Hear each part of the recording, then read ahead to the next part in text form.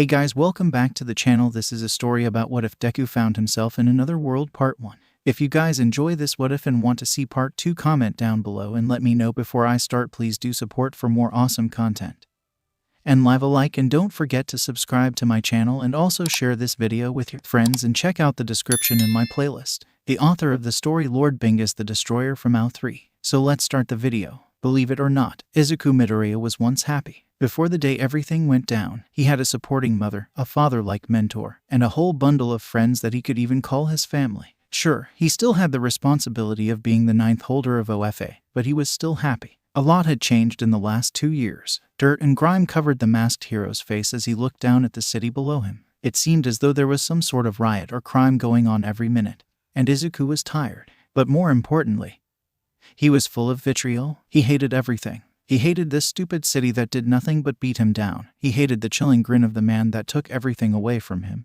And he hated himself for allowing things to spiral out of control like this. The 17-year-old closed his eyes with a defeated sigh, imagining of times better. He could see his classmates through his closed eyelids, beckoning him to lie down and finally join them. A droplet of rain landing on his nose awakened him from his trance. No matter how tempting it was, he couldn't leave now. He knew that he'd never be able to leave. He thought back to the moment he accepted the legendary quirk and sighed. Was it really worth it? Izuku heard a loud noise in the distance and his head snapped towards the sound, seeing a large billowing explosion wreaking havoc on a building. He looked down at the giant tower he was standing on and pulled his withered mask over his head once more, before leaping off of it, creating a small shockwave as he launched himself towards the building. He flew through the air at incredible speeds, and halted himself above the building using float. He looked around, seeing no offenders. Hell, the entire street was completely silent save for the crackling embers of a now dying fire. He looked up, seeing that the light drizzle had turned into a pouring rain. Izuku hummed in annoyance as he landed in front of the building, trying the door. It was locked, of course. Using 2% of OFA and his own strength, he easily shoved the door off of its hinges, nearly launching it. 8 thick strands of black whip shot out of his back. Grabbing into the door and holding it in place, he dropped it with a harsh thud. And it was safe to say that he wasn't expecting the sight in front of him. The interior itself looked like it had been abandoned for quite a while, but the large tunnel leading underground inside the house was freshly lit with hanging light bulbs. Izuku took a surprised breath before entering the building and looking around the normal part of the building. It had seemed to be a bank of some sort. There wasn't anything useful around the main area, and the only way to go was through the tunnel. Izuku sighed, beginning his trek down the dugout tunnel, looking around warily as he walked. There were scribbles of red along the walls, akin to that of a madman. Our savior has arrived. One read, "All hail the Eon Empire." Another said, the scribbles having partially faded away. Izuku shook his head, hoping he didn't have to deal with another cult. After minutes of walking, he finally arrived to a highly advanced metal door. The contrast of concrete walls and dingy lights along with the shiny metal door that beeped every so often was not lost on Izuku, who walked towards the door. A holographic sensor appeared, attempting to scan Izuku. After a second, a calming female voice rang from the door. "Face not recognized," it said. Izuku rolled his eyes under his mask and electricity cracked as he shoved his fist through the metallic door, easily making a hole large enough for him to step through. The sight that graced him was concerning, to say the least. A group of at least 20 figures covered by red robes were facing him.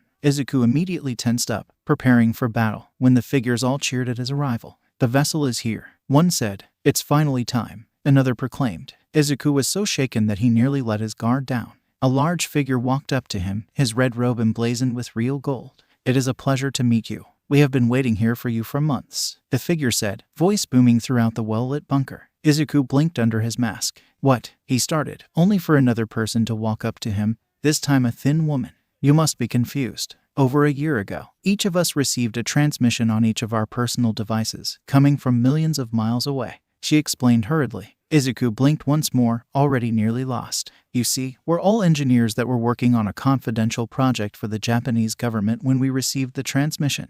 We were given a strict set of instructions to follow, and if we did, then he would reward us handsomely by letting us live leisurely in paradise." The woman rambled, sounding utterly insane. And it seemed like Izuku wasn't too far off from that guess, as she gestured to a massive sketchy ring-shaped machine. It was thrumming with energy, and Izuku's hairs were standing on end from just being near it. On the left and right of the machine were 2 shoddily hand-painted red logos of a oval-shaped face with a bushy mustache and goggles. Izuku blinked at the machine. After a second he sighed, before he became a blur. In a second, every robed person in the room fell to the ground, unconscious. The group had obviously lost their minds, worshipping some prank or something. Really, millions of miles away. What? Did it come from a different dimension or something? That was ridiculous. Izuku took his communicator out of his pocket, pressing the large red button on the side that patched him directly to Commissioner Tsukachi. Almost immediately, a voice crackled through the machine. "Deku, what is it this time?" he asked. Izuku looked around with a sigh. Irritated? "I just stumbled upon a cult." "Yes, before you ask, it's a full-blown cult just like last time." "No, they weren't worshipping the radio demon this time, whatever the hell that is," Izuku finished, before the communicator suddenly powered off. Izuku blinked before he growled. "You have got to be kidding. It decides to die now." He asked to nobody in particular. He shook his head before the lights around him flickered, and he immediately dropped the communicator, getting into a battle-ready pose. However, he didn't hear the crack of plastic upon metal. He turned to see the communicator floating midair, slowly twirling around in place. Izuku's eyes widened and he stepped back, only for the now familiar thrumming sound coming from the machine to grow louder. He turned to look at the machine as some sort of energy swirled around in the ring. Izuku blinked in awe as the thrumming sound grew louder and a small white portal appeared in the middle of the ring, slowly growing larger. Everything was still for a second, until a panel of metal from the machine bent, getting sucked towards the portal. He then felt his body getting dragged forwards and started panicking. He activated One for All, but it simply fizzled out as the energy from the portal encompassed him.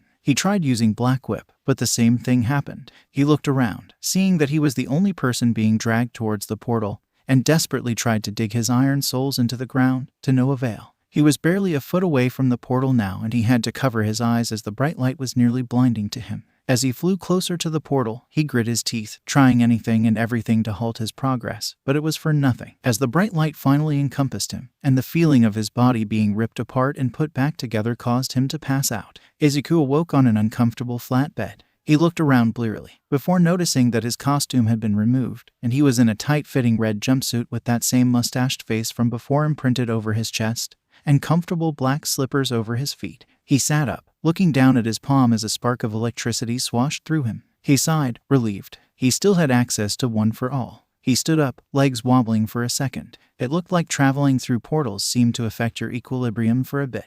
After a minute, he was comfortably standing, and he looked at the familiar metallic door with blinking red lights. He hoped he didn't have to tear this one apart as well. He walked towards it, eyes widening in surprise as it opened immediately with a soft swishing sound.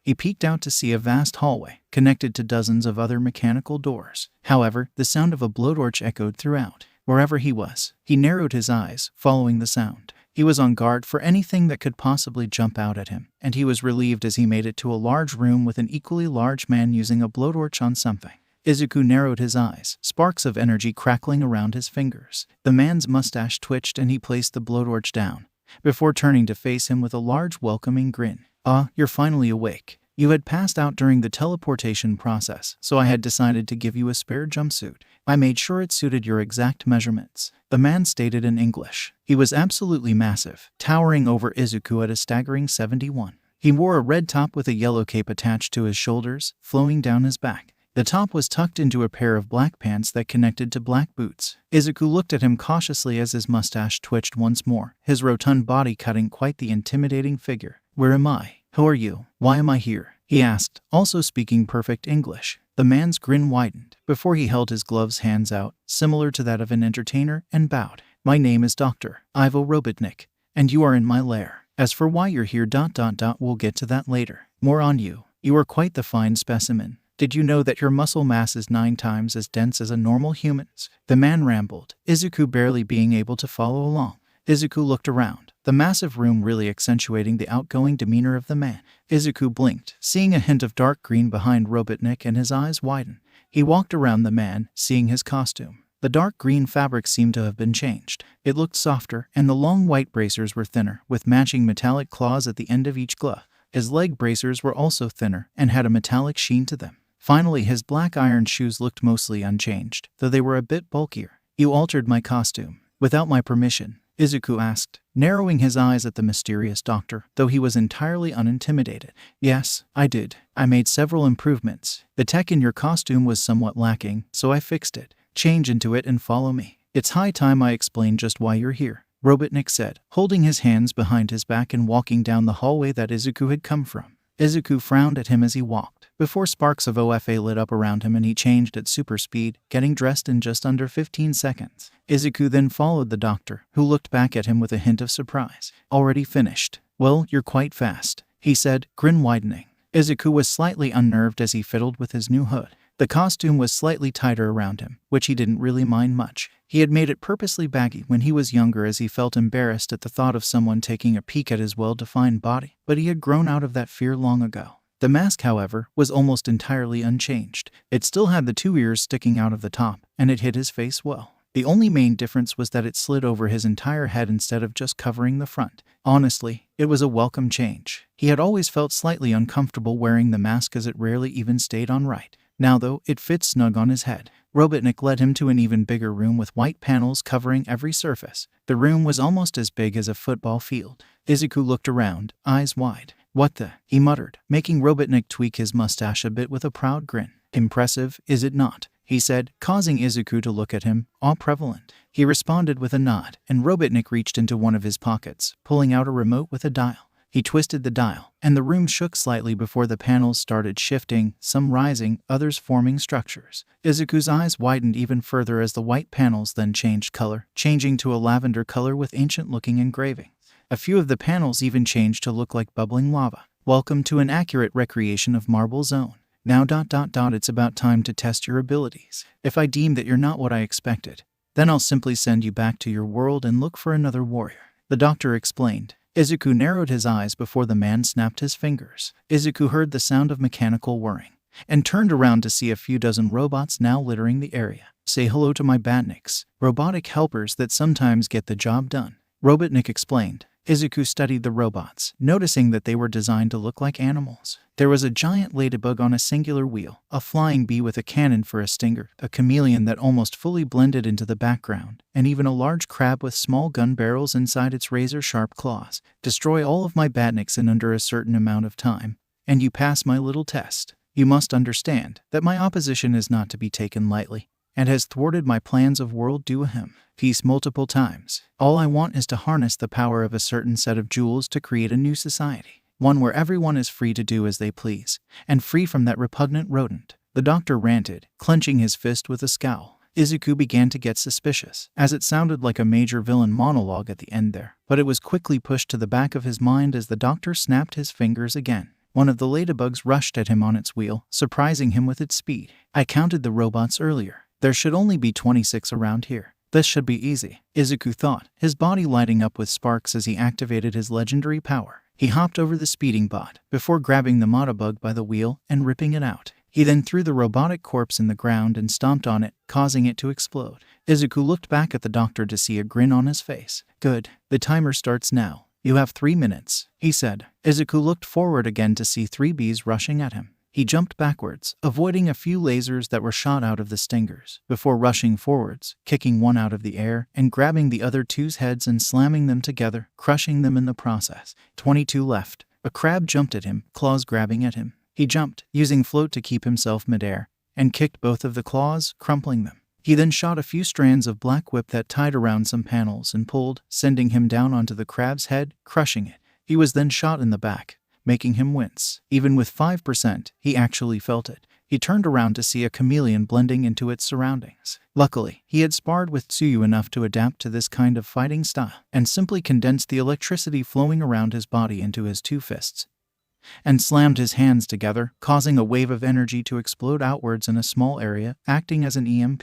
Some of the panels sparked for a second, before rebooting. The chameleon, though, shut down, the camouflage disrupting. Danger Sense then warned him of multiple approaching Modabugs, and he wrapped dozens of strands of black whip around each of them before swinging them around, destroying 7 other robots in the process. He dropped the Modabugs when they were unusable. 11 left. Robotnik watched from the sidelines as the boy destroyed his bots, mentally counting down, an unstable look in his eyes, covered by his thick glasses. Yes, he will do nicely, he muttered. Izuku dropped a hollow shell of a bee-bot, before turning to face the remaining 6 robots. With a grunt, he turned up the power a bit, going up to 12%, and dashed forward, leaving a trail of electricity in his wake. He then skidded to a stop, and all 6 bots simultaneously combusted. He exhaled, rolling his shoulder. A series of slow claps startled him, and he turned to face the doctor, who had an impressed smile on his face. Well done, very well done. You are all that I had hoped for. However, your test is not quite done. There is one more opponent I want you to face, the doctor said. Izuku then heard a series of metal clanks and turned to face a small robot.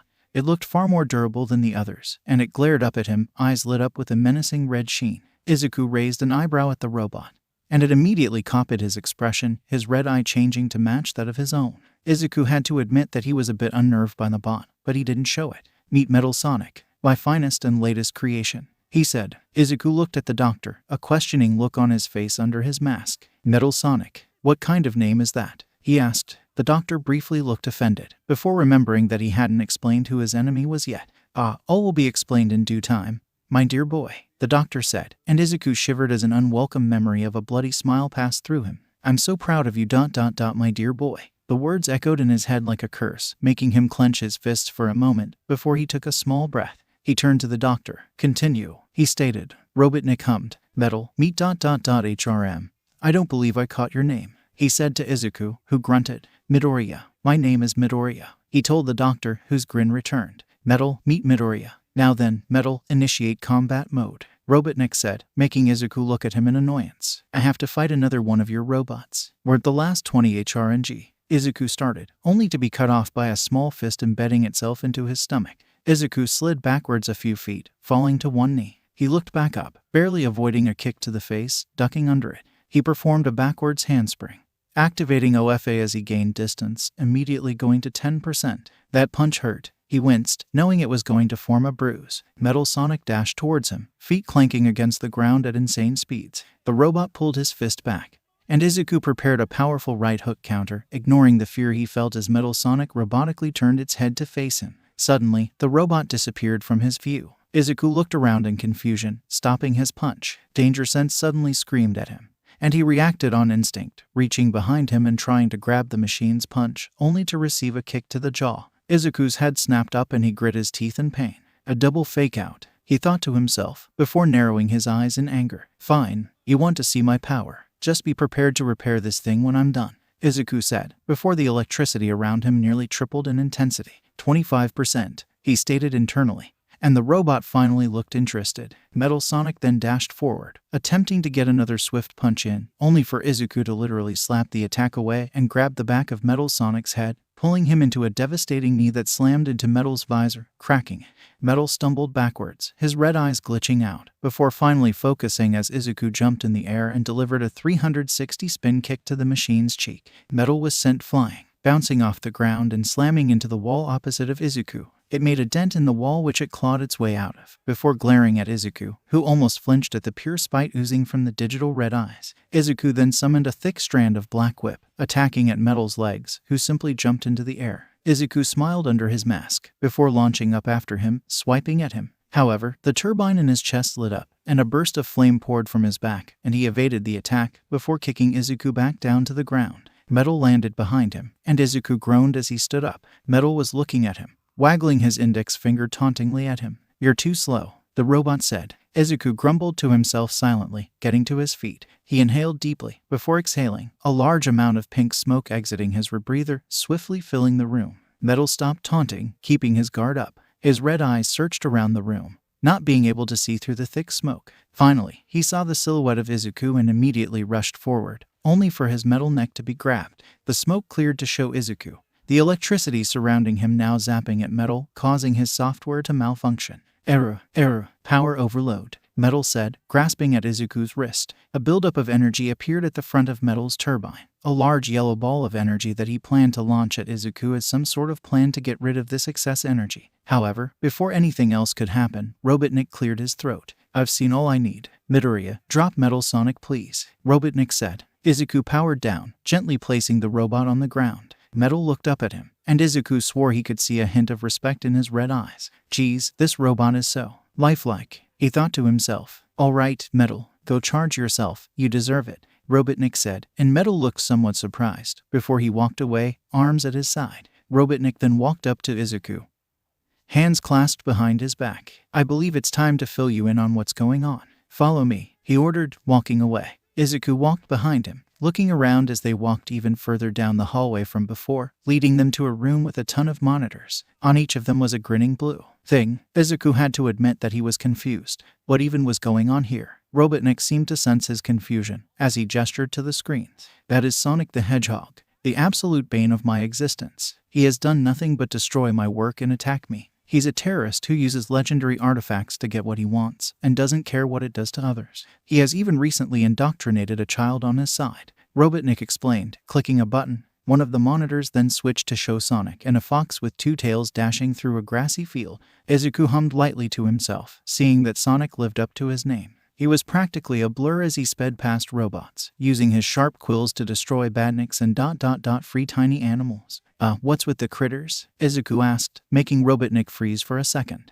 They power my machines, he said. Izuku's eyes widened before he glared at the doctor. That sounds incredibly immoral, he commented, and the doctor narrowed his eyes behind his thick glasses. Do not question my methods or my morals. I do what I do for the good of us. Sometimes you need to crack a few eggs to make an omelet, the man responded. Izuku's eyes widened before he scowled. Excuse me, he asked, taking a step forward. The doctor stared, unimpressed, before he scoffed. Do not fool around with me, boy, he said, turning back to the monitors. Izuku's scowl deepened before he shook his head. Sorry, Robotnik, but I don't work like that. I won't help you hurt animals so you can create your weird futuristic society, Izuku said, and he hid a wince as the doctor just stared at him. Fine, leave, the doctor said, turning back to the monitors. Izuku was silent for a moment before he activated OFA and sped away. He was about to look for a way out when he heard someone. He skidded to a stop, and he heard the voice gasp in fear before going silent. He looked around, confused. Why was someone here, and why were they scared? Were they scared of him? Hello, is someone here? I swear I won't hurt you, Izuku said, looking around. He heard another gasp and turned to face where it came from. His eyes widened as he saw an innocent pair of bright green eyes staring at him in fear and shock from a small slot in a reinforced door. He heard another gasp as the person inside backed away, and Izuku walked up to the door, getting to his knees and looking inside. He couldn't see much as it was dark inside, but he could see a small figure curled up into a ball looking at him fearfully. Memories of a small horned girl filled his head, and he immediately knew he had to comfort this person. Hey, you in there, are you all right? He asked, and the figure flinched, whimpering in fear. I don't want to hurt you. Can you please talk to me? He asked, and the figure just stared. They didn't trust him, and he couldn't blame them for that. Just who are they, and why was Robotnik keeping them here? Did Robotnik kidnap you? I don't work for him. I'm actually trying to find my way out of here, he said, and the figure stopped shaking in fear before they nodded. Do you know why he kidnapped you? He asked, and he saw the figure shake their head before they opened their mouth. Can you please get me out of here? The figure whimpered. From the sound of the voice, Izuku deduced that it was a female, reminding him even more of Eri. Hold on, I'm gonna get you out of there, he started, only to be interrupted. Danger sense flared and he ducked under a flying kick from Metal Sonic that probably would have knocked him unconscious, or worse. Why are you here? He asked, and the robot simply glared at him. Look, I'm just trying to leave. I have nothing to do with you, he said as he stood up, immediately charging up to 30% power. Besides, you can't beat me. You remember what happened last time? Izuku asked. Metal Sonic's eyes glowed brighter. Last time, you were on my side, Metal said, before careening forward with unparalleled speed. Izuku jumped out of the way, kicking at Metal, who grabbed his ankle with his razor-sharp claws. Izuku grit his teeth, using both float and gearshift to lift himself up, before crashing down with an axe kick, hitting Metal in the top of his head and glitching him. Metal dropped Izuku, stepping backwards, holding his bow-shaking head. 𝗵𝘃𝗃, shutting down. The robot stuttered before falling to the floor. Izuku sighed, temporarily letting his guard down. He then walked over to the slot, looking inside to see the girl shivering again, staring at something behind him. He then felt something slam into his back, and he screamed in pain, feeling his back crack. He fell to his knees, a sharp pain spreading throughout his entire body. He tried to stand up, but his back audibly protested, and Izuku groaned again. What an utter disappointment you are. You were filled to the brim with potential. I took you in. I gave you clothes and a place to sleep. I even upgraded your battle wear. And this is how you treat me? Robotnik screamed, standing inside a flying vehicle. Metal Sonic, reboot all systems, Robotnik said, turning to the fallen robot, who twitched. After a second of silence, the Robotnik logo appeared on the robot's visor. 𝗫𝗄𝑇𝑖NG all systems. A more lifeless version of Metal's voice droned, before he flinched awake, his eyes glowing a dull red. Robotnik's eyes narrowed at the large dent in Metal's head, glaring at him. Perhaps I'll need to add pain receptors to you, Metal. It might give you more Motivation to win, Robotnik said coldly. Izuku swore he saw Metal Sonic flinch. Bah, no matter. Metal, grab the traitor and throw him in the cell. I'll deal with him another time. Sonic's nearing the next zone, and I need to greet him with a warm welcome, the doctor said, grinning as he flew down the hallway. Metal Sonic turned his glare to Izuku, who feebly attempted to get back to his feet, his body still unfunctional. Metal Sonic stood up, walking over to Izuku, his eyes lighting up in digital anger. Izuku coughed as Metal Sonic kicked him in the stomach repeatedly, before grabbing him by the throat, lifting him up with a single hand. You're only alive because the doctor permits it, fleshback, the robot said, before opening the door, the light leaking into the room. Izuku clutched at the metallic wrist, tilting his head to the side to see a small pink hedgehog that looked similar to Sonic scoot backward, curling into herself as she looked up, fearful. That was the girl that he had tried to talk to. Izuku grit his teeth, looking back at Metal Sonic in anger. Keeping innocent people in cages. You people disgust me, Izuku said, getting interrupted by Metal thrusting his fist back into Izuku's stomach, before he tossed him into the cold room. The hedgehog girl yelped as Izuku landed right behind the cage. Izuku grit his teeth as he tried to stand up once more, only for nothing to happen once more. Metal stared on, his bright red eyes glaring hatefully, before he closed the door, walking away. Izuku glared at the door hatefully. He had only been here for a day ... and he already hated this place. Amy stared at the boy in fear and horror, her body pale. She shivered as she looked at the rage he held in his piercing green eyes. She flinched when he looked towards her, anger still shining in his eyes. She backed up further, and the boy simply grunted softly, attempting to reposition himself, only to grit his teeth in pain once again. She whimpered, closing her eyes and imagining her family back home. She would see them again ... She would. She knew she would. Sonic would come and save her, and then they would get married. Yes, that was her destiny. Her tarot cards told her so, and they'd never led her astray before. Sure, she was kidnapped because she came to this stupid planet, but eventually, she would see the sun and forget all about everything that happened. At least, that's what she told herself. She looked down to her now dirty white sneakers, shivering as the boy finally got to his knees, but he looked like he was really struggling. He attempted to get back up into his feet again, only to fall and his face on the ground hard. He hissed, shaking his head on the ground, and Amy winced at the trip. After a second, he tried again, and Amy couldn't stop herself from asking a question.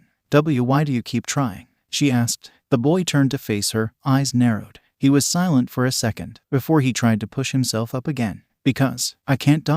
stay here. I have to find a way to get out of here. I have to get back home, the boy said, once again falling. But it won't work ... You're not going to be able to do it, Amy whispered, and the boy clenched his fists, glaring at the girl. You don't know me, he spat. You don't know who I am or what I can do, so just shut up and let me concentrate, he said, panting in exertion. Amy flinched, before curling in herself. I am sorry. Please don't hurt me, she whimpered, looking at him, afraid. Izuku's eyes softened as he looked at his cellmate. She looked like she had been here for days, maybe even weeks. Izuku took a breath, before shaking his head softly. Sorry about that. I'm new to this place, Izuku said, looking back at the pink hedgehog girl. I shouldn't have yelled at you like that, he said, and the girl looked up in surprise, before she seemed to be contemplating something. After a second, she scooted over to the edge of the cage, looking at him. And my name's Amy Rose ... What's yours? She asked, a hopeful twinge to her voice. Izuku paused for a second, before answering. Midoriya. Izuku Midoriya, he said. Amy smiled shakily at him, seemingly excited to finally have company. Why were you out here, Izuku? Amy asked, and Izuku cringed at being called by his first name, but was too tired and in pain to care. Robotnik wanted me to work with him, and I found his use of animals disturbing, Izuku said, and Amy's eyes narrowed. Animals? She asked, offended. Izuku choked on air, before shaking his head. The ones that power his badniks, I think they're called, he clarified, and Amy sat back down, a confused frown on her face. You mean flickies? She asked. Izuku looked at her. They power Eggman's robots, she continued. Eggman? Izuku asked. That's what Sonic calls Robotnik, and now everyone calls him that. Eggman himself even started calling himself that, she explained. Izuku nodded, before addressing the other question. If flickies power his robots, then yes, I'm talking about them, he responded. Amy giggled, looking at him. You really aren't from around here, huh? She asked. Izuku winced, shaking his head. Where are you from? She then asked. Izuku paused. Japan, he said, and Amy tilted her head. Japan? I've never heard of a place like that, Amy said, and Izuku froze. What? You've never heard of Japan, but everybody knows Japan. Next thing you're gonna tell me is that you know what quirks are, Izuku said, rolling his eyes at the stupidity of that idea. Amy simply stared at him. Oh, you've got to be kidding me, he said, closing his eyes. Amy looked down, tapping her fingers together nervously. Sorry, I can't help you all that much, she said, and Izuku winced, feeling guilty. No, you don't need to apologize for anything.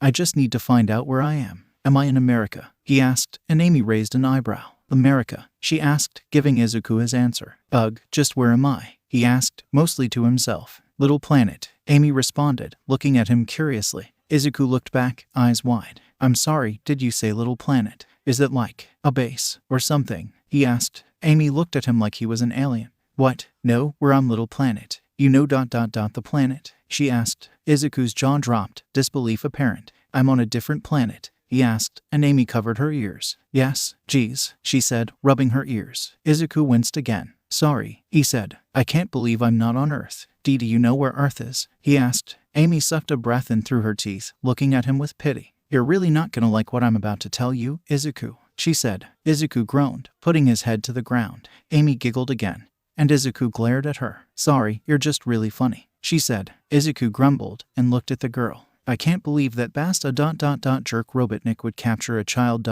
Just how long have you been in here, anyways? Izuku asked, making Amy narrow her eyes at him. Child, I'm almost 16, she responded. Yikes, wait, you're 15, but you look so. He trailed off. It's the skirt, I know, she said, arms crossed. It's more ...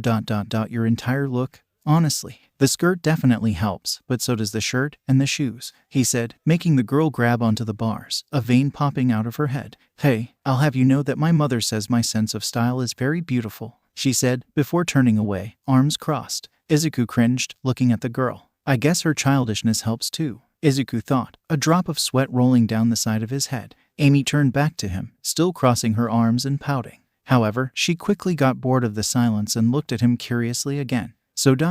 what's up with the clothes? She asked. Izuku looked at her, before looking down at them. What about them? He asked. Amy winced, not wanting to offend. Oh ... they're a bit ... strange, she asked. Izuku's eyes widened, before he frowned at her. No, they aren't, he said, defending his costume. You're wearing a dark green bodysuit with nearly shoulder-length gloves, she told him, deadpan. Izuku looked away. PSH ... you're wearing gloves too, he said weakly. Amy looked down at her dirty gloves and looked back up, unimpressed. All Mobians wear gloves. It's considered ... lewd to not wear gloves or shoes in public, she said. Izuku coughed, looking up. How lewd? Not wearing gloves is lewd, he asked. And shoes, she added with a hum. Izuku shook his head. That's interesting, he said, before his eyes widened. Also, Mobians, he asked, looking at her curiously. Wow, really? You don't even know what Mobians are? Amy asked, genuinely surprised. Izuku shook his head, and Amy was well and truly stumped. How ... well, I'm a Mobian, and so is Sonic, she said, smiling. Izuku nodded, coming to a conclusion. So, a Mobian is a humanoid with animal-like features? He asked. Amy winced, looking at him strangely. Well, yes ... but that's a pretty offensive way of saying it. I know you're not trying to offend, so I'm not mad, but I don't think you can explain to everyone that you're not from around here, so just ... don't compare Mobians to animals, she told him, and his eyes widened. I apologize. Thank you for making me aware, he said. Amy hummed, looking at him with a frown. You really don't know anything about this place, do you? She asked, and Izuku winced. No, I don't, he admitted. Amy nodded, before smiling at him and crossing her arms with a smile. Well, I can teach you, she said, and Izuku perked up. Really? He asked, a smile on his face. After you get some rest. Your back is obviously a little banged up, she said, waving her hand. Izuku hummed, nodding, before Amy gasped. Oh no, I don't have a pillow for you, she said. Izuku chuckled to himself, shaking his head. Amy then smiled, reaching over and grabbing her own pillow and stuffing it through the bars. Izuku waved his hands, denying it, but she still dropped it next to him. It's fine. You're injured anyways, so you need it more than me, she said. Izuku sighed and picked it up to give it back, only to flinch as something sharp poked into his finger. It was too dark to see what poked him though, so he spread 5% of OFA through his arm to light up the area around him, deadpanning at the bundle of pink quills sticking out of the pillow. Whoa ... how the heck are you doing that? She asked. Izuku ignored her for a second, before he sighed, grabbing one of the quills with his index finger and thumb. The quill sparked with pink energy, shocking Izuku, making him drop the pillow and making Amy raise an eyebrow. What ... did you do? She asked, confused. Izuku looked at the quill, eyes wide. I don't know. It just happened. It's like One for all just ... took some energy from the quill, he muttered, and Amy tilted her head. One for all, she asked. Izuku froze, slowly turning to face her. Is this how All Might felt when I saw his true form? He thought to himself. Listen to me, Rose. You cannot tell anyone about that, okay? He said. Amy smiled teasingly. Oh, does someone have a secret? She asked. Izuku's eyes narrowed, and Amy realized that he was dead serious. Oh, you mean it. Of course, you have my word, she said, putting her hand over her chest. Izuku looked her in the eye, seeing nothing but honesty in her bright green eyes, and sighed. Thank you, he sighed, before looking back at the pillow. He slowly reached over, spreading his fingers over the pillow. The dozen quills that weren't touched bristled, vibrating slightly. Izuku lowered his hand so that it was just barely hovering over the quills, and a bolt of pink energy zapped his hand. The energy made him flinch and drop his hand. Izuku grit his teeth as he spasmed, the dozen quills shooting energy directly into his body. Amy gasped, looking at him in concern. Are you okay? She asked. Izuku grit his teeth before the energy died down. Izuku panted, his hair standing on end. He looked at his glove, seeing absolutely no damage. What the hell? He muttered. Izuku, are you all right? Answer me, she asked, scared for her new cellmate. Yes, I'm fine. I think I feel better than before, he said, before shifting, attempting to push himself up again. Wait, you're gonna hurt yourself again, she said, only for Izuku to get onto his knees with little struggle. He looked down in surprise, before he tried to get onto his knees, flinching at the sharp pain in his back. It still hurt ... but not nearly as much as before. Slowly but surely, he got to his feet, Amy watching in surprise. You did it. Good job, she said, smiling at him. Izuku smiled under his mask, before he took a deep breath and placed his hand to his back, wincing as he felt that something was definitely sticking out more than it should have been. Izuku stopped, closing his eyes. Fuck, he whispered. Amy raised an eyebrow, surprised at the crude language. Whoa, are you all right? She asked. Izuku nodded, stabling himself. Yeah, something in my back is dislocated though, so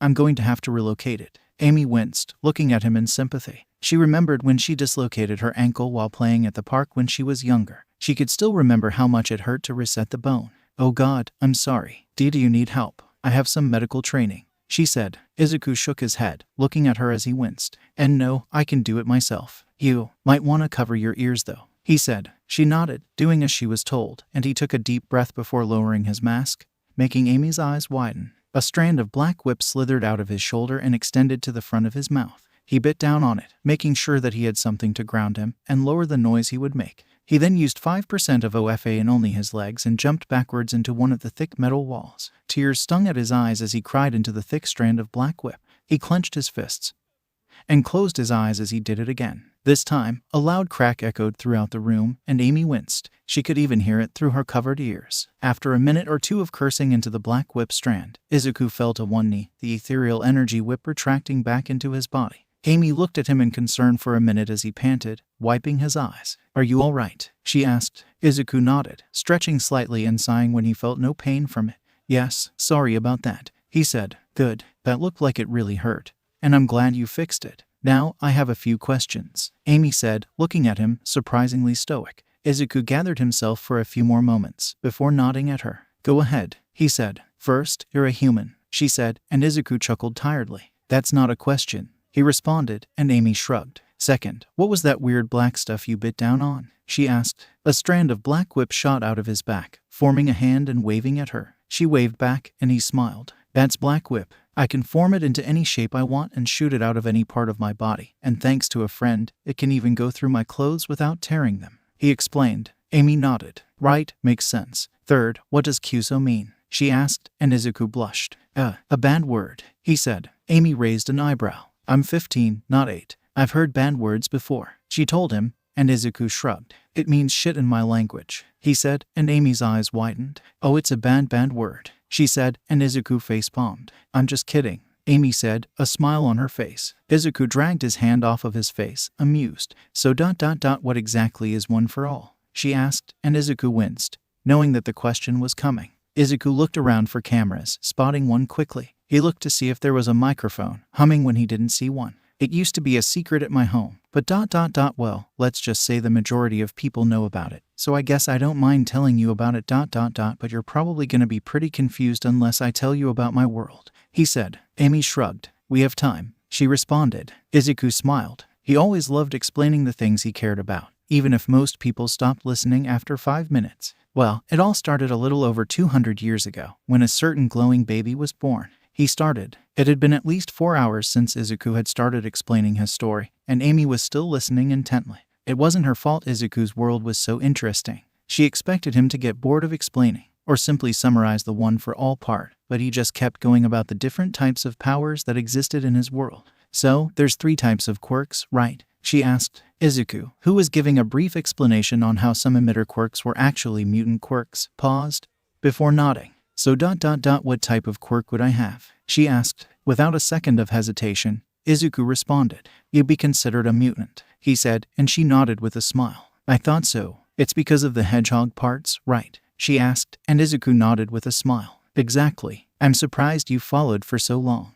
I haven't even gotten to my life yet, and you're still listening to me ramble, he said with a genuine smile. Amy tilted her head, looking confused. How is that surprising? She asked, and Izuku rubbed the back of his head. Well, most people just listen to me for a few minutes before they leave. I've been told that I talk too much or that I'm annoying many times, Izuku said. Amy gasped, covering her mouth. What? That's so mean, she said, and Izuku shrugged, looking down with a sad frown on his face. It's whatever. I understand why people get upset at me for talking so much, he said, and Amy shook her head. That doesn't mean they have to be so rude about it. Just because you're passionate about the things you care about doesn't mean you're annoying, she said, crossing her arms. Izuku looked at her with wide eyes before he cleared his throat, ignoring how dry it was. Well, I'm kinda tired. How about I continue the story tomorrow? He asked. Amy nodded, yawning. That sounds like a plan. I'm actually pretty tired myself, she said, stretching. She stopped when she heard something soft land behind her, turning around to see her pillow, quills still stuck inside. She looked up to see Izuku smiling at her before he laid down.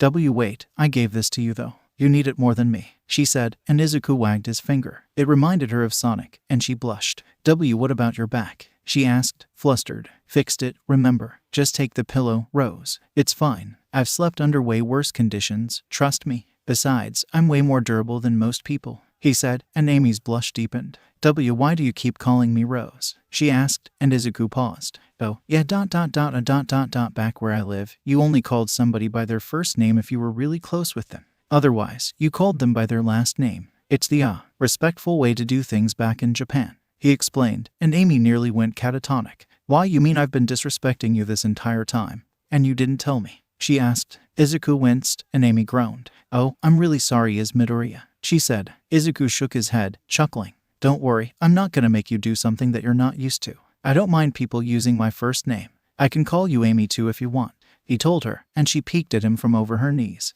Really? But isn't it weird for you? She asked, and Izuku smiled. Nah, I call plenty of people by their first names. Don't worry about it, Amy, he said, and she smiled. Thank you, Izuku, she responded, before lying down. Izuku also laid down, folding his hands under his head. After a minute, he heard his cellmate's soft snores, and smiled, quickly falling asleep soon after. Maybe this place isn't all bad, he thought, before he fell into a dreamless sleep. Izuku shifted when he heard someone whisper his name, before opening his eyes when he heard a tray slide towards him. He sat up, holding his head as he looked over at Amy, who was smiling kindly at him. He looked down to see a small tray of food, with about half of the food eaten, based on how large the tray was. There wasn't a lot of food to begin with. He looked up at Amy, concerned. This is all you've been eating since you've been in here? He asked. Amy shrugged, looking away. It's filling, she said, holding onto her arms. Izuku looked down at the food, conflicted. He was hungry, but he didn't want to take Amy's already scarce food. Izuku looked down at the tray, before he sighed, taking the small roll of bread and a few grapes. He then slid the tray back to the cage, making Amy's eyes widen. She shook her head, glaring at Izuku. You need that food more than I do. You're way bigger than me, she said, and Izuku bit into the bread, grimacing at the hardness of it. Great, stale bread. Izuku sighed, swallowing the less than appetizing food. So you've been eating stale bread, fruits, and a small glass of water every day? Izuku asked, and Amy nodded. Yeah, it's not much, but at least I'm being fed. I'm surprised they didn't give you some food, she said, looking over at the metal door, similar to the one he broke. Izuku stared at the door, taking another bite of his bread, before walking over to the door. He activated OFA and poked at the door, eyes widening when it dented it. Izuku deadpanned before he got an idea. He smiled, walking over to Amy's cage, who was staring at him curiously. I've got an idea that can get us both out of here, but we need to wait for Metal Sonic to come over here to enact it. First through, I think it's about time you got out of that cage, Izuku said, grabbing the bars. Scooch back, Amy. If these bars break, I don't want any of them hitting you, he said, and Amy did as she was told, confused. Why would the bars break? How are you gonna get me out of here? Amy asked, hope slipping into her voice. Izuku smiled at her, sparks dancing across his body. Watch and learn, Amy, he said, before he pulled on the bars. The sound of metal screeching echoed throughout the room as the bars bent, and Amy stared in awe as an opening wide enough for her to step through was created, and she quickly did so, looking at the cage from the outside. Sonic can't do that, she thought to herself, awestruck. Izuku then bent the bars back into their original position. Before looking around the cage, he smiled at one of the longer and thicker bars, before he grabbed it, twisting it enough so that it snapped off. He then pulled on the other side, quickly snapping that off as well. He held the bar in his hands, before handing it to Amy, who held it, shocked. A weapon, if you need it. I hope it doesn't come down to that, but you can never be too prepared, Izuku said. Amy stared at Izuku, tears pricking at her eyes, before she dropped the pipe and jumped at Izuku, enveloping him in a hug. Izuku stepped backwards in surprise as tears stained his costume. He stood still for a second, before he gently wrapped his arms around Amy, still a bit surprised. She then looked up, tears flowing down her face. Thank you, she said, and Izuku smiled, a drop of sweat running down his face. Of course, he said, before he set Amy down. Amy stretched, bending her back and exhaling when a multitude of cracks were heard. Oh, that's the good stuff, she muttered, doing another series of stretches, and Izuku watched in surprise as she displayed a level of flexibility he hadn't even thought possible. After she was finished, she looked up to see Izuku staring at her, eyes wide and mouth partly open. She blushed, embarrassed. What? She asked. Izuku scratched the back of his head. You're really flexible, he said, still a bit surprised at the sight. Amy huffed, crossing her arms. Yeah, and? She asked, looking at him with a raised eyebrow. Izuku put his hands up placatingly. It was just an observation, he said. She smiled at him, sticking her tongue out. Gotcha, she said, and Izuku deadpanned. You sure you're 15? He asked, and she glared at him, a vein popping out of her head. What was that? She asked, voice dangerously sweet. Izuku chuckled nervously. Nothing, he said. She hummed, before looking back at Izuku. So can you continue your story? She asked. Izuku looked at her, smiling. Oh, yeah, he said. You know how I said that 94% of human children are born with a quirk? He asked. Amy nodded, listening intently. Well, the chance is minuscule, but you can be born without a quirk. You'd have to be really unlucky for it to happen to you and I was never really the lucky type, he said, and Amy tilted her head. Are you saying that you were born without a quirk? But you have one. That one for all thingy, Amy said, confused. Izuku nodded, lifting his arm as it lit up with sparks. Yep, however, I wasn't born with this quirk. I was born quirkless and it was an experience, Izuku said, zoning out for a minute, a frown on his face. Amy looked at him, concerned as he cleared his throat. Sorry about that. Anyways, one day, when I was walking home from school, I was attacked by a villain made out of sludge, Izuku explained. Amy nodded, having learned what heroes and villains were near the beginning of his story. He tried to drown me and take over my body, and me being quirkless, I didn't really stand a chance. Luckily, the number one hero, All Might, stepped in to save me. I hadn't ever seen him in person before, but I was a huge fan, Izuku said, smiling fondly at the memory. After he saved me, I asked him if I could be a hero without a quirk. He said no. He told me about how he had gotten gravely injured years ago, and it was so bad that they had to remove his stomach and one of his lungs. It was so bad that he could only use his quirk for 3 hours a day, and that if the strongest man in the world could nearly die in a fight like that, then I really stood no chance. It hurt, but I knew he was trying to protect me. Still, I had wanted to be a hero all my life, and hearing that I couldn't from my idol, I had nearly given up that day, Izuku explained, his smile fading. Amy nodded, feeling sympathy for her new friend. However, All Might had dropped the bottle that contained the sludge villain, and it broke out, taking someone else hostage. All Might couldn't do anything about it, because he had already used up his 3 hours, but I rushed in. I threw my bag at the villain's eye and tried to get the hostage out. I failed, but my heroic actions inspired All Might, and he pushed himself past his limits and punched the villain so hard that the weather changed, Izuku explained, enigmatic in his storytelling.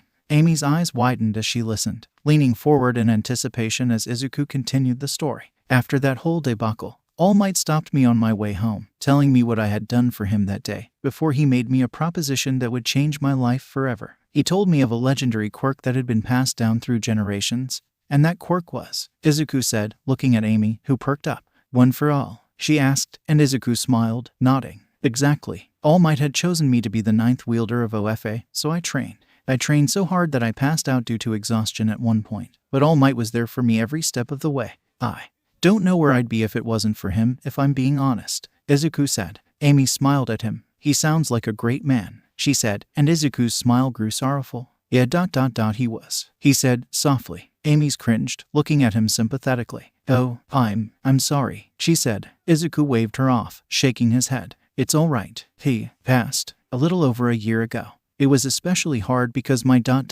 mother had also passed at around that time. With both of them gone, I was lost for a while, and I did things that I'm not very proud of, Izuku admitted, looking down at his hands. Amy looked up at him, feeling bad for the guy. Well, you seem to have grown from that point, considering you're admitting that what you did was wrong, she said. Izuku looked at her, surprised, before he shook his head. No, you don't understand. I hurt people, a lot of people. I went overboard most of the time, often sending criminals to hospitals rather than jail. I secluded myself from a lot of people and ignored their pleas for me to just talk to them. Not only did I physically hurt some people to the point of no return, I also emotionally hurt so many of my friends. Just because I grew as a person doesn't mean that what I didn't do all those things, Izuku said, staring down at the ground, eyes narrowed in anger at himself. Amy shook her head, staring at him with a determined frown. But you're trying to atone, right? You shouldn't be so hard on yourself, she tried, but Izuku shook his head. Just drop it, he said.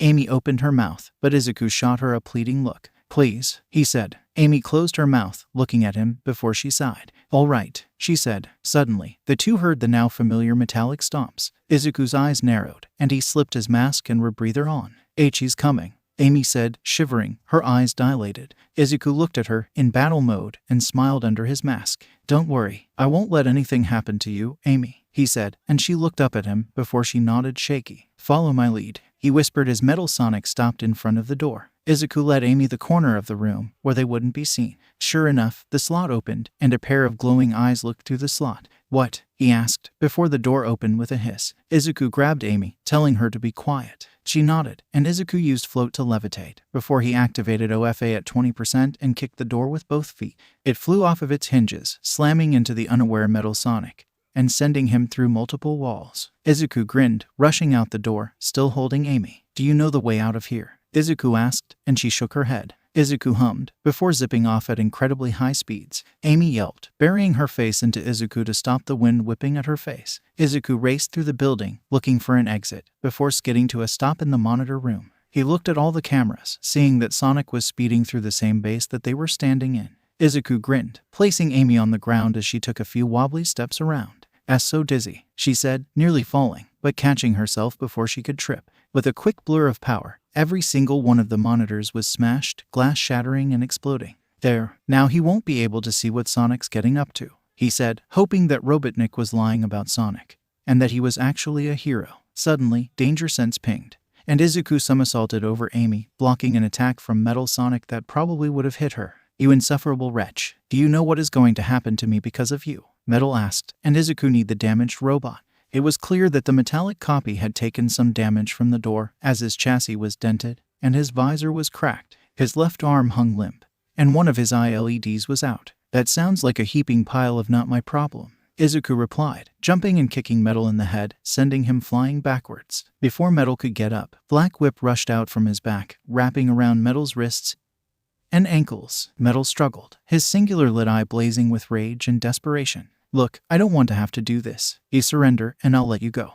Robotnik will repair you, and Izuku started, only for Metal to roar. You don't understand. You don't know what it's like, being his little lapdog. You don't know what he'll do to me if I fail. He screamed, struggling as his rotor roared to life. Izuku was silent, staring at him with wide eyes. He'll take me apart. He'll erase me. I don't want to be disassembled, but you have done nothing but guarantee that. You humiliate me in front of him, beat me in a fight, and now I let you escape. I don't want to die, Metal screamed, and Izuku's eyes widened, stunned. Why, you can come with us, a timid voice shouted. Izuku looked backwards, and Metal looked past him to see Amy looking at her, her hands clasped together. She was obviously terrified of Metal, yet she still offered to save him from his fate. The fate that he didn't choose. Izuku looked at Amy, lowering his guard, and lightening his grip on Metal Sonic, who looked down, breaking his wrist out of the trap. He reared his claws back, and they glinted in the light. Amy gasped, and Izuku's danger sense warned him. But it was too late. Metal Sonic slashed Izuku's face, and he screamed in pain, tripping backwards as he nursed his new wound. Metal fell to the ground, landing on his chest. He slowly pushed himself up. Izuku held his hand to his cheek and pulled it back to see his glove covered in blood. He bit his cheek to stop himself from screaming. He reached into his utility belt, pulling some antiseptic bandages, and taking off his rebreather, which now had 4 long gashes in them, same with his cheek. He then wrapped the bandages around his cheeks and jaws, and around the back of his head. He flinched as he tied the bandage, clipping it together, before reapplying his mask. He cried out as Metal Sonic stomped on his wrist, making him drop the bandages. He glared disdainfully as Metal Sonic leaned over, grabbing Izuku by the throat with his bloody claws. The bloody roll of bandages rolled over to Amy, but she was frozen in fear. She saw Metal gripping Izuku by the neck, his claws digging into his neck. She stood, frozen in fear as Metal Sonic spoke. "No, I don't need your pity, or your mercy. If I'm going out, I'm going to go out as Sonic. Not some loathsome copy, but the real Sonic." Metal screamed, madness visible in his digital eyes. Metal squeezed. Amy blinked. Why was she in front of her new friend? Had she run here? She didn't remember doing that. Why was she holding some strange mallet? She'd never seen it, but it looked like it was made for her. The handle and faces of the mallet were bright orange, whilst the head and neck of the mallet were green. It fit into her hands perfectly, and she felt more confident using it. She scowled at Metal, and he paused as he looked at her. "I offered you a chance, and you wasted it. Now you're hurting my friend. Fuck you and your stupid master," she yelled, swinging the massive hammer that was surprisingly light in her hands, smashing Metal Sonic in his face, crumpling it like a soda can. Metal let go, stumbling backwards and onto his back. Amy panted, before she came to her senses, dropping the hammer as it disappeared into sparkles. She then turned to face. Izuku quickly got up to his feet, Amy grabbing him by the arm and asking if he was okay. He nodded, wordlessly, unclipping his rebreather, showing her the bandages and motioning that he wasn't going to be able to speak for now. She nodded, before Izuku powered up again. However, it was different. Instead of the lighting becoming more pronounced, he and his costume just got bigger. His body became more muscular, but not by much. He simply got a bit bulkier, and sped off. However, for some reason the lightning surrounding him had a very small pink outline to it. Izuku ran, having powered up to 50%, but he was so adrenaline-filled that he didn't even notice the fact that he was slower by a fairly small margin. But a margin nonetheless. He dashed towards Metal Sonic, who had stumbled to his feet, his entire body shaking. His body sparked, and despite his body involuntarily shaking, he put up a shaky guard. I've stuff-eyed him on our fights, and diagnosed that the amount of electricity around him dictates how strong he currently is. I should be able to defend myself, or at least hold them off until the doctor comes, Metal thought, before he was interrupted. Izuku rushed forward, and slammed his fist into Metal's stomach. Metal's durable rotor folded in half like paper as Izuku's fist went straight through him as if he were made out of a cloud.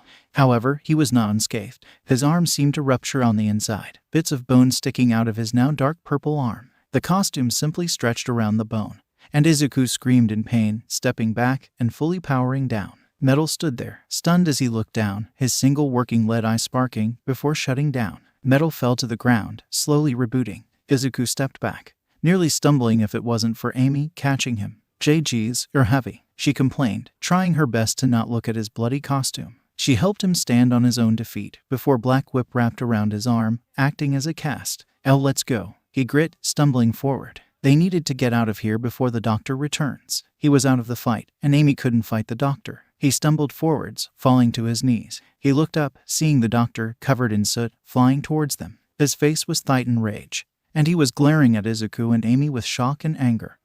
How did you get out?" he screamed. Izuku looked up, ready to retort, before he exhaled, falling limp. Amy looked at him in fear that he had died from blood loss, but he was still breathing. He had just passed out. She looked up to see Eggman chuckling, looking at Amy with a grin. "It looked like your luck has run out, you slippery little rat," Eggman yelled, flying towards him, only for a blue blur to slide in front of them, glaring at Eggman, who froze, before he grit his teeth, face red in anger. He slammed his fist on the control panel of his Eggmobile, denting it heavily. "Damn you, Sonic," Eggman yelled, flying off down the hallway, leaning out the vehicle and grabbing Metal Sonic as he flew off. Once they couldn't hear the sound of his vehicle anymore, Sonic turned to face Amy. "Are you all right, girlie?" he asked, instead of simply crossing her arms and pouting or something. The girl immediately went over to the weirdly dressed guy with a pretty nasty injury. "Yes, I'm fine, but he's really hurt. We need to get out of here." she yelled, grabbing Izuku and struggling to lift him by the shoulder. Sonic sped over, helping her and letting the strange guy hang on their shoulders. "Who's the guy?" Sonic asked, and Amy looked at him, face serious. "Where's your plane?" she asked, and his eyes widened. "The tornado. Tails is with it, said he wants to see it," Sonic explained. "Well then call Tails, and tell him to fly over here," Amy ordered. Sonic flinched, looking over at the guy. He didn't want blood in the tornado. "Well, what are you waiting for? You're supposed to be fast," Amy yelled, growing irritated. Sonic winced, looking at Amy weirdly. "What happened to you?" Sonic started, only to be interrupted by Amy. "Oh my god, just call your friend or let me do it. My friend is bleeding out. We don't have the time for this," Amy screamed, and Sonic finally pulled out a strange walkie-talkie, clicking the button. "Tails, it's Sonic. I'm gonna need you to fly the plane to my coordinates. I'll share them now," he said into the walkie-talkie. Amy heard a voice faintly speak back before Sonic closed the connection. "Thank you," Amy said, nodding. Sonic gave her a thumbs up, and she blushed a little bit. Sorry for yelling at you, Sonic," she said, and Sonic shrugged, shaking his head. "No, you were right. I didn't know it was that bad," he said, looking forward. Amy looked down in worry at her heavily injured friend, afraid that he was going to slip at any moment. Sonic and Amy carried Izuku to the outside of the base, where they waited for a few minutes before they saw a plane in the distance, and Sonic grinned. Soon, a half-red, half-blue plane landed in front of them. "Well, what's with the red, buddy?" Sonic asked, and a little fox with a bike helmet and welding goggles looked up, pulling the helmet off and waving to Sonic. Amy cooed slightly at the little fox, who raised an eyebrow. "Who are they?" he asked. "They're with me. Let's get out of here. Just focus on flying the plane for now," Sonic said, he and Amy getting Izuku in the back seat. Sonic sat next to Tails in the co-pilot seat, and Amy sat atop Izuku's legs. Tails made sure not to fly too fast, as Amy couldn't exactly buckle herself up. Within a few hours, they had made it back to Mobius. It was dark out, and Sonic was sleeping. Izuku was still passed out,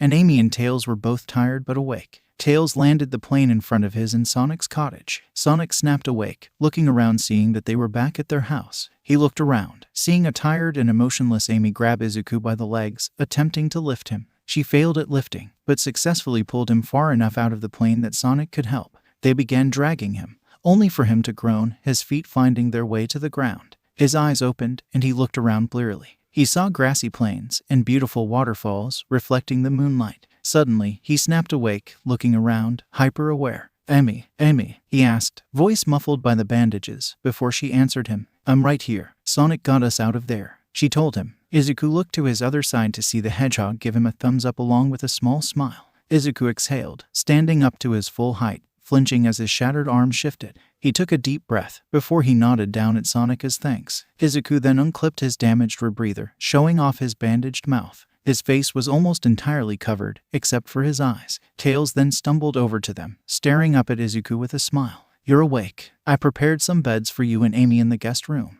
You guys can stay here for a bit while I help get you situated," Tails said, leading them into the house. Tails led the exhausted duo to the guest room, and Amy sat down with a sigh. "Thanks, Tails," Amy sighed as she immediately laid down, ready to get a full night of sleep, but Izuku sat down, not quite ready to go to sleep. "Are you sure you're okay, Amy?" Izuku asked, and the hedgehog girl looked at him with a weary smile. "Yeah, I'm fine. Just yawn really tired," she said, and Izuku smiled, lying down as well and quickly falling asleep. Elsewhere, Metal Sonic finally finished rebooting, and he looked down to see that he was strapped to a metal table. He then saw the doctor walk up to him from the shadows, and he immediately started struggling. "You have failed me, Metal Sonic. Worse, you disappointed me. But don't worry, we'll fix that very soon," the doctor said, grinning. Please," Metal pleaded, voice weak. "Don't it hurts," Metal muttered. But he was ignored, as Robotnik took the main panel on his head off, before digging through it, ignoring his mechanical creation's pain screams. "Don't worry, Metal.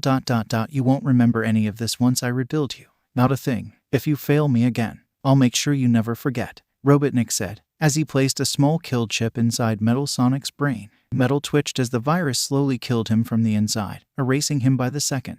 The last thought he conceived before he was silent was one of spite. "Midoriya, I will have my revenge." Izuku startled awake, his body twitching uncomfortably. He looked to the side to see Amy still peacefully snoring, her quills unsorted and messy. He smiled softly at her, before pushing himself to his feet with his remaining good arm. He slowly shuffled out of the guest room, seeing that Sonic was the only other one awake. Sonic swiftly spotted him, and placed his index finger in front of his mouth, pointing to something next to him. Izuku looked to the side to see a bundle of fur, and realized with a grin that it was Tails, curled up on himself, his two tails acting as a blanket. He looked like a large kitten. Izuku was about to whisper, only to wince as the bandages were tugged. Oh, right, he thought, before he held up a finger. He then quickly walked out of the house, undoing the bandages and staring at them. They were almost fully soaked through, and his cheek had healed quite the bit from last night. He would probably have to wrap his face in bandages again later, but it was definitely less painful than before. Izuku then walked back inside, the bloodied bandages in his hand. Sonic looked at them, disgust apparent on his features. Sorry, Izuku whispered. Sonic shrugged, putting the comic that he was reading down. As long as you get rid of it without littering or staining something, then I won't have a problem. Sonic whispered back. Izuku nodded, before he bowed lightly. Thank you for letting Amy and I stay the night. I'm going to help her get home today, and after that, I don't know what I'll do. Maybe I'll live near her. I don't know, he whispered. Sonic smirked at him, crossing his arms. You care about her, huh? He teased. Izuku nodded, a melancholy look appearing on his face. She reminds me of someone, he muttered. Sonic nodded with a grin before it faded away. Say, did you witness anything happen to her while you were there? Sonic asked. Izuku raised an eyebrow before he shook his head. No, why? She didn't look too hurt, just pretty dirty, Izuku replied. Sonic looked over at Tails, seeing that he was still sleeping, before jumping off of his chair, walking outside, motioning for Izuku to follow. Izuku walked outside after the blue hedgehog, an eyebrow raised. Before that girl was kidnapped, Sonic started. Amy, her name is Amy, Izuku interrupted, and Sonic rolled her eyes. Yeah, before Amy was kidnapped, she she was kind of obsessed with me. She literally wouldn't leave me alone, talking about something or another, before telling me that we were gonna get married. I don't know, I wasn't really listening, Sonic admitted. Izuku nodded, feeling a little weirded out by this. Right, now what happened that made you think she had gone through something? He asked, making Sonic's frown deepen. She was completely different when I rescued her. Instead of fawning over me like she did before, she wouldn't stop checking on you and telling me to hurry it up. She even yelled at me that I was being too slow. I guess there's a first time for everything, Sonic said with a chuckle, rubbing the underside of his nose and putting his hands behind his head. Izuku hummed, looking down to the ground. So, that rotten egg either did something to her, or you had some sort of effect on her, Sonic concluded, and Izuku scoffed. Please, don't tell me you're hinting at me changing her for the better, Izuku said, and Sonic grinned at him. What? Too hard to believe for you? He asked teasingly, only for him to falter as Izuku glared forwards. I've hurt more people than you can imagine, Sonic. People I've cared about. I don't help people. Not anymore, at least, Izuku said, looking down. Sonic raised an eyebrow, looking at him with his arms crossed. You're being dramatic, Sonic said, before a smile appeared on Izuku's smile. But it was obvious to anyone with eyes that it was hollow. You don't know me, Sonic. I'd like to keep it that way. I'm going to go take a shower, Izuku said cryptically, walking back into the house. Sonic stared at him as he meandered away, before shaking his head with a sigh. You can't win them all, Sonic, he muttered to himself. He sounded really sad. A young voice said behind him, startling him and making him turn around with a surprised jump. Oh, you heard all that, Tails? He asked. Tails nodded, eyes downcast. Why does he think of himself like that? Tails asked, and Sonic cringed, not wanting to explain the idea of self-hatred to an 8-year-old. Well, some people some people just don't like themselves, Tails. It's sad, but no matter what some people do, they just can't love themselves. There can be a lot of reasons for this, but our guest seems to think he's a bad person, Sonic explained, making Tails hum sadly. That's really sad, he said. Sonic nodded. Those are the hardest parts of saving someone. Sometimes, people just don't want to be saved, and there isn't anything you can do about it, Sonic explained. What? But Mr. Izuku didn't look like he needed to be saved, Tails asked, tilting his head with confusion. Sonic chuckled, rubbing Tails on the head and making him giggle. You've still got a lot to learn, little buddy, Sonic said with a grin. Amy groaned softly as she stirred, before she awoke. She blinked tiredly before she yawned and stretched. She sat up, scratching at her messy quills. She looked around, blinking in confusion when she didn't see Izuku, though her tired brain was too tired to really process anything. She simply got to her feet and walked out the room to find Tails and Sonic sitting at their table before they both looked at her. Sonic cringed, plugging his nose. You stink, he said, and Amy immediately snapped back to awareness, scowling. Hey, it's not my fault that I was in a cage for a week. She snapped back, and Sonic raised an eyebrow. Yeah it was. You were the one that followed me. If you weren't doing that, then you probably would have been fine, Sonic countered. Amy winced, blushing. Oh yeah that feels like so long ago, she said softly, and Sonic raised an eyebrow. Speaking of, why haven't you been all over me since I saved you? You wouldn't leave me alone beforehand, Sonic pointed out, and Amy paused. Why hasn't she? She had always seen Sonic as her hero. Now though, he was just a hero. But she loved him, hadn't she? Before she was kidnapped, the only things she felt for Sonic were admiration and was it actually love? Sure, he was cool, and she still admired him, but she just didn't see him as her hero anymore. I don't know. I know I don't feel the same way as before, but I don't know why, she said, and Sonic hummed. Well, that's good. I don't need any girls slobbering over me anytime soon, he said, and Amy glared. I don't slobber. Where's your shower? If I stink so bad then you should be a proper host, Amy yelled, and Sonic cringed. All right, it's right behind you, he said, and Amy nodded, walking over to the room, but pausing before she could enter. Do you guys have a washer? She asked. Sonic snorted, shaking his head.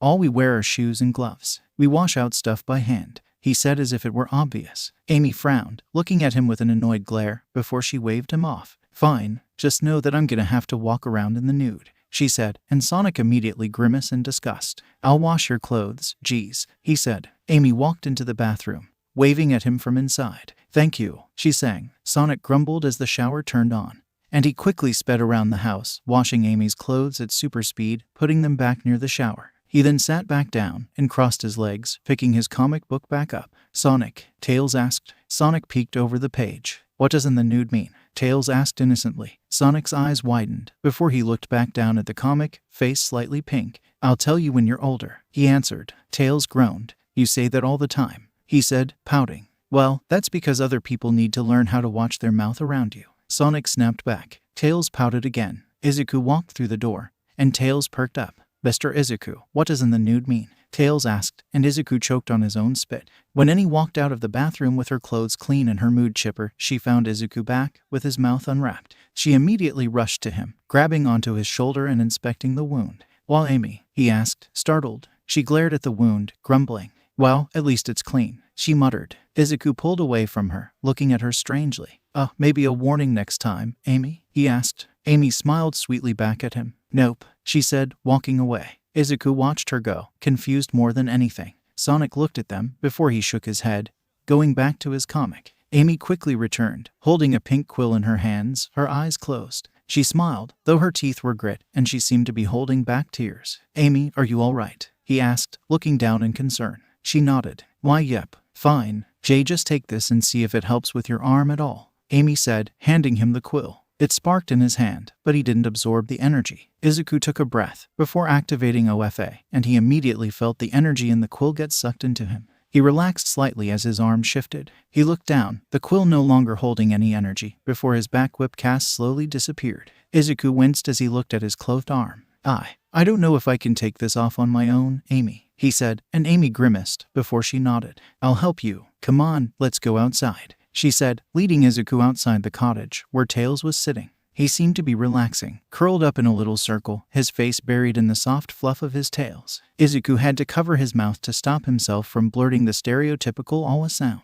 Amy, however, had to physically restrain herself from going over and petting the fox boy. After she grounded herself, she sat Izuku down, and he swiftly told her how to unclasp his glove. After she slowly dragged the long glove off of his arm, he bit the insides of his cheek to stop himself from making any noises. Amy then looked up at him, eyes serious. This is the hard part, okay, Izuku? I just need you to stay still, she said, before slowly sliding his green sleeve up his arm. Tears pricked at Izuku's eyes as he sat there, barely moving. After a second, Izuku let out a shaky exhale, the sleeve all the way up. The good part was that he didn't have shards of bone sticking out of his arm anymore. The bad part, his arm was still a dark purple, and a new spiral scar was now running down his right arm, and he glared at it like it had spat on his mother's grave. Wow, that's a lot of scars, Amy said, looking at Izuku's heavily scarred arm. Izuku nodded, teeth grit. Yeah, was all he said. She brushed her finger against his arm accidentally, and Izuku drew a breath in through his teeth, clenching his other fist.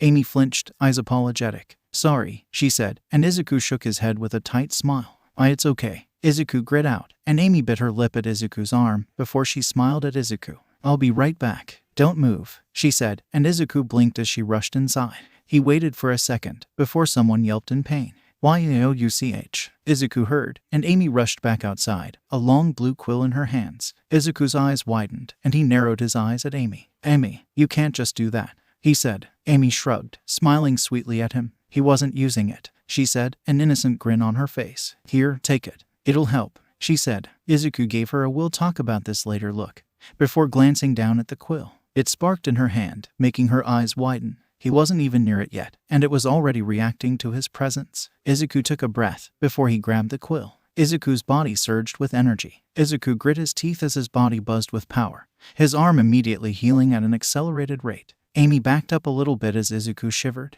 After a second, the buzzing stopped, and Izuku looked down, his mask covering his eyes. Amy was silent for a second before she stepped forward slightly. Izuku, are you all right? She asked, and Izuku looked up, lifting his now light red arm up. He moved it around, noting that it was only sore. He grinned down at Amy, who grinned back. However, her grin disappeared when she noticed that he still had the 4 deep gashes in his cheek. She slowly touched his face, confused. Izuku blushed as Amy put her hand on his face, and he cleared his throat, snapping Amy out of her trance. You Amy? He asked. Amy stared at him for a second, before she blushed, hopping backwards. Sorry. I was just surprised that your cheek didn't heal, she stammered. Izuku mumbled a weak "it's fine" before he felt his cheek. He flinched at the sharp pain he felt, noting that yes, it was still an open wound. It has definitely healed a little bit from the quills, but his arm received the brunt of the energy, and he was glad it did. You want me to get another quill? She asked, and Izuku immediately shook his head with a smile. No, this is good. Thank you, Amy. You really helped me out here, Izuku said, holding his fist out. Amy tilted her head at it, confused. Oh, it's called a fist bump. You just make a fist and push it into mine. It's a sign of friendship and trust where I come from, he explained. Amy looked down at her fist before pushing it into Izuku's. Izuku smiled, placing his arm next to his side and examining his newly healed one. Amy looked back at her fist, unclenching it before she smiled. Friendship and trust, huh? She thought to herself, a smile on her face. Izuku then lowered his sleeve, and Amy helped him place his glove back onto his arm. They walked inside the house, faced with a ticked-off Sonic. So, does anyone want to explain why you plucked out my favorite quill? Sonic asked. Amy raised a finger before exiting the house the way she came from. Sonic sighed, shaking his head. If it makes you feel better, your quill healed me, Izuku said, showing off his newly healed arm. Sonic's eyes widened as he viewed Izuku's arm. Wait, what? He asked, confused. Izuku hurriedly explained how he learned about the energy-filled quills. Wait, so you can absorb energy through loose hedgehog quills? Sonic asked, prompting a shrug from Izuku. I think so. I'm not really too sure how it works, but it's certainly useful, Izuku said, offering the quill back, and Sonic scoffed. What, am I gonna stick it back into my head? Just keep it, Sonic said, waving Izuku off. Izuku looked at the quill before he shrugged and stuffed it into his utility belt before following Amy, who was looking up at the sky with surprise and worry on her face. He paused, the smell of smoke assaulting his nose. He looked over to Amy to see her just standing there before she turned, her eyes wide. Izuku, that's the direction of my village, she said, and Izuku's eyes widened. He quickly activated OFA and scooped Amy up, holding her close to his body. Hold on tight, Amy, Izuku said, before he sped forward, the area around them blurring. Amy buried her face into his chest as he ran, reaching the source of the smoke in seconds. Izuku skidded to a stop as the sound of Robotnik's gleeful cackling faded away. Amy hopped out of his arms, dashing forwards into her village. Izuku soon followed, only to see Amy on her knees, looking at what used to be her village. Large piles of charcoal, ash, and soot sat everywhere, and Amy was staring down at a pair of beautiful golden rings. Tears stung at her wide-open eyes as she looked down at the beautiful jewelry, her shaking hands grasping one of the rings. These were my mother's, she whispered, just loud enough for Izuku to hear. Izuku full body flinched at the sentence, his eyes widening in horror. He looked around, seeing the charred bones of what used to be Amy's friends, her family, her home. Izuku watched as she curled her arms around herself and sobbed multiple painful times. He took a gentle step forward as Amy cried. The hedgehog girl bristled at being touched, before the mallet from before appeared in her hands, and she swung it backwards, hitting Izuku and sending him flying backwards. Izuku landed on his back, groaning in surprise and pain. He barely avoided the second swing of Amy's hammer, scooching back as she swung at him, annihilating the ground beneath him and sending ash flying everywhere. Izuku hurriedly got to his feet, barely jumping away from a devastating swing from Amy that waved the dust away. Amy, he started, only for her to scream. Why? She screamed, swinging at him again. Izuku ducked under the swing, taking a few steps back as she rushed forward, swinging again. Why? She yelled again, swinging again and again and again. What have I ever done to anyone? Why does that fat fuck have it out for me? I don't understand. Amy screamed, tears flowing down her face as she rushed forward, swinging one more time, only for Izuku to catch the hammer. The ground cracked under him, and Izuku nearly lost his footing, but he luckily caught himself before ripping his mask off and looking Amy in the eyes. "Amy, it's me," he yelled. Amy looked at him, her hate-filled scowl shaking, before more tears fell from her eyes. Why? Why would he? How could he do something like this? Amy asked, voice hollow. Izuku looked down at her, sympathy apparent. I don't know, Amy. I'm so sorry, he said, pulling her in for a deep hug. She sobbed into his shoulder. Amy dropped her hammer as it turned into sparkles once more, but neither cared as Amy sobbed, Izuku silently comforting her. Sonic shook his head as Tails asked if they should look for Amy and Izuku again. Tails, I told you they're fine, Sonic said, his patience running thin.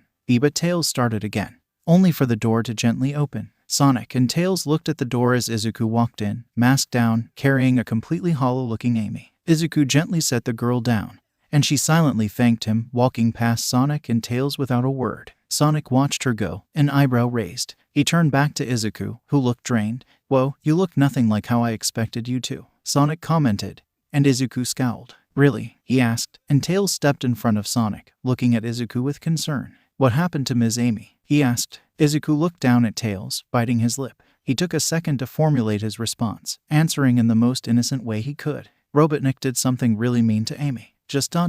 give her some space for a bit, all right, Izuku said, smiling down at Tails, who frowned. Why does Eggman have to be so mean all the time? He asked, walking away, eyes downcast. Sonic and Izuku both watched Tails walk away, and once the little fox was out of hearing range, Sonic turned to Izuku. Before he could even ask what had happened, Izuku turned to face Sonic, a glare on his face. Sonic flinched back from the look on Izuku's face. His mouth was set in a deep frown, and his eyes were glowing with a dark green sheen that sent shivers down Sonic's spine. Robotnik burned down Amy's village, killing everyone in it, Izuku stated quietly, but firmly. Sonic froze, his eyes wide. Izuku continued staring Sonic in the eyes, and the hedgehog slowly bristled his quills on instinct, staring back at Izuku with a nervous frown. Suddenly, Amy walked back into the room, and Izuku immediately stopped his glaring, looking at Amy in worry. The world started moving normally again for Sonic, and he looked around, seeing Tails looking at Amy in worry as she sat down without making a sound, her eyes lacking the lovely glow they usually had. Sonic put a hand to his heart, feeling it beating at a rapid pace, even for him. He slowly calmed down as he looked down at his hand. What ... was that? He thought. Was I imagining things? He thought, the sight of Izuku staring him down with a look that could kill ingrained into his mind. He looked back up to see Izuku attempting to comfort Amy in silence, but she was barely even responding to him, simply staring at nothing. She looked mildly interested in what Izuku was saying, but she didn't really show any other signs that she was listening other than nodding weakly. Suddenly, Tails butt into their conversation. Mr. Izuku, you know how I said I would get something for you and Ms. Amy situated? Well, I called a construction company, and they immediately agreed to build you guys a house free of charge when they learned you were with me. Being a hero has its perks, I guess. Tails started, and Izuku nodded along. Anyways, the house is kind of finished already. Apparently it's supposed to be just like ours, only a little smaller, Tails explained, and Izuku's eyes widened in surprise. Really? It's already finished? He asked, prompting Tails to nod. Izuku smiled, turning to Amy and telling her that the house was finished, and his smile faded when she weakly responded that she'd heard. Tails frowned as well, looking worried for the girl. Sonic, however, was fairly indifferent. Yes, he did feel bad for her, and he hoped that she would come out of the situation a better person, but he felt that it wasn't his place to step in. This was a very private matter that he had absolutely no part of. Izuku smiled again, asking if Amy wanted to check it out now or later, and she responded that it didn't matter to her. Izuku frowned sadly, not because he was offended or anything, he just hated seeing Amy like this. She continued staring at nothing, and Izuku decided to give her some space. He stood up, his stomach growling. I think I'm gonna go get something to eat, Izuku said, and Amy surprisingly stood up with him. Izuku looked at her. You wanna come with, Amy? He asked. She shrugged, walking outside. Izuku stared at her as she left, concern on his face. We'll be back soon, guys, Izuku said to Sonic and Tails before he exited the house. He saw Amy waiting out front, her arms at her sides, and her eyes dull. Izuku exhaled, walking over to her. Is there anywhere you want to eat? Izuku asked. Amy shrugged, walking forward. Izuku sighed quietly as he walked with her. He didn't know where they were going, but he didn't question her. Maybe she needed a walk. Izuku walked next to Amy for around 15 minutes, attempting to start a conversation a few times, but giving up quickly. He wasn't mad at Amy or anything like that. He didn't think he could be mad at Amy when she was going through something like this, but he was getting increasingly worried by her despondent responses. Izuku was about to say something, only for Danger Sense to warn him of something behind him. He immediately activated OFA and grabbed Amy, making her squeak. He looked behind him, seeing a couple large Mobians walking towards him. One of them was a bear, and the other two were gorillas. They all grinned at him and Amy, wearing all black. The bear had a bandana on his head, and he stared at Amy with a grin. "You gonna eat that?" he asked, and Izuku narrowed his eyes, gripping Amy tighter. "Haha, I'm just kidding. You should have seen the look on your face," the bear said, his two friends laughing along with him. Izuku stared at them without moving a single muscle, and Amy scowled at them, showing the first emotion since she came back from her burned village. But seriously though, give me the girl," the bear said, a cocky smile back on his face. Izuku simply calmly slipped his mask on. But before he could do anything, Amy struggled out of his arms, mallet in her hands. "You want me, creeps? Come and get me," she yelled, dashing forwards. The group of Mobians all flinched, and she rushed forward, slamming her hammer into the bear's stomach and sending him flying a foot back. The two gorillas watched with wide eyes before they got to their knees, hands in a pleading position. "We're sorry," they yelled in unison, and Amy glared at them, a concerning rage in her eyes. "Get the hell away from me," she said, grip on her mallet tightening. They quickly skittered away, grabbing their friend on the way out. Izuku walked up to Amy, but before he could say anything, her mallet disappeared, and she turned to face him, her anger all but gone. "Amy, are you all right?" he started, and she subtly clenched her fists. "Am I all right?" she asked, staring up at him in disbelief. "Did you seriously just ask that?" she asked, and Izuku winced, nodding. "Sorry, that was a dumb question. Do you still want to get something to eat?" Izuku asked, and her eyes softened. She looked down in shame, angry at herself for talking to Izuku like that. "Yes," she muttered quietly, and Izuku nodded, continuing down the path. Amy looked down at her hands, clenching them. Her hammer. It was strong. Really strong. Maybe she could use it. Her eyes shone with rage as she thought of the man that took her family away from her, an idea forming itself in her head. She quickly caught up with Izuku after he noticed that she wasn't following. She ignored his concerned stare. Amy looked at Izuku as he ate. He garnered a few stares, but he mostly ignored them. They had stopped at a small cafe, and she had ordered a simple fruit bowl. Izuku though. He had a large plate with many different food groups. Amy stared at it as she placed a grape in her mouth. Izuku chuckled at her expression. I need a lot of food to keep myself fit. I have a pretty fast metabolism, and I can't have these going away," Izuku said, flexing his arms. Amy blushed slightly, before shaking her head slightly. Izuku ate a strip of beef, grinning. Amy smiled softly back, before she saw someone approaching from behind. It was a scowling wolf Mobian, and he appeared to be walking towards Izuku. Amy's smile faded as she looked at the wolf, and Izuku looked at her, confused, before he turned around to face the wolf Mobian.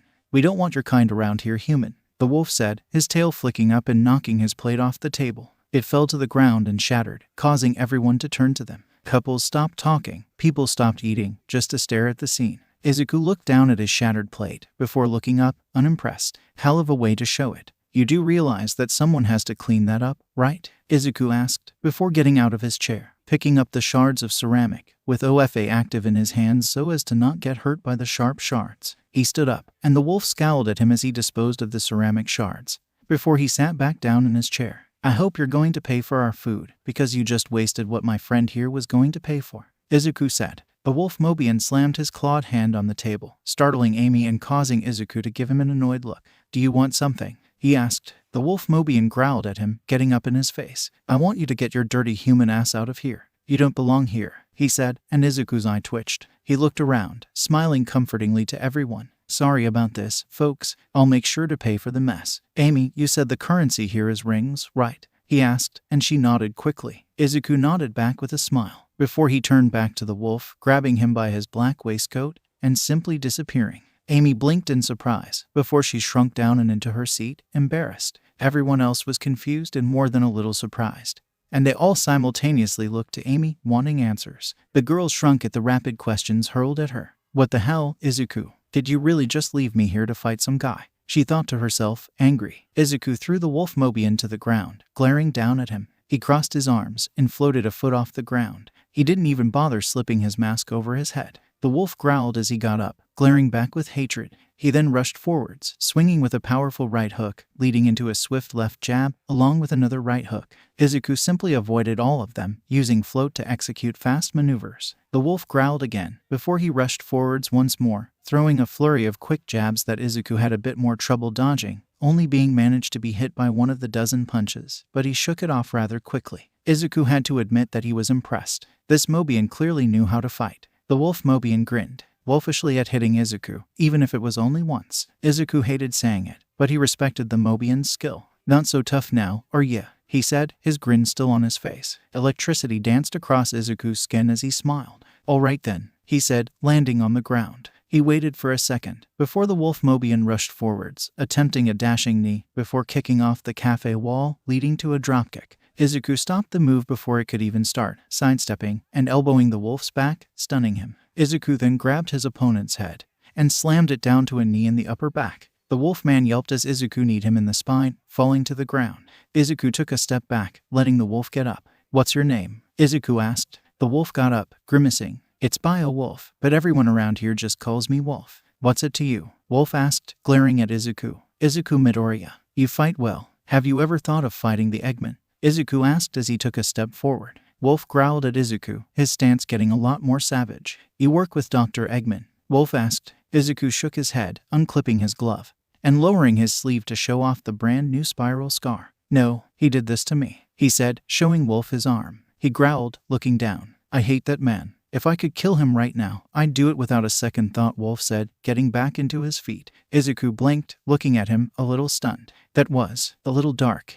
Right. Anyways, I was wondering if you ever considered fighting against Eggman? Like what Sonic does?" Izuku asked, and Wolf's eyes widened. "Of course I've considered it. Everyone's considered it." He snapped back, and Izuku flinched. "Geez, all right," he said. "I'm new here, calm down." Izuku said, his patience wearing thin. Wolf glared at him, but he did calm down a bit. "Thank you. Now, why, if you can fight this well, have you not been helping?" Izuku asked, and Wolf growled. "That's none of your business, human," Wolf said, pulling his waistcoat back up. "Fine. I can understand wanting to keep a secret. Sorry for asking," Izuku said, standing up. "Good. Now leave me alone," he said, and Izuku sighed, before something was tossed at his chest. He fumbled around for a second, before catching what was thrown at him. He looked down to see a bundle of rings. 40 for the food ... in the plate, Wolf said, walking away. Izuku smiled. "Thank you," he replied. Izuku smiled down at the rings, walking back into the cafe, seeing the customers were bombarding Amy with questions, and she was obviously terrified. The customers then all saw Izuku and grew silent. "Amy, sorry, here are your rings," Izuku said, placing the rings on the table. "That should be enough for the food in the plates," he said to a woman who worked there, before he walked Amy out of the restaurant. "Amy, what happened in there?" he asked, and she glared at him. "Why, you just left me there, while my friend just supposedly mugged someone behind their building," Amy said, and Izuku paused. "Oh," he said, cringing. "Oh my god, I'm so sorry," he said. Amy shook her head. "Not having it. I just want to go home. Please, let's go home. I don't." She trailed, looking down, holding her arms and tearing up. Izuku cringed at the sight. "Of course," he said, picking Amy up and jumping in the air. He flew a little slower than usual, letting Amy take in the view. She did calm down a little as she looked at the beautiful green valley from above. That was until she spotted the remnants of her burned-down village. She flinched in Izuku's arms, and he looked down to see the village. He winced, about to apologize, when Amy spoke. "Wait, drop me down here," she said, looking down at something. Izuku flowed down, lowering them down to the ground. Once Amy's feet touched the ground, she pushed away from Izuku, running over to a golden glint in the dirt. Izuku watched her go, following slowly. He watched as she dug the golden rings from before out of the ash. She picked the soot-covered rings up and turned around to let Izuku see them. "I almost left these behind," she whispered softly. She blew on the rings, ash floating to the ground softly. The rings shone a brilliant golden color in the moonlight, and she slowly unlocked the rings, clasping them together over her own wrists. "The next time Eggman attacks, I'm going to fight back," Amy said, looking at Izuku, whose eyes widened. "Wait, what?" he asked. Amy looked up at him. "I'm going to fight back," she repeated, and Izuku winced, looking away for a second. "That's really honorable of you, but I don't know if I want you fighting," Izuku said, looking Amy in the eyes. She narrowed hers, clenching her fists. "I can handle myself. I'm the one that took out Metal Sonic, remember?" she shouted. Izuku sputtered. "That's different," he said back. Amy frowned. "How?" she asked, and Izuku shook his head. Because it just is, he shouted, and Amy teared up, looking at him. Why aren't you letting me do this? She asked, and Izuku couldn't even get a word out before she raised her arms, gesturing to the area around her. So, what? I'm just supposed to sit here and watch as everyone else takes down the man that burned down my village and killed my family. Is that what you're telling me right now? Amy yelled, and Izuku felt tears stinging at his eyes. Amy, that's not fair, he started, only for Amy to laugh sarcastically. Amy shouted, sobbing. Not fair. My friends, my family. Amy inhaled, closing her eyes and opening them, glaring at Izuku with determination. Don't you dare talk to me about fairness. I'm going to fight whether you like it or not. Amy spat, walking past him and outside the village. Izuku grabbed her arm, stopping her. No, you aren't. He's too dangerous, Izuku said, shaking his head. And Amy turned, ripping her arm away. You don't get to decide what I do. We're friends. That doesn't mean you dictate my life, she yelled, glaring at Izuku, who frowned, his eyes drying as his patience wore thin. I'm not trying to dictate anything. I'm trying to stop you from getting yourself killed, Izuku yelled, and Amy scowled at him. You think I care about that now? I have nothing. Nobody. All I have left is these stupid rings, Amy shouted, and Izuku took a step forward, trying to comfort her, but she simply slapped his hand away. Get away from me, she yelled, a glare on her face. Izuku took a step back, looking at her in shock. It was silent for a few seconds before his gaze hardened. You shouldn't talk like that, Izuku said sternly, and Amy rolled her eyes in an exaggerated fashion. You talk like that. That's what you sound like, Amy said, childishly, and Izuku's eye twitched in irritation. Stop being so childish and let me, he started, and Amy's glare intensified tenfold. Childish? I'll show you childish, dickhead, she shouted, before flipping him off. Izuku stared at the rude gesture for a second, before he finally snapped. Power coursed through his body as he stepped forward, and Amy's eyes widened as she took a step back. Fine then, he said, making Amy flinch. She looked him in the eyes, gulping at the angry shine that emanated from them. She blinked, and Izuku was suddenly standing right in front of her, making her yelp and fall backwards. He grabbed her by her arm and lifted her in the air, making sure not to grip her too tightly. She winced, whacking his hand. Izuku, let me go. This isn't funny, she yelled, and Izuku took a breath, closing his eyes. He opened his eyes, looking at her with a calculated stare. You want to fight? Then you'll fight, he said, before dropping her. She landed on her ass, before she stumbled to her feet as Izuku stared down at her. Summon your hammer, he demanded, and she looked up at him with wide eyes. I what? She asked, confused. Izuku raised his arm, before slamming it down towards her. Her eyes widened, and she summoned her hammer on instinct, blocking the blow with the handle. Izuku, what are you doing?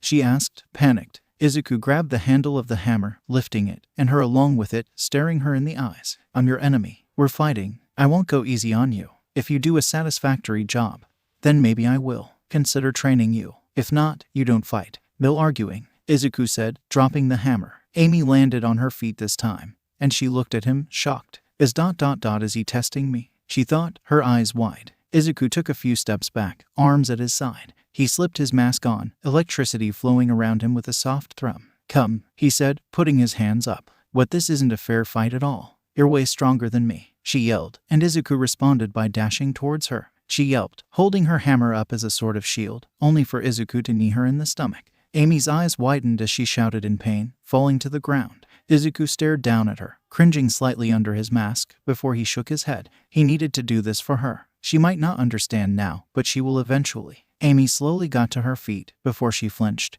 and threw up at Izuku's feet. Izuku simply walked away from the bile as Amy stared at it, shocked. Izuku took a small breath. This was the deciding factor. How would she react to being hit? Yes, she might hate him, and he couldn't blame her for that. However, if she chose the other option? Izuku shook his head slightly. He was getting ahead of himself. He watched Amy closely, clenching his fists as she got to her feet. She was still looking down at the ground, and she wiped her mouth with her glove, seeing excess bile and some blood. You hit me, she said, and Izuku flinched, before hardening his gaze. Yes, I did. The question is, what are you gonna do about it? He asked, and Amy's eye twitched, before she scowled at him. What am I gonna do about it? I'm gonna kick your ass, that's what, Amy yelled, rushing forward. Izuku grinned under his mask, blocking a swipe from her hammer. Good answer, he replied, before he slammed his fist into her chin. She stumbled backwards, before she raised her hammer, slamming it down towards him. Izuku jumped back, avoiding the attack as she looked at him, a bit of blood leaking from her lips. No words were said as Izuku flew forwards, kicking her in the cheek. She was launched backwards a little bit from the blow, but she simply bounced back with even more tenacity. Izuku had a wide grin under his mask as he sidestepped a downward slam, only for her to twirl the hammer in her hands and swipe horizontally at him. Izuku hopped onto the head of the hammer, black whip shooting out of his back and slamming into her shoulders, pushing her into a headbutt that hit her in the face. She stumbled backwards, her hammer dissipating into sparkles. Izuku's eyes immediately widened, and he stepped forward, reaching out, only for her eyes to open, a rage-filled glare startling him. She resummoned her hammer, holding it backwards. She then thrust the hilt of the weapon into his stomach, and Izuku grunted in pain before she tossed the hammer in the air, grabbing it correctly this time and slamming it down on Izuku's head. Izuku yelped, holding the top of his head as he took a few steps back. He opened one eye, seeing Amy looking at him with wide eyes. I hit you, she muttered, blood leaking out of her nose. A wide smile then grew on her face. I hit you. I actually hit you. Take that, carrot top, she said, pumping her fist. And Izuku couldn't help but smile with her, despite the pain in his head. I have to admit, I'm impressed. However, we aren't finished yet, Izuku said, and Amy's smile disappeared. Wait, we aren't, she asked, and Izuku shook his head, powering up from 5% to 8. We're going to keep sparring until one of us can't fight anymore. You want to fight, so we'll fight. You're doing great so far, so I expect the best out of you, Amy, he said, and Amy's eyes finally widened in realization. Oh, this is the training, she yelled, and Izuku rolled his eyes in amusement. Yes, Amy, this is the training, he confirmed. Amy pumped her fist again. Yes, let's keep going, she said, readjusting her grip on her mallet. It was nearly 2 hours later when Amy finally fell to her knees, covered in bruises, scrapes, and scratches. Her green shirt was ripped in multiple places, her left eye was slightly swollen, and she had a busted lip. Her quills were messy and unkempt, and a few were even in the ground. But despite all this, she had a smile on her face. I'm done, she muttered, and Izuku relaxed his body. His own clothes was dirtied, and he had his fair share of sore spots. Izuku smiled as he walked up to her, holding his hand out for her to grab. She looked at it before she leapt forward, enveloping him in a hug. Izuku was surprised, and he fell to his ass as Amy nuzzled her face into his chest. Amy, he asked, and it was then that he realized that she was crying. Thank you, Izuku. I am sorry for being so rude to you earlier. She started, and Izuku shook his head, wrapping his own arms around her. You don't need to explain yourself to me, Amy. I know what it's like to lose someone. I would be a hypocrite if I judged you for anything that you've done today, Izuku said, and Izuku smiled softly as Amy cried just a little bit harder. Izuku landed outside Sonic and Tails' house, carrying Amy. He walked up to the door, but it opened before they could even walk up. Sonic stepped outside, glaring at the two. Tails has been worried sick, he started, only for his eyes to widen at the state of the two. Well, what the hell happened to you two?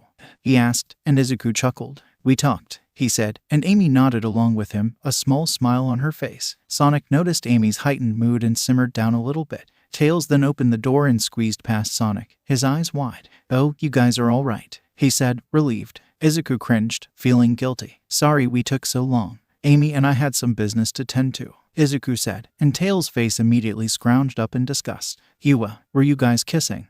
He asked, and both Izuku and Amy blushed heavily as Sonic laughed. What? No, why would you even assume that? Izuku asked, and Tails looked at Sonic. Sonic told me that when a boy and a girl have business together, they kiss, he explained, and both Izuku and Amy looked at Sonic, deadpan. Hey, you try and explain the birds and the bees to him, he said, and Tails tilted his head innocently. Birds and bees, what about them? He asked, blinking innocently. Izuku grinned lopsidedly as Amy put her hands to her face, her eyes practically sparkling. I see the problem, Izuku said, and Sonic huffed. Exactly. Seriously though, what happened to you guys? Sonic asked. Izuku shrugged, looking at Amy as she conversed excitedly with Tails. We sparred. She wants to join the fight against Eggman, Izuku said, and Sonic's eyes widened. What? She can't fight, he whispered, and Izuku slipped his mask down, showing Sonic a large purple bruise on his cheek. Sonic raised an eyebrow at that. So, she bruised you. That's not that impressive, Sonic said. I can punch mountains away, Izuku said, deadpan.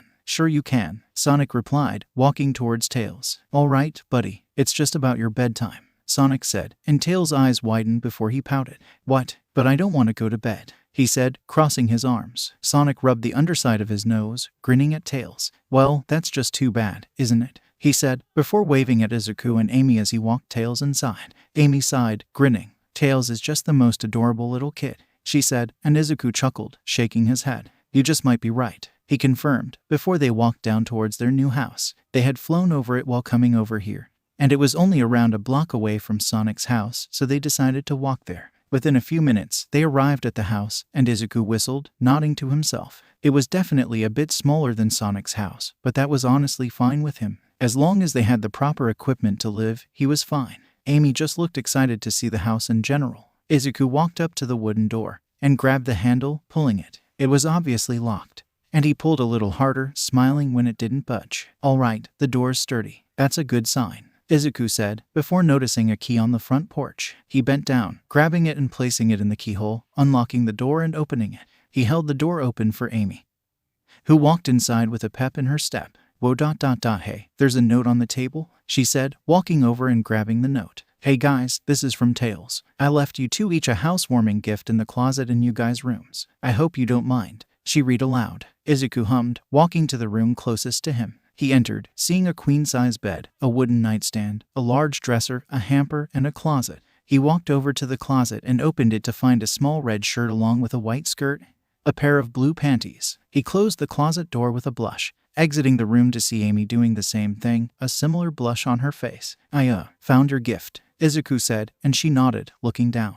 "Funny, I was just about to say the same thing," she said, and they both entered the other room. Izuku opened the clothes to find a blue t-shirt, red sweatpants, and some white boxers. He hummed in appreciation, grabbing the clothes and setting them on his bed. He looked at them before stretching, wincing at the tightness of his shoulders. He walked out of his room and into Amy's. "Hey, I'm gonna go take a shower," he started, before freezing. She was in the middle of taking her torn shirt off when Izuku walked in. Their faces each burnt crimson as Izuku covered his eyes. He luckily only saw her stomach, but it was still more than he should have seen. Sorry," he yelped. He heard a minuscule "it's okay" as he turned and left, before he entered the bathroom, grabbing a towel from the rack against the wall. "That's convenient," he muttered, still embarrassed. He shook his head, closing the bathroom door and turning the water on. Amy was still blushing when she walked out of her room, sitting at the table. She had decided against changing, not wanting to dirty her new clothes. She was all gross, and it just wouldn't make sense to change without taking a shower. She looked down at her ripped shirt with a sigh. She hadn't particularly cared about this shirt, but she still liked it. All her other clothes were in her village when it ... Amy's gaze hardened as she thought about what remained of her village, dark thoughts of Eggman filling her head. He would attack eventually, and she would be ready to pay him back tenfold. She looked down as she summoned her hammer, looking at it with an inquisitive glance. "You'll pay for what you did to me, Eggman. You're going to regret even thinking about burning my home down when I'm done," she said, grinning darkly. Her hammer dissipated as she heard the water turn off. She placed her hands on her lap and sighed as she heard the bathroom door open. She looked up, only to squeak and look back down. She didn't know why she expected him to be in anything but a towel. "Sorry," she said, and she heard an embarrassed chuckle. "I suppose it happens to everyone," he joked before he entered his room. After a few minutes, he walked out of his room, dressed in his new clothes, while rubbing his hair with the towel. Amy nodded at his clothes, smiling at him. "How's it feel to get out of the costume for once?" she asked, and he smiled at her. "Pretty good. It's needed a wash for a bit," Izuku said as he carried the costume to the laundry room, placing it in the washer and starting it. Amy playfully plugged her nose. "I didn't want to say anything, but," she said, and Izuku rolled his eyes as she devolved into a series of giggles. "I'm gonna go lay down. You should take a shower before you go to sleep as well. There's still plenty of hot water," Izuku said, entering his room. He placed the towel in the hamper next to his dresser and laid down, sliding the covers over him. He sighed as he relaxed, quickly falling asleep. Dr. Robotnik growled to himself as he worked late into the night. He wiped a little bit of sweat off of his face. He scowled at the broken monitors as he turned to face them. "Those hideous hedgehogs and that traitorous little boy will pay for what they've done." The doctor's scowl then turned into a menacing grin. "Luckily for me, that blue hedgerat forgot about one itty-bitty little thing," the doctor said, before pulling out an incredibly cleanly cut green emerald, holding it in the palm of his hand.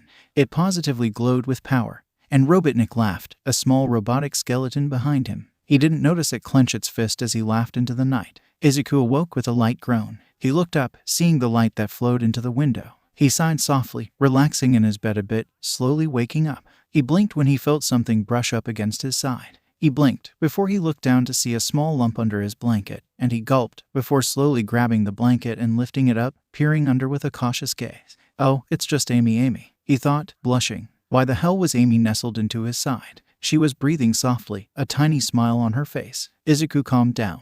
He couldn't move her. She looked absolutely adorable like that. Izuku huffed silently, looking at Amy as she snored. He then dropped the blanket and picked up his picture, gently placing it back into his pocket. He placed his arms over his chest, thinking to himself, well, this is my life now, he thought. Luckily, he only had to wait around 18 minutes before Amy started stirring. He looked down as the lump in the blanket moved, finding its way to the edge of the blanket, and he smiled as Amy poked her head out of the blanket, wearing her own new clothes. Any reason you decided to vacate to my bed? He asked, and the tired Amy simply yawned. My bed ... comfy. Amy simply murmured, rubbing at her eyes. Izuku hummed before getting out of the bed. I'll take a look at it later. I'm gonna go take a shower, Izuku said, walking out of the room. Amy watched him go, before yawning again, getting back into a comfortable position, becoming a bundle of quills once more. Izuku quickly switched his costume from the washer to the dryer, before walking to the bathroom and closing the door. Amy, not being able to fall back asleep, walked out of Izuku's room. She walked over to the fridge, opening it to see nothing inside. She grumbled, taking out her ring purse. She had enough to do some shopping, and it's not like she couldn't just pick up a few extra rings along the way. She hummed, looking around, seeing a pen and a small notepad. She ripped a blank page out, before writing that she had gone out to get groceries. She then hummed, leaving the house with her ring purse over her shoulder. A few minutes later, Izuku walked out of the bathroom, body dried, and towel over his waist. He looked around for Amy, seeing the note. He quickly read it, chuckling at the little face she drew at the bed on the note.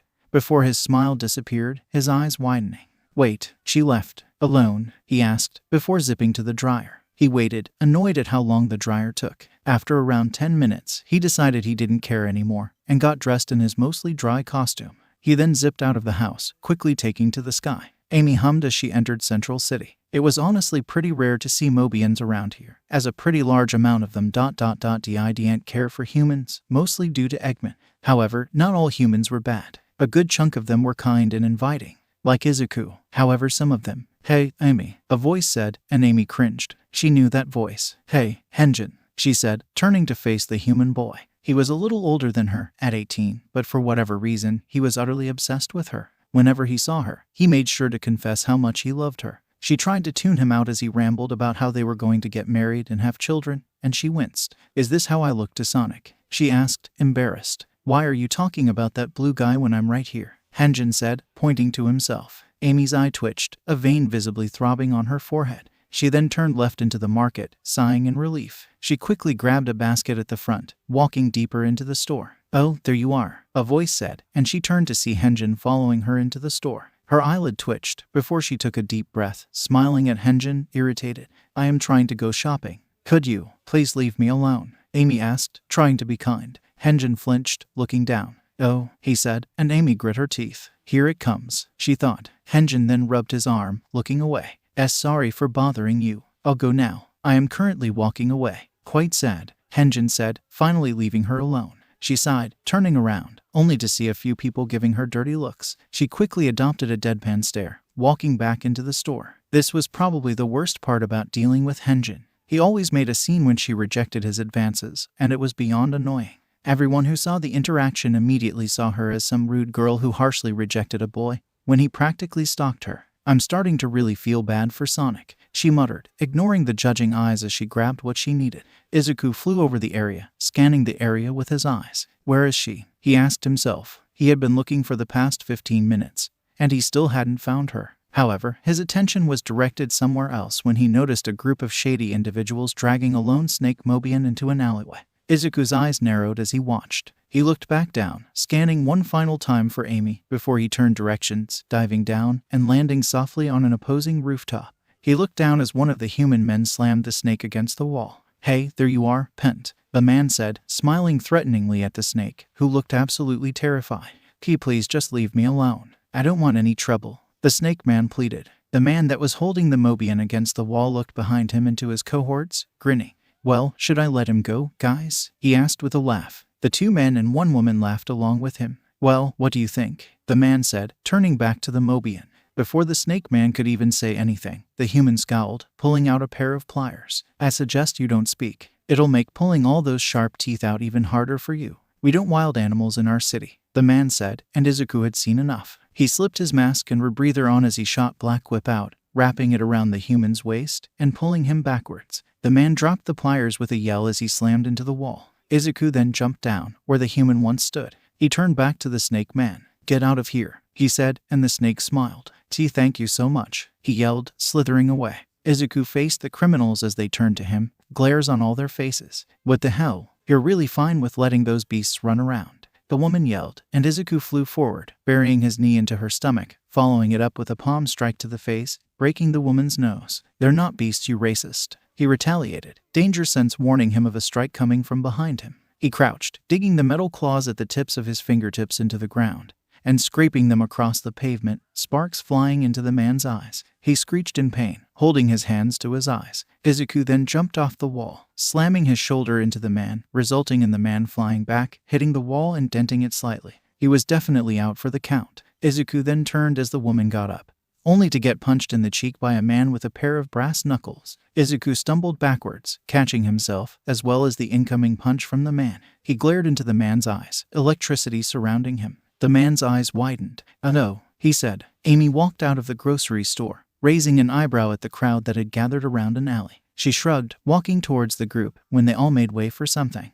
She heard a powerful F-whoosh sound, and immediately made her way through the crowd, appreciating her small size for once. She pushed her way to the front to see a man missing a few teeth, sliding across the ground. Amy then saw Izuku walk out the alleyway towards the man. Amy looked around at all the people, before taking a deep breath. He took another look at the terrified man that Izuku was beating up for some reason, and rushed out, still holding her grocery bags. "Stop, he's had enough," she yelled, and Izuku looked down at her in surprise, before he exhaled, powering down. However, that didn't last long though, as Izuku's eyes widened under his mask and the electricity came back with a vengeance. Amy turned around to see the barrel of a gun pointed directly at her head, her own eyes widening and her face paling. Boom! Everyone yelped as the gun fired, and Amy closed her eyes, only for nothing to happen. She opened her eyes to see Izuku standing in front of her. He turned to face her, black whip coming out of his shoulder and grabbing the man's gun, crushing it. She looked down at his stomach, seeing blood quickly soaking through his costume. "Let's go," Izuku said, grabbing Amy and taking off. Izuku wrapped black whip around the grocery bags so they wouldn't fall, and Amy looked at him, eyes wide. "Why, you're hurt," she said, and Izuku smiled. "I'm fine," he said, hiding the excruciating pain. She whimpered as she looked at his new wound. "I shouldn't have ran out there," she muttered. They quickly landed, and Izuku let go of Amy. "Take those groceries inside. I'll be in there in a minute," Izuku said, and Amy nodded, looking at him for a second, before running inside. She quickly placed the groceries in the fridge and cabinets, before she rushed back outside. She gasped as she saw Izuku lying in the grass. She quickly rushed over to him, rolling him over with a grunt of effort. She looked at him for a second, before she grabbed him by the arms, attempting to lift him and failing miserably. "Come on, why are you so heavy?" she asked, before panting. I can do this," she muttered, grabbing his arms and attempting to lift him again. Unbeknownst to her, her wrist rings crackled with a soft pink electricity. Her eyes opened in surprise as the struggle was gone. She looked over Izuku's shoulder to see if anyone was helping her lift him. Nope, it was just her. Why was he so light now? Sure, it wasn't like lifting a feather, but he certainly wasn't light anymore. Amy shook her head, concentrating. She dragged him into the house, his feet dragging across the floor, scratching the nice wood. She winced at the marks, hoping that they would just come out with a nice wax. She slowly dragged Izuku to her room, placing him on her bed with a huff. She looked over him, noticing that the red stain was getting bigger. "Oh God, I have to hurry," she murmured. She looked around his suit, noticing the small zipper going up his chest. She grabbed it, quickly unzipping the top of his suit and sliding the top down his body, ignoring the blush on her face. "It shouldn't be surprising that he's so fit," she said, before she blanched, her face going pale again at the bloody wound. At least she could see the bullet. Amy took a deep breath, before running out of the room and into the bathroom. She grabbed the first aid kit that she saw earlier, opening it and grabbing a roll of sterile bandages and tweezers. She ran back to her room, setting the bandages on her nightstand, before hopping back onto her bed. She looked at Izuku, grabbing his hand and squeezing it lightly. "If you can hear me ... then this is going to hurt," she said, before slowly inserting the tweezers into his wound. He squeezed her hand as he grit his teeth in his state of unconsciousness, and she took a deep breath, slowly digging deeper into his wound, grabbing the bullet and dragging it out. She sighed in relief when she got the bloody bullet out. She placed the tweezers and bullet on her nightstand next to her bandages, which she then grabbed. She then slid him off her bed, and he landed harshly on the ground, but at least she had access to his back now. She wrapped the bandages around his abdomen, blushing as her hands brushed up against his torso. After a minute, she clipped the bandage, before taking a few steps back. She looked down at her gloves, wincing at the blood on them. She really hoped they didn't stain. She shook her head with a frown, walking up and grabbing Izuku by the arms and dragging him onto her bed, letting him rest there. She sighed, glad that she had actually done something to help Izuku for once. But I'm the one who got him shot in the first place, she whispered, walking out the room. She looked back to see Izuku breathing softly as he rested, before she narrowed her eyes at the ground. I need to be better, she whispered. Izuku's eyes opened to the sound of muffled grunting.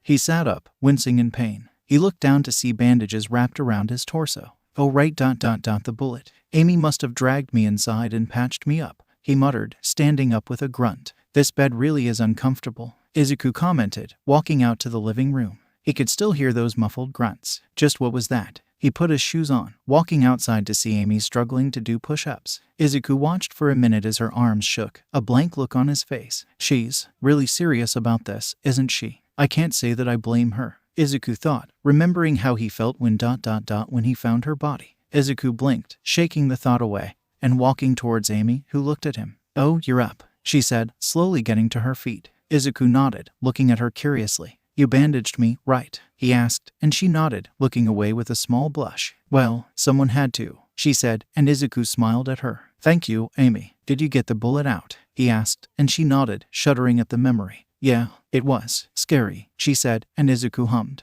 Well, you did a great job, he said, giving her a thumbs up along with a grin. She smiled back, nodding. Anyways, what exactly are you doing out here? He asked, and Amy looked away. Oh, just lying out in the sun, she said, and Izuku raised an eyebrow. Really? Lying out in the sun? He asked, and she nodded. Yep, it's a nice day out. Nice and warm, she said, grinning nervously. Izuku hummed, nodding. Well, alright then. Have fun, he said, and she sighed in relief. Izuku walked back to the house, opening the door, before he paused and turned around. Oh, and Amy? He asked. She looked up at him, surprised. Why yes, she asked. You're supposed to keep your back straight while pushing yourself up. Otherwise the workout won't be as effective, he said with a grin. Amy's eyes widened. Before she frowned, looking down at the ground, an embarrassed blush on her face. Izuku looked at her, amused, before he shook his head, walking over to her and dropping to the ground himself. She looked at him in surprise as he started doing one-handed push-ups. She pouted, going back to her normal ones. Show off, she muttered, and Izuku laughed. Izuku and Amy walked in the house, Izuku with an amused grin, and Amy with an exhausted frown. She dragged her feet as she walked, her body sagging. You're insane you know that? She accused, and Izuku shrugged. So I've been told, he responded, handing her one of the new plastic water bottles she had bought. She graciously took it, quickly chugging it with a satisfied sigh. Izuku drank his a bit slower, allowing himself to relax. So, how was your shopping trip? Izuku asked, and Amy groaned. Ugh, don't even remind me. So, there's this guy, right? A bit older than you, and a real tool. He will not leave me alone. He's been after me for like a year. He just keeps trying to get together with me. And every time I tell him to go away, he causes a scene and makes me look like the bad guy. He's the one who follows me everywhere, she said, placing her empty water bottle on the table. Izuku raised an eyebrow. Didn't you? He started, and Amy glared. Yes, but I don't think I really like him like that anymore, she said, her annoyed grimace disappearing to that of an insightful look. Izuku hummed, setting his own bottle down. Oh really? Why's that? He asked, and Amy hummed, looking at her hands. Watching you get hurt like that it made me realize something. Yeah, I admire Sonic and what he does, but I don't think I love him. I don't know if I ever did. He's cool and handsome, but he's just not as great as I thought he was, she said, and Izuku's eyes widened. He looked at her, a confused look on his face. What made you change your mind? He asked, and she looked at him for a second, before blushing and turning away. That's a secret, she answered, standing up. Izuku shrugged, nodding. That's fair. I can understand keeping a secret, he said, taking another sip of his water. Amy was about to go to her room when there was a knock on the door. Izuku opened it to find Tails waiting there. Izuku smiled at him, opening the door wider. Tails, how's it going? He asked, inviting him inside. Tails smiled at him, walking inside and waving to Amy, who waved back. Well, Sonic's glad you're out of the house, but I just wanted to check up on you guys. Is everything alright around here? He asked, and Izuku nodded. Yep, although, I do have a question. How did you get the construction guys to build this house for free? Izuku asked, and Tails giggled at him. I told them that Sonic would give them autographs, he said, and Izuku's eyes widened. Really? They all did that just for an autograph? Izuku asked, and Tails nodded, his smile becoming more sentimental. Sonic's the first person that ever stood up to Eggman.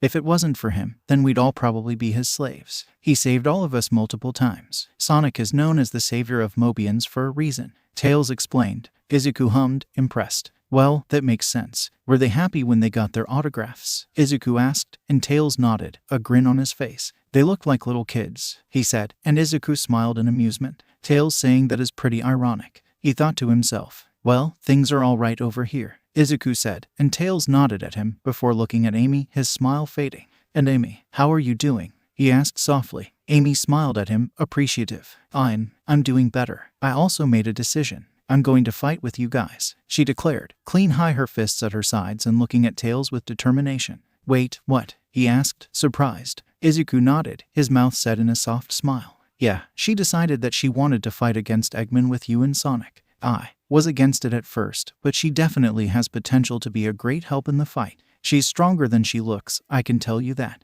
Izuku said, and Amy grinned, proud of herself.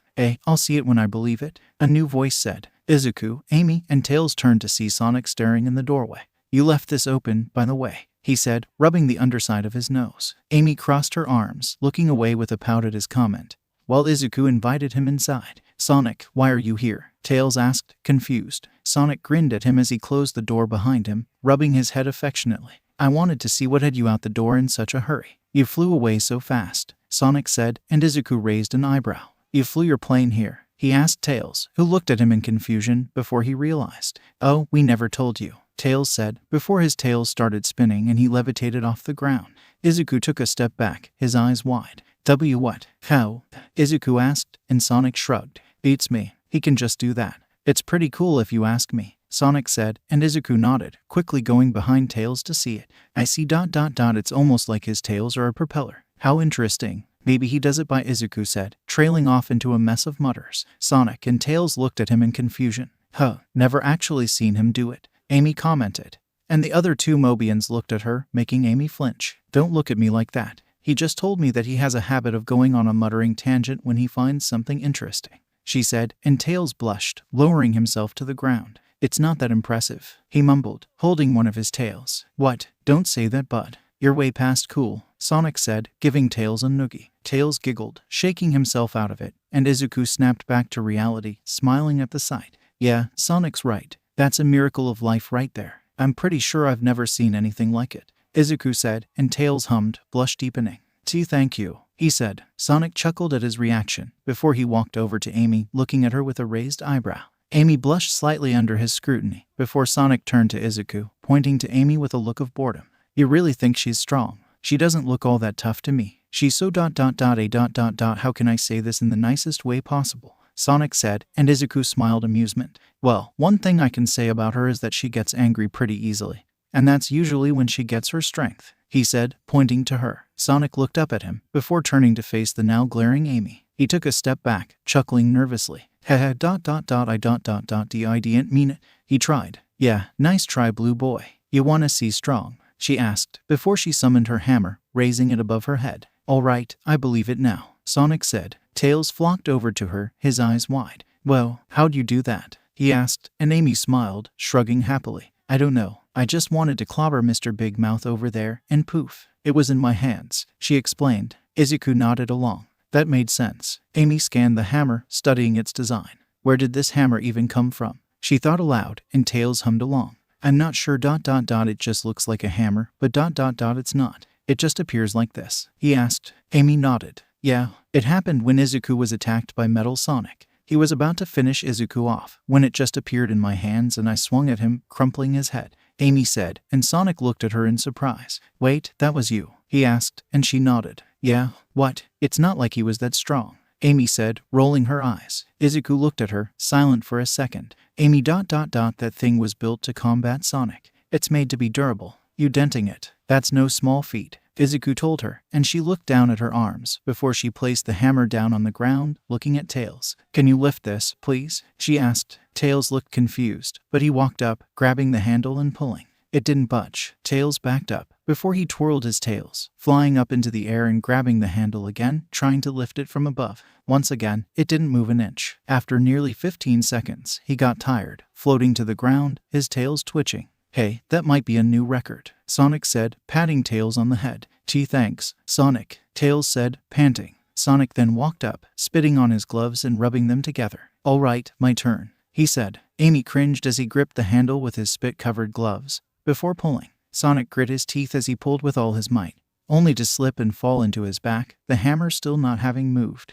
Geez, what is that thing made out of? He asked, getting to his feet. Izuku stepped up to the hammer, grabbing it with both hands and lifting. He hummed as he lifted it above his head, surprised. Wow, I see why you two had so much trouble lifting this. This has to weigh at least 80 pounds, he said, handing it back to Amy, who held it effortlessly. What are you guys talking about? This is really light, Amy said, holding the hammer up over her head with ease. Izuku put his hand to his chin, surprised that he hadn't thought of this earlier. Amy, you dragged me in here right? All on your own? He asked, making Sonic and Tails look at her in surprise. Amy nodded hesitantly. Yeah, she confirmed. Izuku looked up for a second, before looking back down at her with a serious stare. Amy, I weigh around 260 pounds without my gear on. With it, it rounds to 300, he told her, and she looked at Izuku, mouth open in surprise. What? There's no way. You're joking, she said, and Izuku shook his head. I can't lift that much, she yelled, her hammer dissipating into sparkles. Izuku hummed, before walking outside. Follow me, all of you, he said, and they all walked outside. The sun was setting, and Sonic was tapping his foot impatiently. Look, I don't know how long this is gonna take, but it's nearly Tails' bedtime,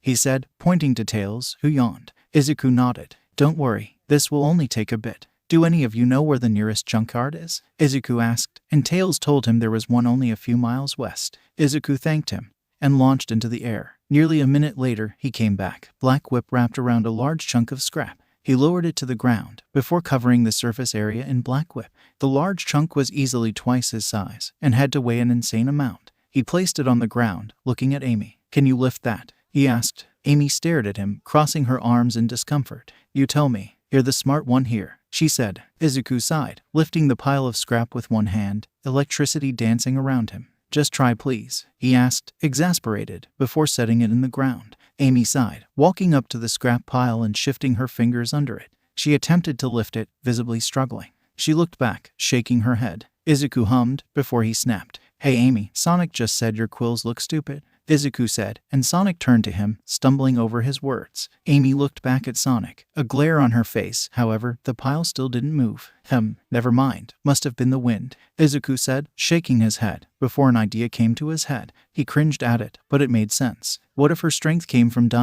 Yes, that worked. Izuku looked back up to see Amy fall back onto her ass, panting. I can't do it, she muttered, but Izuku walked up to her, kneeling down and putting a hand on her shoulder. Amy, I have an idea. You're probably not going to like it, but Izuku said, being interrupted by Amy. Just ... Tell me, Izuku, she said, getting back to her feet. Izuku took a breath, before speaking. I want you to try and lift the pile again, but think of something that makes you really angry while you do it, he told her. She raised an eyebrow, before she sighed, stretching. Fine, but if this doesn't work, I'm done for the night, she said, and Izuku nodded. Sonic tapped his foot as Tails dozed off. Can you guys hurry it up over there? He asked impatiently. Both Amy and Izuku gave Sonic a look, and he rolled his eyes, lying down and talking his face with his index finger. Amy took a deep breath, walking over to the pile of scrap and digging her fingers under it once more. She closed her eyes, the image of Sonic blowing her off flying through her mind. She started lifting, struggling to even attempt to budge it. Of course, it didn't even move. I need to get angrier, she thought, thinking of Metal Sonic,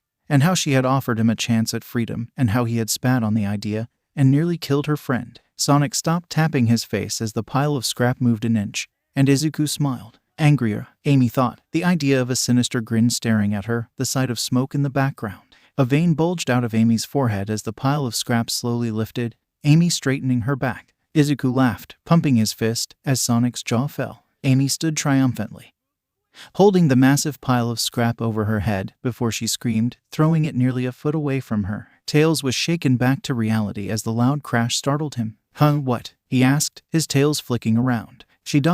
She actually did it, Sonic murmured. Izuku ran over to Amy as she panted, before she fell backwards. Izuku gently caught her in his arms, looking down at her with a proud smile. You did it. You really did it, he said, and she smiled, exhausted. Yeah, I'm pretty awesome, she said, panting, before her eyes closed, and her breathing slowed. Izuku looked back at Sonic and Tails, smiling. He walked over to them, carrying Amy in a bridal style. Thank you two for coming along. I'm gonna head in for the night. See you too, he said, before walking back to his house, opening and closing the door with black whip. Sonic blinked, before zipping to his feet. He looked to the side to see Tails yawning, and smiled at him. Come on buddy, let's get you to bed. he said, grabbing Tail's shoulder and walking back to his cottage. Izuku sighed as he looked at Amy's bed sheets. Not only was her bed more uncomfortable than his, but now it was also stained by his blood. He turned around, carrying Amy to his bed and lying her down before lying down himself. He had to admit, he was proud of Amy for what she did. He yawned, pulling the blanket over himself and his friend,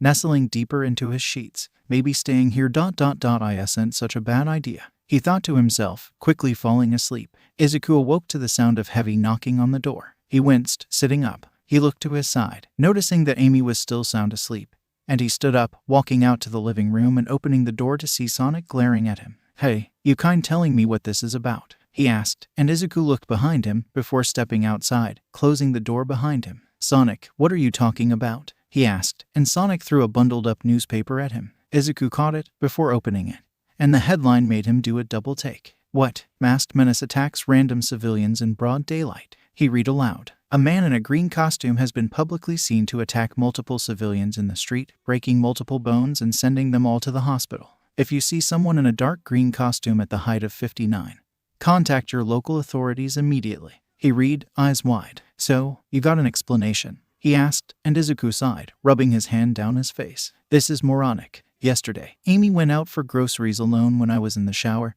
and when I got out, I flew outside looking for her. While I was looking, I spotted some people dragging a Mobian in an alley and decided to check it out. They tried to pull his teeth out. I intervened and took them out, but Amy ran into me, telling me to stop. One of the men pulled a gun in her, but I took the bullet, and that's why Amy had to drag me inside," Izuku explained, and Sonic's glare disappeared, replaced with a look of understanding. "I see. That sounds like the poachers. Those racist bastards," Sonic said, slamming his fist into his palm. Izuku raised an eyebrow, and Sonic sighed. "They're a gang of humans that have recently started expanding in Central City. They think the idea of living with Mobians is disgusting, and have killed multiple," Sonic said, putting his hands on his hips. Izuku hummed, a disgusted look on his face. "That's disgusting. Why do these people think I just randomly attacked some people?" Izuku asked, and Sonic sighed. "Humans are far more likely to believe other humans over Mobians, no matter how sad it is," Sonic explained, and Izuku grumbled. "Well, that's simply stupid," he said, and Sonic shrugged. "What can you do? We don't pick what we are, but not everyone sees that. They see us for what we look like, not who we are. I've been trying to change that but I don't know how much I can," Sonic explained sadly. Izuku thought to himself before he nodded. "Well, thank you for the insight, Sonic. I believe I have some business in Central City," he said, before jumping off. Sonic looked at him go, eyes wide. Central City? Didn't he just read that he's wanted there? He asked himself before he sighed. "Whatever, I have to go check on Tails," he said, zipping away. Izuku flew over the city skyline, looking down at the city. He looked around for a place to land, spotting a rooftop that was particularly high up. He slipped his mask over his head before diving down, doing a flip midair, and landing on his feet. He looked around, seeing a couple looking at him, eyes wide and jaws dropped. He waved. "Sorry if I scared you," he said, walking over to the edge of the building. He looked down at the people meandering around. "Why, you're the masked menace," the woman said, and Izuku nodded without looking at them. "Don't worry, I'm not going to hurt you. The reason I attacked those people was because they were trying to hurt someone. They were part of a gang called the Poachers. Do either of you happen to know anything about them?" Izuku asked, grunting when they shook their heads. "All right, thank you for your time," Izuku said, before he jumped off the edge of the building, flying away. He looked down, trying to spot any more secluded spaces he could land, before he scoffed. This wouldn't work. He couldn't just go around telling everyone that he wasn't actually evil. He looked around, before spotting a clothing store. A smile found its way to his face. "I need some rings," he muttered, flying away at high speeds. Izuku ignored the stares as he walked inside the clothing store. People looked at him with pale faces and shocked grimaces. Izuku browsed around, picking out a white t-shirt and black jeans, along with some simple black sneakers. "Do you mind if I try these on?" he asked, and the man shook his head rapidly, fearing for his safety. Izuku smiled, walking into one of the changing rooms and using Black Whip to for a barricade at the door. He quickly took his costume off, trying on all the clothes and smiling when they fit well. He then quickly slipped his costume back up, before Black Whip reached into his belt and grabbed a small pile of rings, slithering out the room and placing them on the counter in front of the man. who looked at them with wide eyes. Izuku then lifted the window of the changing booth, jumping out of it and using Black Whip to close it on his way out. Izuku grinned at his clothes, back to his house. Izuku grinned as nobody batted an eye at the casually dressed 17-year-old. Although a few people did look at his scars strangely, especially the new one on his cheek. He walked along the sidewalk, blending into the public. Sure, he stood out a little bit with his dark green hair, but he doubted that would be a problem. He did have one complaint though. His shirt was a little tight. He had gotten so used to the costume being nearly skin tight that he didn't notice that the shirt felt the exact same. He winced as he garnered a few more stares, particularly from women. He did not like this kind of attention. He inwardly sighed in relief that he still wasn't as much of a nervous wreck as he was a few years ago. Maybe he could use this. He stopped a woman who looked at him, rubbing the back of his head with a nervous smile. Excuse me, ma'am, but I'm kind of new here. I've heard something about a gang called the Poachers. What am I supposed to expect around here? He asked, attempting to sound nervous. The woman smiled at him, nodding her head. Oh, I can tell you how to stay safe from them. They usually go after Mobians, but they attack humans who don't follow their agenda sometimes. It's pretty scary. If you want to stay safe, then just make sure to stay inside at night. That's when they're usually active, she said, and Izuku smiled at her. That was important. Thank you, ma'am. I appreciate your help, he said, before walking away. He continued this strategy for around 20 minutes, stopping people around the street. Not everyone helped, of course, some simply walking away uncomfortably, but he did get some good info. So, they patrol at night, usually travel in groups of 4 to 6, and almost always carry weapons of some sort. That should be enough for now, Izuku muttered to himself, tapping his chin. Hey, Greenie, someone yelled. Izuku ignored it, walking away from the city. I need to find a secluded place so that I can, Izuku thought, being interrupted by a hand being roughly placed on his shoulder. Izuku tensed, almost activating OFA on instinct. However, he simply turned around, a glare on his face. Yes? He asked, seeing a scowling man in sunglasses looking at him. He wore all black clothing and his hair was styled in an obnoxious mohawk. I heard you was asking around about us, the man said, and Izuku's eyes widened. It's a poacher, Izuku thought to himself. He turned around fully, looking at the man in the face. What? I don't remember asking about a guy with a mohawk, Izuku said, sounding unsure. The man blanched, before he scowled. What? No, us, as in our gang, the man said, and it was apparent that they were garnering some attention. Izuku raised his hands, taking a step back. Well, I don't know what you're talking about, man. I just moved here. I didn't even know there was a gang around here, Izuku said, feigning confusion and nervousness. The man sneered at him, pulling a butterfly knife out of a pocket, spinning it around with a flare. Izuku then looked behind the man, gasping and pointing. It's the masked menace, he yelled, and the man and plenty of civilians turned around. What? He asked, and Izuku bolted. Wait, you jackass. Get back here, the man yelled, and Izuku turned into an alley, using OFA to jump on a rooftop. He looked down with a grin as the man ran into the alley, looking around, confused. Izuku shook his head in amusement, before jumping away, heading back to his house, unaware of the pair of curious eyes on him. A blonde woman lowered her binoculars as Izuku flew away, smiling to herself. Well, aren't you interesting? She muttered, before heading back inside. Izuku landed softly outside of the house, before gently opening the door, walking inside and closing it. He tiptoed to his room, seeing that Amy wasn't there anymore. He raised an eyebrow, wondering where she was, before he heard a door open. He turned around to see Amy walking out of the bathroom, clothed in nothing but a towel around her body. Izuku froze as Amy spotted him, freezing as well. They both blushed crimson, and Izuku turned away as Amy yelped. Sorry, he yelled, finding the wooden wall very interesting. It's fine, Amy said back, and Izuku put his hands up to his face, attempting to walk away while covering his eyes. He failed, of course, bumping into 3 walls in the first 5 seconds. He cursed under his breath as Amy giggled at him.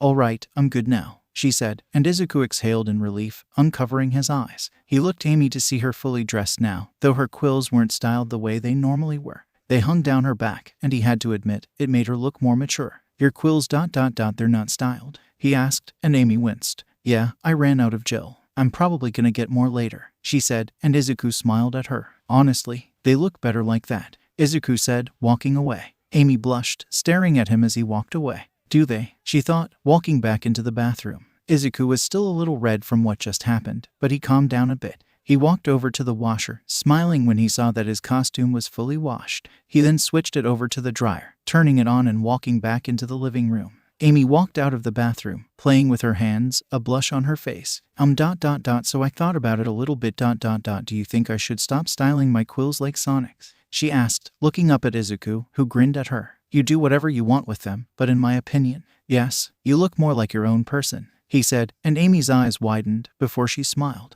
Thanks, she said, looking down with her blush returning. Izuku raised an eyebrow. Is it hot in here or something? He thought, confused why her face kept getting so red. Izuku shook his head, looking at Amy with a smile. So, you're a lot stronger than you look, Izuku said, changing the subject to Amy's relief. Yeah, I guess my emotional state is what dictates my strength. Kinda cliché, but I can't say it doesn't make sense, she said, looking down at her body. Izuku hummed, tapping his chin. What you lifted should have weighed around 5 tons, he said, and Amy stared at him. Izuku sighed. That equals 10,000 pounds, he said, and Amy's eyes shot wide open, her jaw dropping. I lifted 10,000 pounds, she asked, and Izuku nodded. That number could go higher if you train enough, Izuku said offhandedly. Amy put her hands to chin, thinking to herself. Izuku, she asked, staring up at him with wide eyes and a small smile. Izuku raised an eyebrow. She was looking at him the same way he looked at his mother when he wanted something. Could you teach me how to fight, instead of just sparring? She asked, and Izuku shrugged.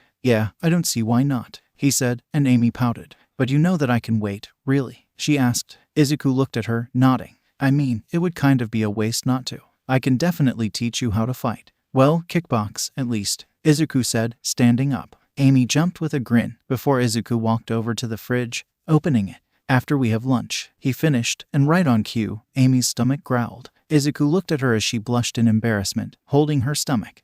Sorry, she said, and Izuku chuckled in amusement before opening the pantry, grinning at what we saw. We have the ingredients to make pancakes, if you want, Izuku said, and Amy gasped. Pancakes? I haven't had those in ages, she said, and Izuku grabbed the flour, baking powder, salt, and sugar from the pantry. He placed them on the table as Amy grabbed a few large bowls from around the house, placing them on the table. Izuku then grabbed milk, eggs, and butter from the fridge, placing them next to the dry ingredients. Izuku smiled at Amy's help, before asking her if she's ever made pancakes before. She shook her head, and Izuku nodded, telling her what to do. Here, I'll handle the dry ingredients. Have you ever cracked an egg before? Izuku asked, and she nodded. All right, I'll need you to crack one egg and place the inside in the bowl closest to you. Once you do that, take a third of this stick of butter and melt it. Once that's done, place it in the same bowl, he said, and she nodded, walking off to do her part. Izuku then looked around for the silverware drawer, smiling when he found it. He took out the half measuring cup and a teaspoon. He then added 1/2 cups of flour to the dry bowl, 3/2 teaspoons of baking powder, 2 teaspoons of sugar, and 1/4 teaspoon of salt. He grabbed the spoon and started stirring, shaking the bowl as he did it. After a minute, the mixture was finished. He then looked at Amy, who just finished her steps. Izuku took a look at the mixture, grinning. Good job. Now, you need to add 1/4 cups of milk to your bowl, he said, and she nodded, rushing over to the drawer that had the utensils in it. She grabbed the 1/4 measuring cup, filling it and dumping it into the wet bowl 5 times. Izuku gave her a thumbs up as she put the milk away, and the measuring cup in the sink. All right, now you just pour the wet ingredients into the dry ingredients and whisk, and you have pancake batter. Do you want to mix the ingredients? Izuku asked, and she nodded with an excited smile. She grabbed a whisk from the utensils drawer and started roughly mixing, making Izuku wince. There's no need to be so rough with it. You should definitely use some force, but not too much. Oh, and make sure to switch directions from time to time to get it thoroughly mixed, Izuku advised, and Amy nodded, sticking her tongue out slightly as she took his advice. With only a few minutes, the batter was finished, a pale golden color. Good job, Amy. Now, let me just get the stove on, Izuku said, turning one of the 4 dials. A small ring of blue flame popped up from the stove, and Izuku got a pan out, placing it on the hot metal. He then used black whip to cut a small thing of butter and toss it onto the pan, spreading it around as it melted. Hand me the batter, please, Izuku said, and Amy carefully handed the bowl to Izuku, who drizzled a decent amount onto the pan, watching as it sizzled. A trick my mother taught me was to wait until there were bubbles all along the batter to flip it over, he said, watching as air bubbles formed in the batter. After a few moments, Izuku grabbed a spatula, flipping the half-cooked pancake to reveal the perfect golden brown pancake. After around 30 minutes, there was no more batter left, and a stack of pancakes on a nearby plate. All right, if you could take this plate to the table, that would be much appreciated, Izuku said, grabbing the hot pan as Amy quickly grabbed the plate. Izuku then rinsed the pan, watching steam rise off of it before he placed it in the sink. After placing the stack of pancakes on the table, she got 2 more plates from the cupboard, placing them on either side of the table, along with forks and knives. Izuku left to go change into his costume. He has admitted to Amy that he felt safer in the costume, no matter how unhealthy that was. After he slipped his costume off, he put the casual clothes in the washer. They sat down, each taking a few of the pancakes, smiling at how good they tasted. If we had maple syrup, these would be the best pancakes I've ever had, Amy said, and Izuku smiled. I'm glad. You were a great help in making them, he told her, and she smiled back, pride on her face, before her eyes widened and she pulled something out of her shirt pocket. Izuku raised an eyebrow as she looked at it. I've been meaning to ask you. I found this on the bathroom floor before I took my shower last night.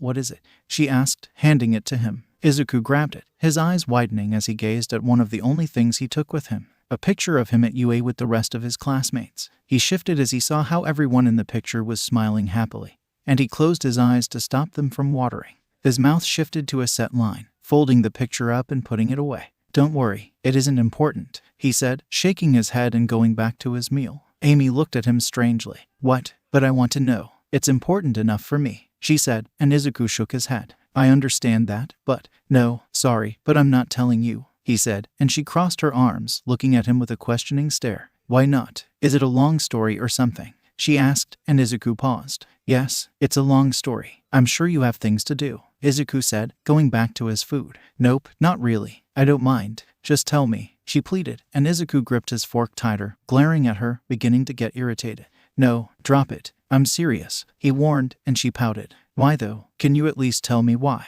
She asked, and Izuku scowled, slamming his fork onto the table. No, I don't have to tell you everything about my life back on Earth, he said, and she looked at him, ears drooping. I just thought she started, and Izuku shook his head. Well, you thought wrong. When I don't want to tell you something, that means you're not hearing it. Got it? He asked, staring at her. Why yes, Izuku, she said softly. Izuku nodded, before standing up. I'm going out, he said, looking back at her, seeing her look down at her pancakes with drooped ears and a wobbly frown. His eyes softened, before he shook his head. 𝐻𝐸𝐵, he said, before walking out, closing the door behind him. He sighed to himself, shaking his head. Was I too harsh? Ugh, I'll apologize to her later. I need to clear my head, Izuku said, walking away from the house and jumping away, flying around. Flying listlessly has always cleared his head and calmed him down. It was actually one of his favorite things to do, along with fighting and heroics. Izuku looked down as he flew, shaking his head. Maybe I'll explore a bit more. I don't really know much about this place, he muttered, zipping off. An hour and a half later, Izuku was flying back home, visibly calmer. I might have lost track of time, but it's fine.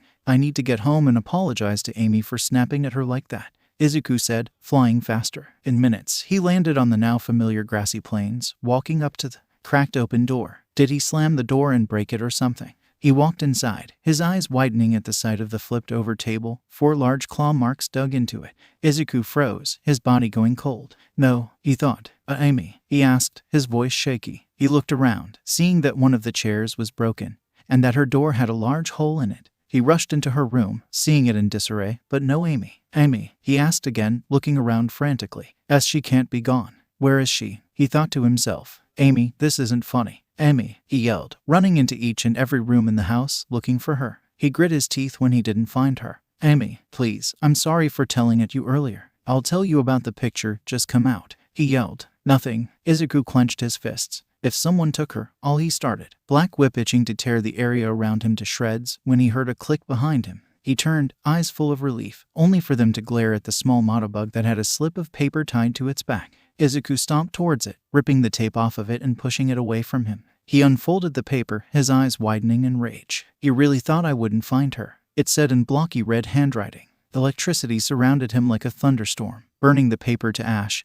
and zapping the motobug, exploding it. A tiny bird flew out of the wreckage, escaping with a grateful tweet that Izuku didn't even hear. Izuku looked out the open door, before he sprinted outside, and took off at supersonic speeds, creating a powerful shockwave. Sonic was relaxing in his house with Tails, when they heard the loud boom from outside. Tails jumped, and Sonic flinched, before his face grew serious. Stay here. If it's something important, I'll tell you over the radio. Make sure to keep yours on, Sonic said, before zipping out the door and following the trail of burning grass. Izuku didn't look behind him as he heard the sound of quickly pattering feet catching up to him. I didn't know you were this fast. Izuku. A familiar voice spoke, making Izuku grunt. I don't have time to entertain you or Tails. Robotnik took Amy, he said, making Sonic's eyes widen. What? He asked, jumping over a rock. They made it to the chains keeping Little Planet from floating away. We had an argument, and I stormed out to clear my head. When I came back, our house was in shambles, and she was nowhere to be found. A badnik came to my door with a note attached.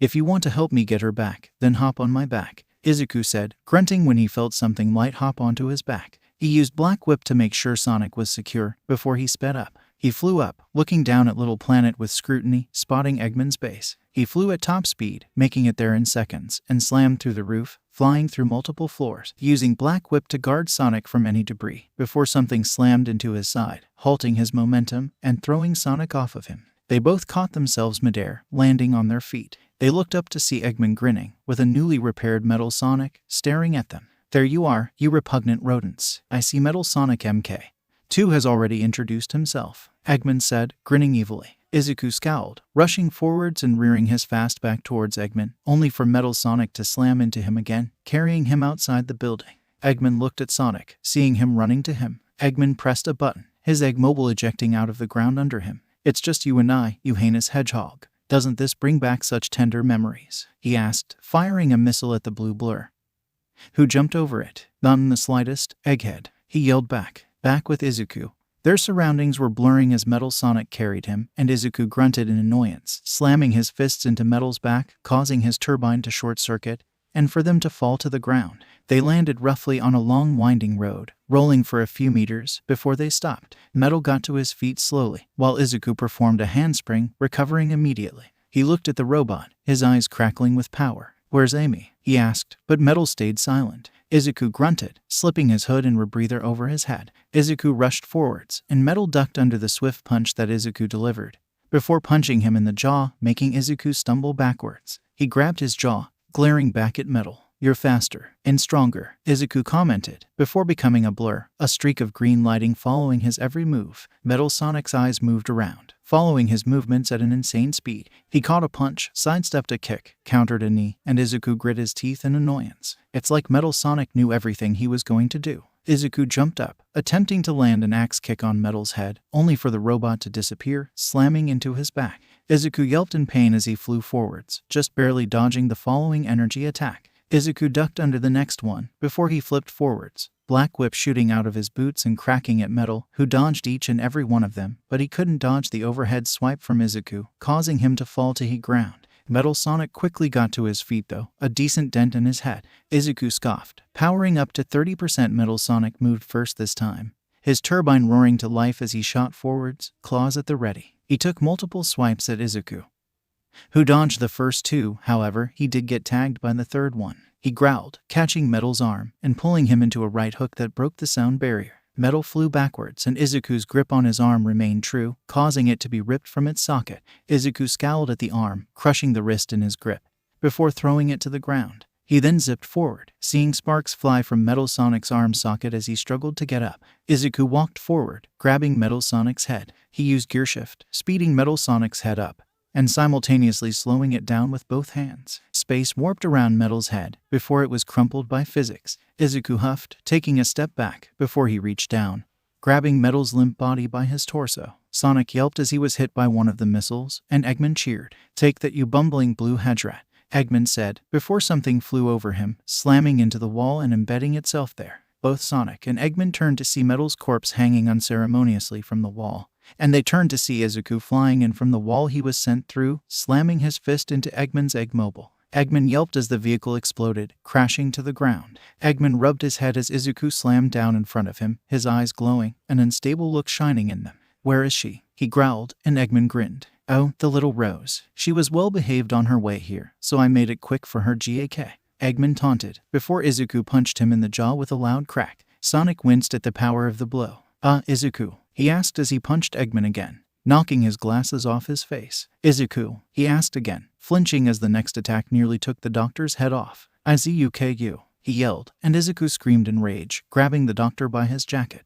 Where is she? He asked, and the doctor twitched, sparking with electricity. Izuku's eyes widened as the doctor's head ejected from the body, a spring bouncing around in the robot's body. Izuku panted, dropping the decoy. Just a robot. Izuku spat, kicking the robotic corpse. Sonic stared at him with wide eyes as he panted, but he either didn't notice or care. Let's go, he said, walking away from the gruesome sight. Sonic watched him go, swallowing nervously. That was. I don't know if I feel safe living near this guy anymore, Sonic thought to himself, cautiously following him. Izuku put his hands to his mouth, yelling loudly, "Amy, where are you? Yell back if you can hear me," he yelled. It was silent, save for the echoes of his own voice. "No, she has to be here," Izuku whispered to himself, clenching his fists, when suddenly 𝐒𝐬𝐽.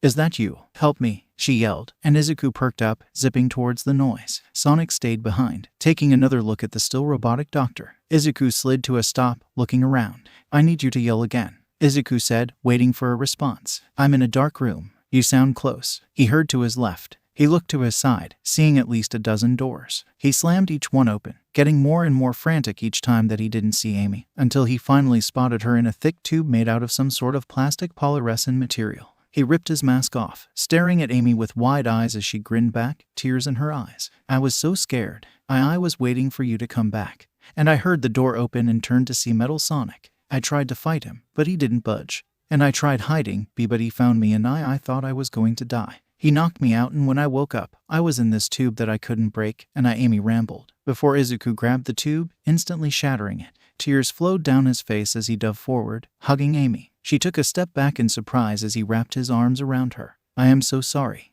Shouldn't have snapped at you. You're the only thing I have now," Izuku yelled, making Amy's eyes widen. What are you talking about, Izuku?" she asked, grabbing his face and making him look into her eyes. He sniffled, looking down, before he reached into his belt, pulling out his picture from before. "These people they were basically family to me. I spent years with them. I cared so much about all of them and they they're all gone," Izuku said, pausing to take a shaky breath. "Every single one of them, along with my mother and All Might. I have nothing left, Amy. Nothing but you. I am sorry for refusing to tell you earlier. But it just hurts so much to think about them," Izuku said, sobbing. Amy looked at the picture, her face set in a sympathetic frown. "Oh, Izuku, I'm also sorry for pushing you to tell me something you clearly didn't want to. I was inconsiderate, and it wasn't fair to you. You're allowed to have your secrets, and it's wrong to try and make you tell me them," she said, and Izuku gripped her tighter, tears filling up his eyes once more. He didn't want to admit it, but he was definitely becoming dependent on the girl. He couldn't help it though. He had been alone for over a year, and he hadn't been this close with someone in a long time. He felt like he had known her for years. Amy looked down at him sadly as he sobbed into her shoulder. It was weird seeing someone so undoubtedly mighty cry like this. It made her sad, but not the normal sad. It made her sad in the sense that she wanted nothing more than to cheer him up, to make him smile again. She looked up, a determined look in her eyes. "Don't worry, Izuku. I'm not going anywhere anytime soon," she said softly, and Izuku closed his eyes. "God, this is pathetic," he muttered after calming himself down a bit. She hummed, shaking her head, running her hand through his hair as a way to calm him down more. "No, it's not. It's okay to need to cry on someone's shoulder from time to time. You can't always be strong. I don't expect that out of you, and you shouldn't expect that out of yourself," she said, and Izuku sniffled, getting to his feet. Amy smiled softly at him. "Feeling better?" she asked, and he smiled back, but it was smaller than usual. "A bit. Thank you, Amy. I don't know what I'd do without you," he said, and she grinned back. "You'd go crazy without me here to keep you in check," she said, and Izuku laughed weakly. "That's more true than you think," he said, and she rolled her eyes. "Drama queen," she replied, and he smiled. "There you guys are. I swiped a few Chaos Emeralds from one of the rooms while you guys were gone. Let's get out of here," Sonic yelled, rushing out of the building. "Chaos Emerald?" Izuku asked Amy, who shook her head. "I'll explain on the way," she said, jumping into his arms and nestling her face into Izuku's chest. Izuku ran forward before jumping, quickly flying out of the building. He looked down to see Sonic racing away, running down one of the chains. "Hold on tight," Izuku warned, before he sped up, quickly catching up to Sonic. "So, what are Chaos Emeralds?" Izuku asked, and Amy hummed. "I don't know much about them, other than the fact that they're really powerful and really ancient artifacts. One alone is strong enough to take down armies, but all 7 of them. You'd probably be the most powerful being in the universe," she explained, and Izuku's eyes widened. "Whoa, and Eggman had 3 of them?" Izuku asked, making Amy giggle. He and Sonic always race to find them first when they scatter. Luckily, Sonic usually finds at least one before Eggman can get his greedy hands on them, she said, and Izuku nodded, smiling. "Well, that's certainly a relief," he said, before they slowed down. "All right, we're off, little planet. You want me to slow down, or just get us home?" Izuku asked. Amy looked down, admiring the view for a few seconds. "Take us home quickly, please," she asked, and he nodded, zipping away. Within minutes, he landed down in the soft grass in front of their home, and he winced at the door still being open. He entered the house, and Amy was about to follow when a voice stopped her. "Psst, Amy," she heard. She turned to see Sonic gesturing towards her. "Get over here," he said. She walked towards him, looking at him strangely. "Sonic, what's wrong?" she asked, and he looked over her shoulder to see if Izuku was listening, before he looked at Amy again. Do you want another place to stay?" he asked randomly, causing her eyes to widen in surprise. No, Izuku and I are fine here," she said, and Sonic winced. Are you sure? I can set you up a nice beachside house," he said, smiling nervously at her. She blinked in surprise before she hummed with a smile. "That actually sounds lovely. Let me go ask Izuku if she started," only for Sonic to grab her arm. Wait, I was thinking ... only setting you up there, without Izuku near you at all," he said, and Amy looked at him, narrowing her eyes. "Sonic, why do you want me to be away from Izuku?" she asked, and he winced, before shaking his head, looking at her with a serious gaze. "There's something up with him. He's ...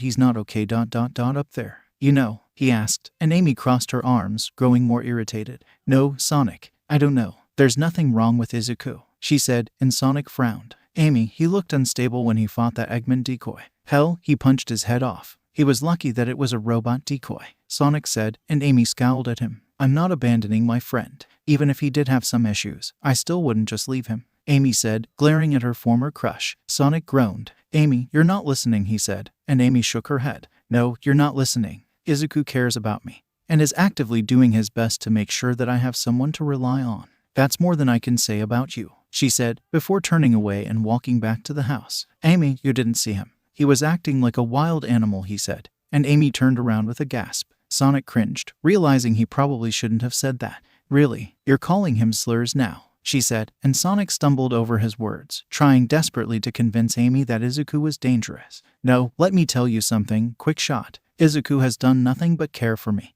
and treat me with respect, which is something that you've never had the decency to do. So sure, maybe he has a few screws loose, but at least he doesn't just blow me off like you did. In fact, I'd choose him over you any day of the week," she said, poking him in his chest and sending him stumbling backwards. "As a boyfriend or a roommate?" Sonic asked, and Amy's face went red with embarrassment and anger. "In general, you dimwit," she yelled, before storming inside. Sonic stared at the house, before throwing his arms up in frustration. "Fine, but if he goes ballistic, expect an 'I told you so,'" Sonic yelled. A white glove popped out of the doorway, and Amy flipped him off before closing the door. Sonic gasped at the sight, before glaring, turning around and walking away. "Why are girls so complicated?" he whispered. Amy sighed as she closed the door. She had a crush on that guy. Yikes, talk about low standards. "He's not wrong, you know," a voice said, startling Amy. She looked over to see Izuku setting the table back up, trying to ignore the claw marks. "I'm not ... the most mentally stable person around.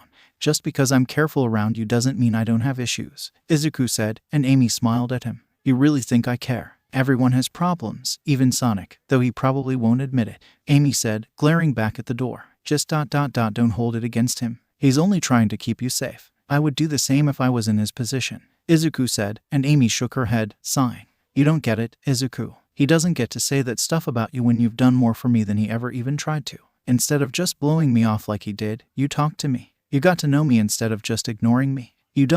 you care about me, and I care about you. It's gonna take a lot more than you having a dark side to get rid of me," Amy said, crossing her arms. Izuku stared at her for a second, before his eyes filled with tears. "That was so nice. I really don't deserve you," he said, crying rivers. Amy winced as the house flooded with tears. "Aw, Izuku, you got my skirt wet," she said, and Izuku sniffled, rubbing his eyes. "Sorry, Amy," he said. Amy rolled her eyes, grinning in poorly hidden amusement. "Well, I'm exhausted. Do you mind if we push back that training stuff tomorrow? Being kidnapped and rescued again is pretty draining," she said as Izuku dried his eyes. "Of course, I'm honestly pretty tired too," Izuku said, yawning on cue. Then his yawn made her yawn. Amy giggled, walking away. Izuku exhaled, standing up and stretching, before walking to his bedroom, where Amy was already laying down. "So, do we just share this room now?" Izuku asked, and Amy shrugged before she hopped onto the bed, kicking her shoes off lazily. "I guess. I haven't really looked too much into it," she said, lying down.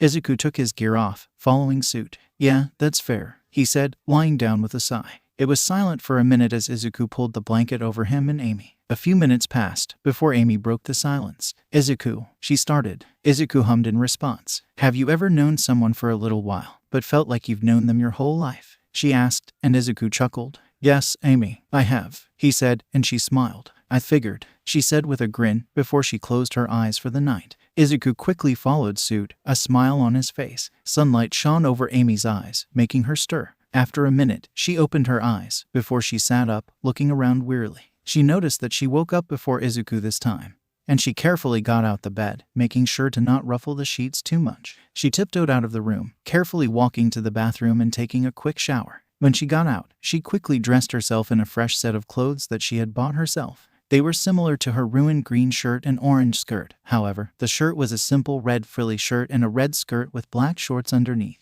Her shoes and gloves were unchanged though. She was mildly surprised when she peeked inside Izuku's room to find him still asleep. She blinked before putting her hand to her chin. Maybe she could do something for him while he was sleeping, like making breakfast. There were still a good amount of pancakes in the fridge from yesterday, but she wanted to show him that she appreciated him. Amy smiled, walking back to the living room, opening the fridge. She grabbed the eggs and a bag of bacon before grabbing a few slices of bread. She grabbed the pan from the sink, pouring some soap in it and scrubbing it for a few minutes. Once it was clean enough, she rinsed it off and dried it with a towel, placing it on the stove. She then looked at her ingredients, thinking to herself, "This should be good," she murmured, getting some butter and placing it in the pan, turning the heat on to low. She cracked a few eggs, placing them into the pan, and the shells in the trash. She watched them carefully as they cooked, smiling to herself. Izuku stirred in his sleep as a familiar smell entered his nose. He murmured in his sleep before he slowly opened his eyes. "Is that bacon?" Izuku asked, sitting up and holding his hand to his head. Now that he was a bit more aware, he heard the sizzling of something cooking. He stood up, exhaling as joints cracked and popped. He then walked out to the living room to see 2 plates with eggs and toast on them. He saw Amy at the stove tending to some strips of bacon. He simply stood back, watching her cook. She's wearing some new clothes. They look nice, he thought to himself, before blushing. Wait, what? Geez, Izuku. Think before you think, he said internally. Amy turned around, carrying some bacon with tweezers, jumping slightly when she saw Izuku. Oh, you're awake. I was planning on bringing you breakfast in bed.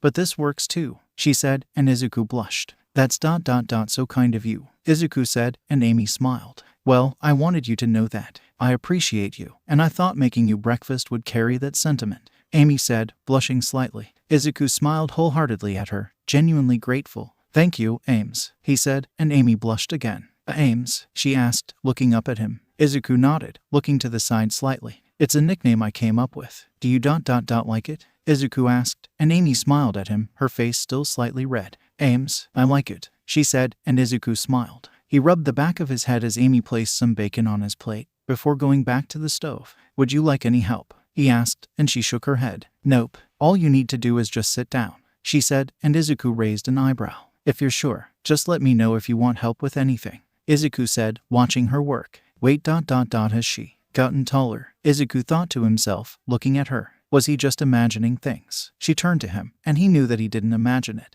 She had definitely gotten a good bit taller. He smiled at her, making her look at him strangely. Is there something on my face? Oh, please tell me there isn't anything in my teeth, she said, and Izuku shook his head. No, it's nothing like that. You've just gotten taller by a few inches, he said, and her eyes widened. Oh, awesome. I'll catch up to you eventually, she said with a grin, and Izuku chuckled. Sure, Ames, he said, making her blush at the use of the nickname. Izuku grabbed the toast, inspecting it. It was a perfect golden brown, with some butter already spread on it. He took a bite, humming pleasantly. This toast is really good, Amy, he said, and Amy smiled at him, standing as she took a bite of one of her eggs. Izuku looked at her strangely, before remembering that Metal Sonic had broken one of their chairs. Izuku stood up, grabbing his chair. Amy looked at him in confusion as he walked up to her, before he placed the chair behind her, sliding it up to her. Izuku, that's your chair, she said, and Izuku shrugged. I can just go get a new one later. Besides, I'm not gonna make you stand, especially after you made this great breakfast,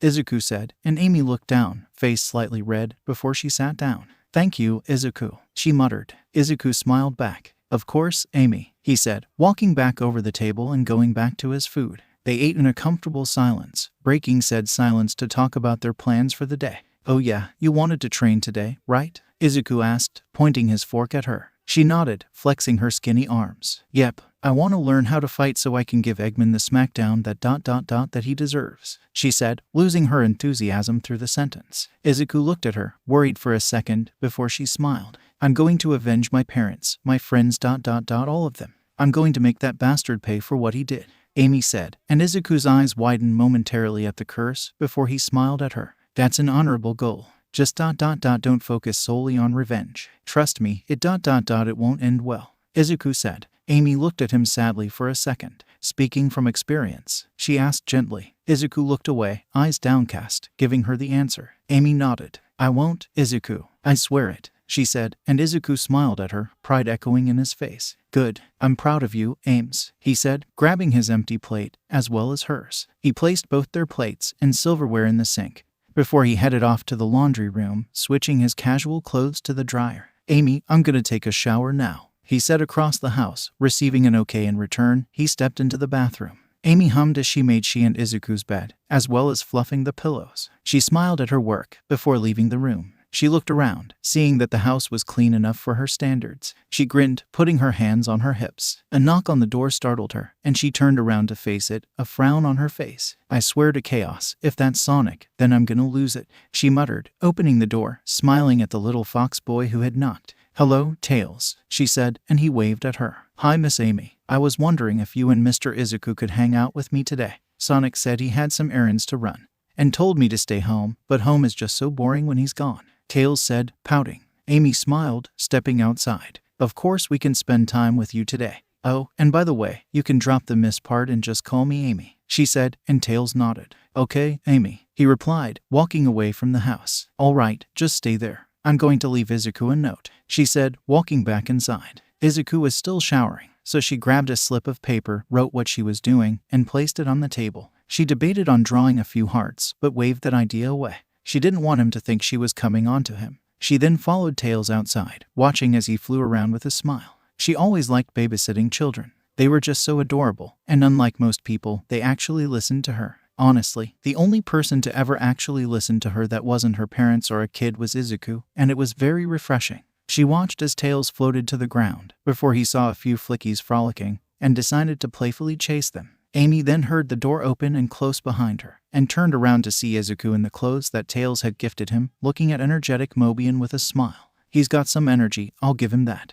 Izuku said, watching as Tails gently pet one of the flickies. However, he quickly noticed Izuku and smiled, standing up and running towards him. You're here, and you're wearing my gift. You guys want to see something really cool? Tails asked, and it was clear that he had wanted to show them this for a while. Izuku shrugged. Sure, Tails, he said, Amy nodding along. Tails told them to wait there, before he quickly used his tails to propel himself towards his house. Izuku turned to Amy, who shrugged. I have no idea what he's getting. He was just chasing flickies around earlier, she said. Izuku nodded, and he had to admit that he was curious. Just what did he want to show them? Izuku then spotted Tails zooming back towards them, a bag over his shoulder. He looked at the bag curiously as Tails slowed down, sliding on the grass. Tails grinned at them as he grabbed the bag, opening it, before he pulled out a small green emerald.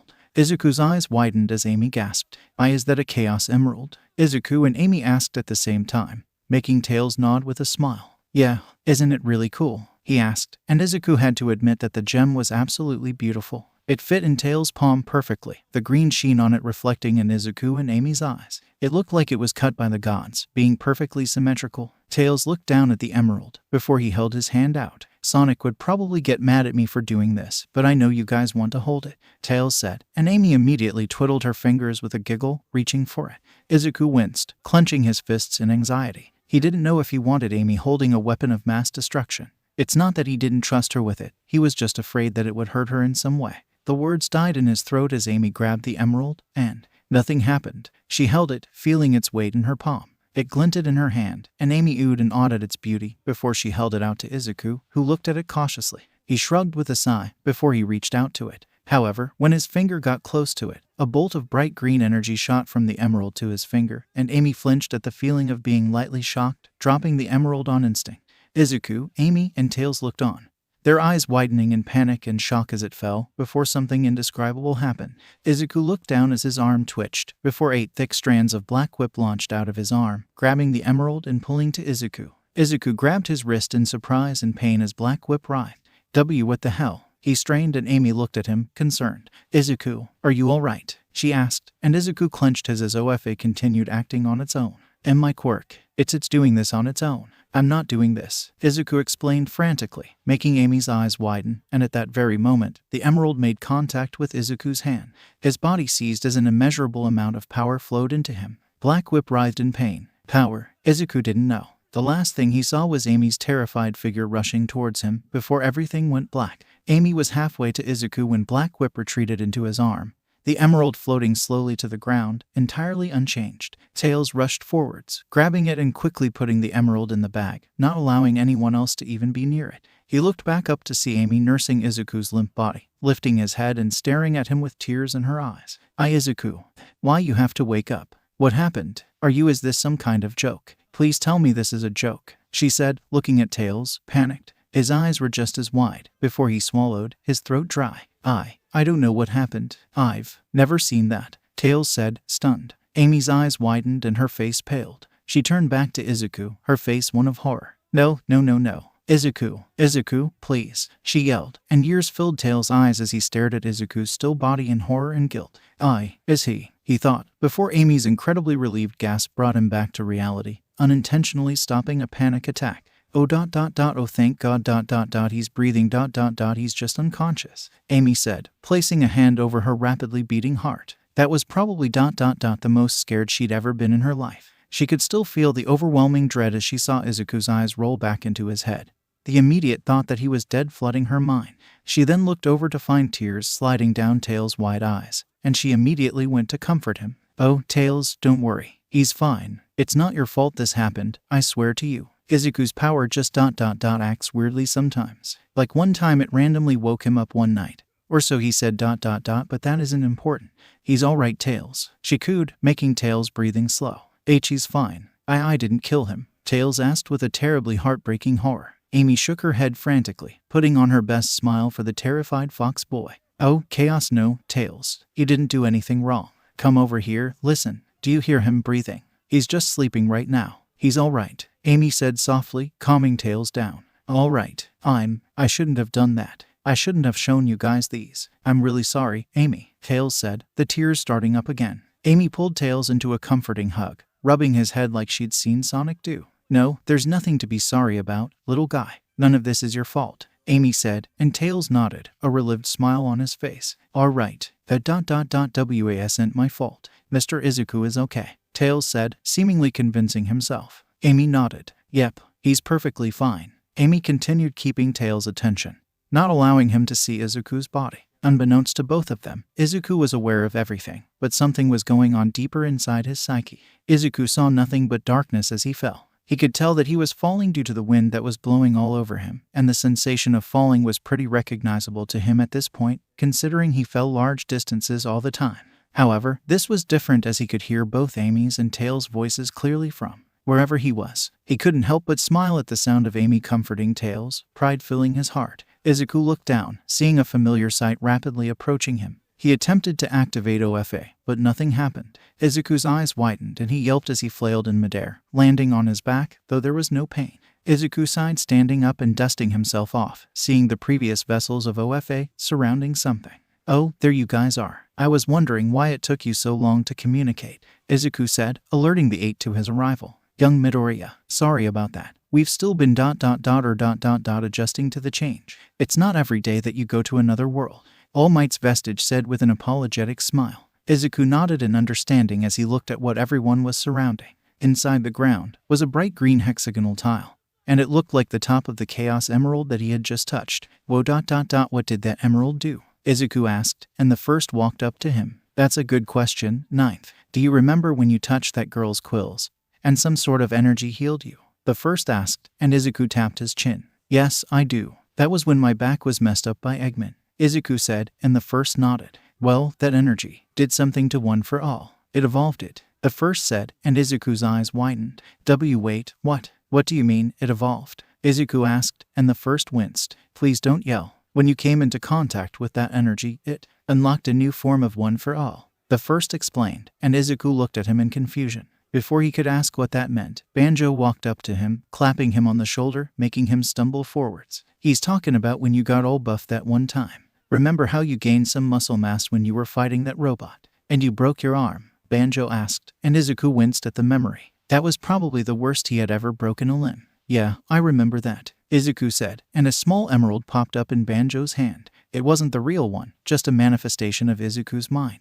Well, this here emerald expanded upon that power. You can probably use it without crippling yourself now, but I wouldn't go too far with it. You're completely new to this kind of power. I suggest you train with that hedgehog girl that you've got the hots for, Banjo said, and Izuku full body flinched, looking at Banjo with a red face and a scowl. Banjo, I don't have a thing for Amy, Izuku yelled, and Banjo chuckled. Sure kid, whatever you want to tell yourself. You can't lie to us though. We know that you've been alone for a long time. It's okay to love someone, kid, he said, and Izuku simply looked away, wanting the topic to be dropped. All Might shook his head in sympathy, walking towards Izuku with a gentle smile. I believe you should wake up now, young Midoriya.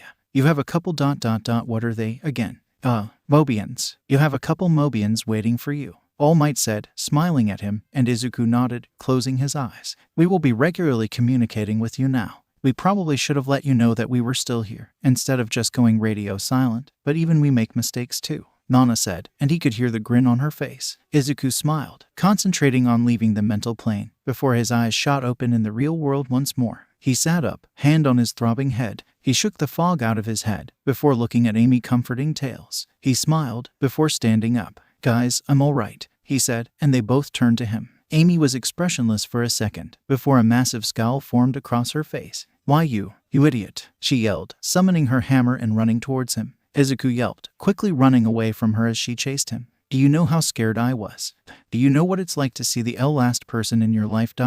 just crumple like that? Amy asked, tears filling her eyes. Izuku slowed down, looking at Amy as she fell to her knees, hands over her eyes, her hammer dissipating. Had the color of the weapon changed? Izuku shook his head, walking over to Amy and scooping her up in his arms. It's all right, Amy. I'm all right. Honestly, besides a slight headache, I feel great. Maybe even better than before. I promise, I am okay, Izuku said, and Amy sniffled in his arms, wrapping her arms around him. Izuku walked over to Tails, smiling softly down at him. Hey, Tails.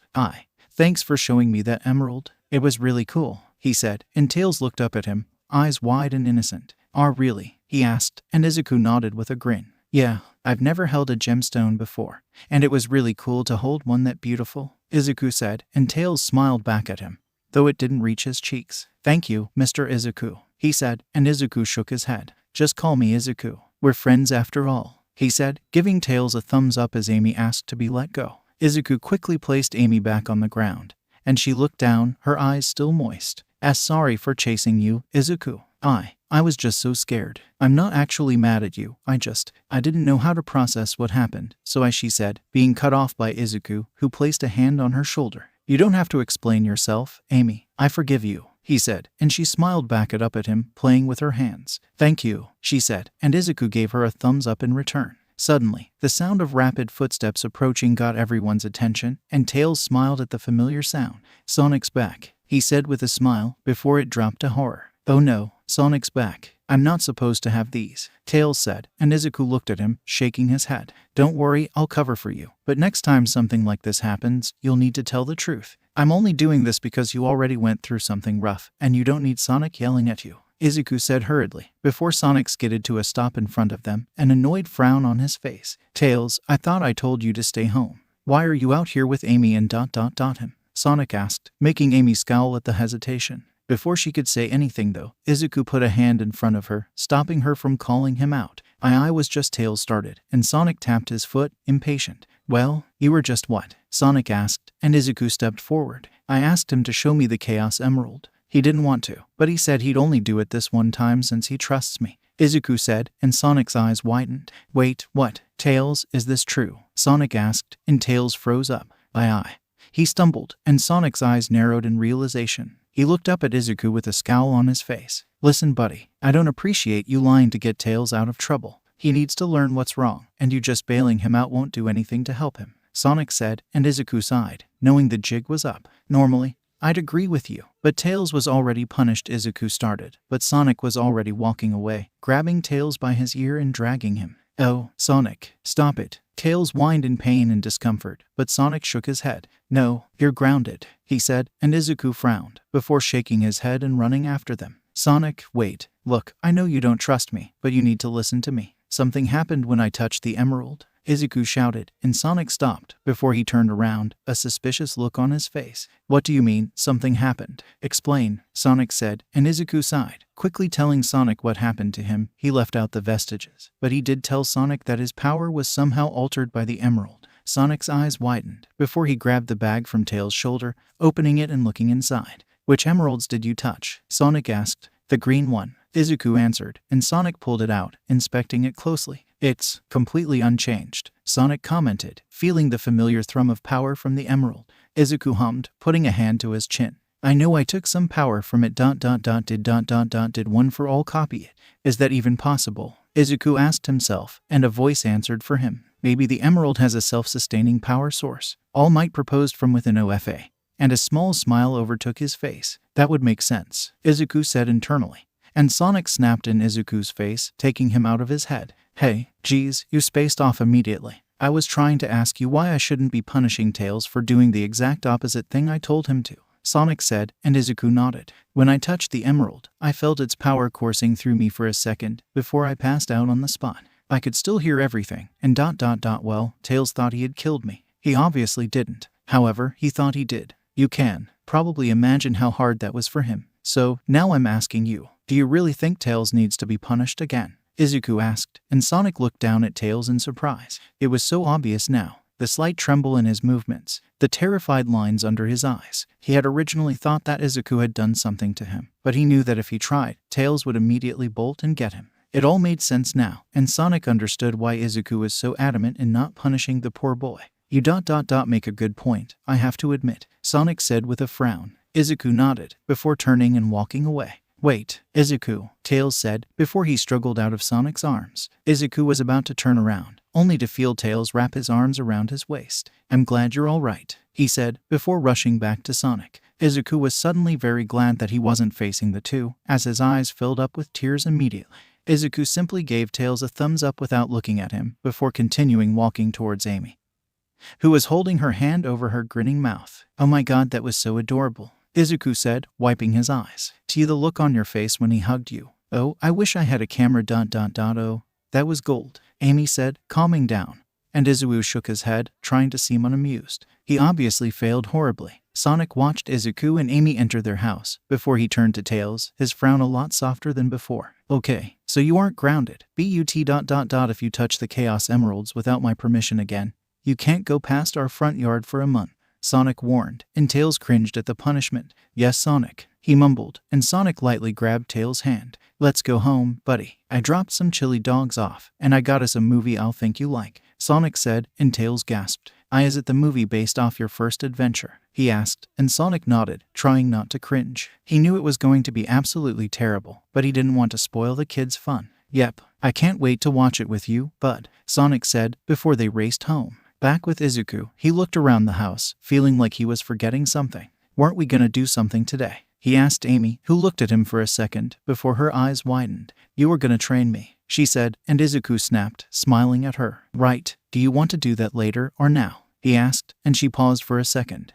Let's just do it later. I'm still a bit shaken up by that whole Chaos Emerald jazz, she admitted, and Izuku nodded in understanding. That's fair. I honestly have some training that I'm gonna need to do as well. That emerald ... it changed OFA, Izuku said, his face set in a hard stare, and Amy's eyes widened. It ... it changed it? How? She asked, confused. Izuku looked down at his fist, clenching it. You remember when we were fighting Metal Sonic, when I got bulkier? Izuku asked, and she nodded, remembering the sight of Izuku stomping towards Metal Sonic and hitting him with the force of a super-powered train. Well, apparently that emerald expanded upon that power, whatever that means, Izuku said, and Amy lifted an eyebrow. Whatever that means. Shouldn't you know? You're acting like someone told you that, Amy said, and Izuku froze. Amy watched him closely, examining his strange body language. Izuku ... did you somehow speak to the emerald when you passed out? She asked, and Izuku looked at her, completely still for a second. Yes, he tried, and she immediately put her hands on her hips, staring him down.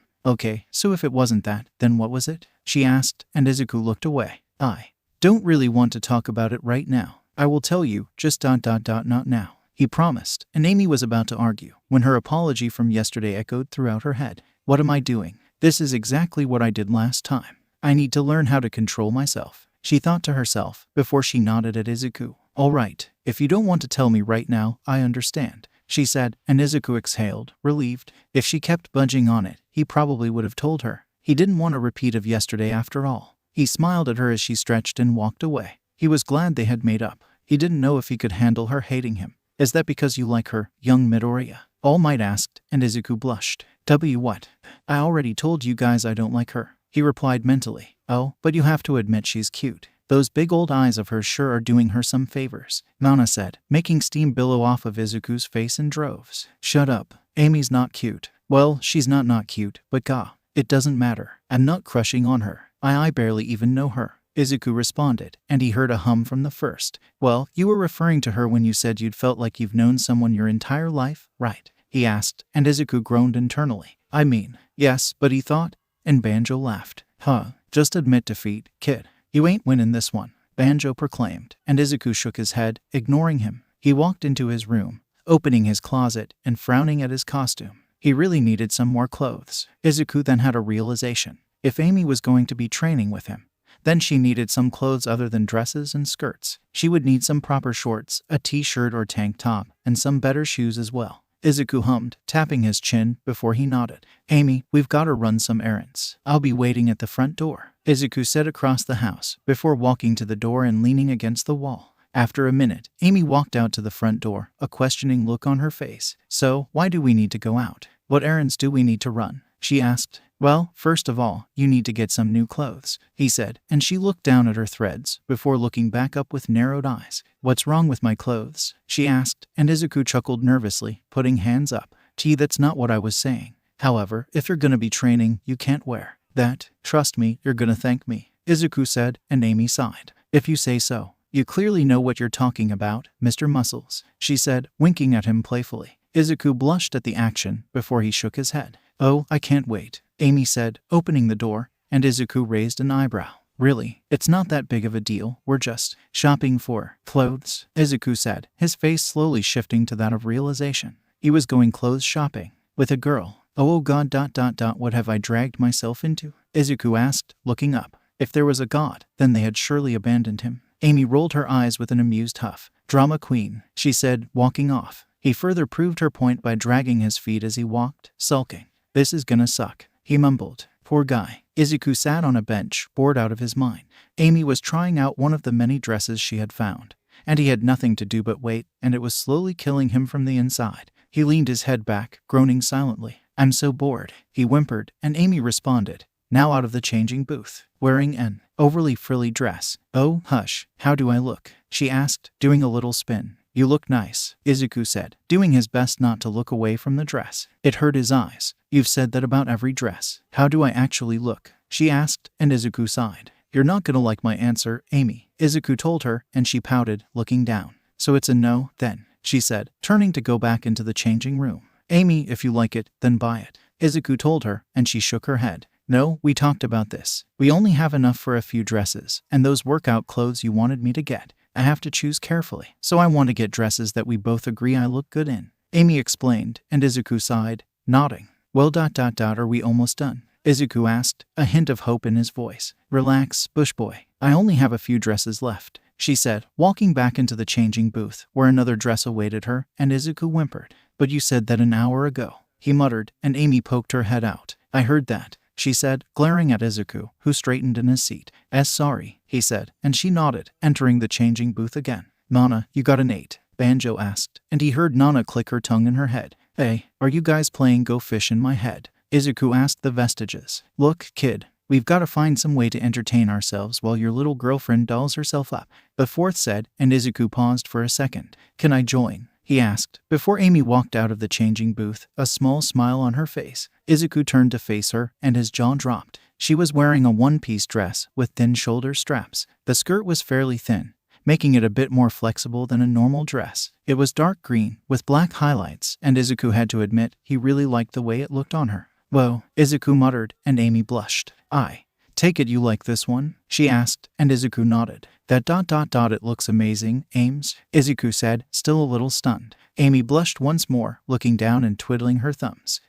Thank you, Izuku, she said, walking back into the booth. Izuku smiled to himself before it disappeared. A feeling that he was being watched washed over him, and he looked around, seeing a group of men simply standing there and staring at him blankly. He simply stared back, not allowing the group of strange men to intimidate him. If need be, he could simply take them all down with his quirk.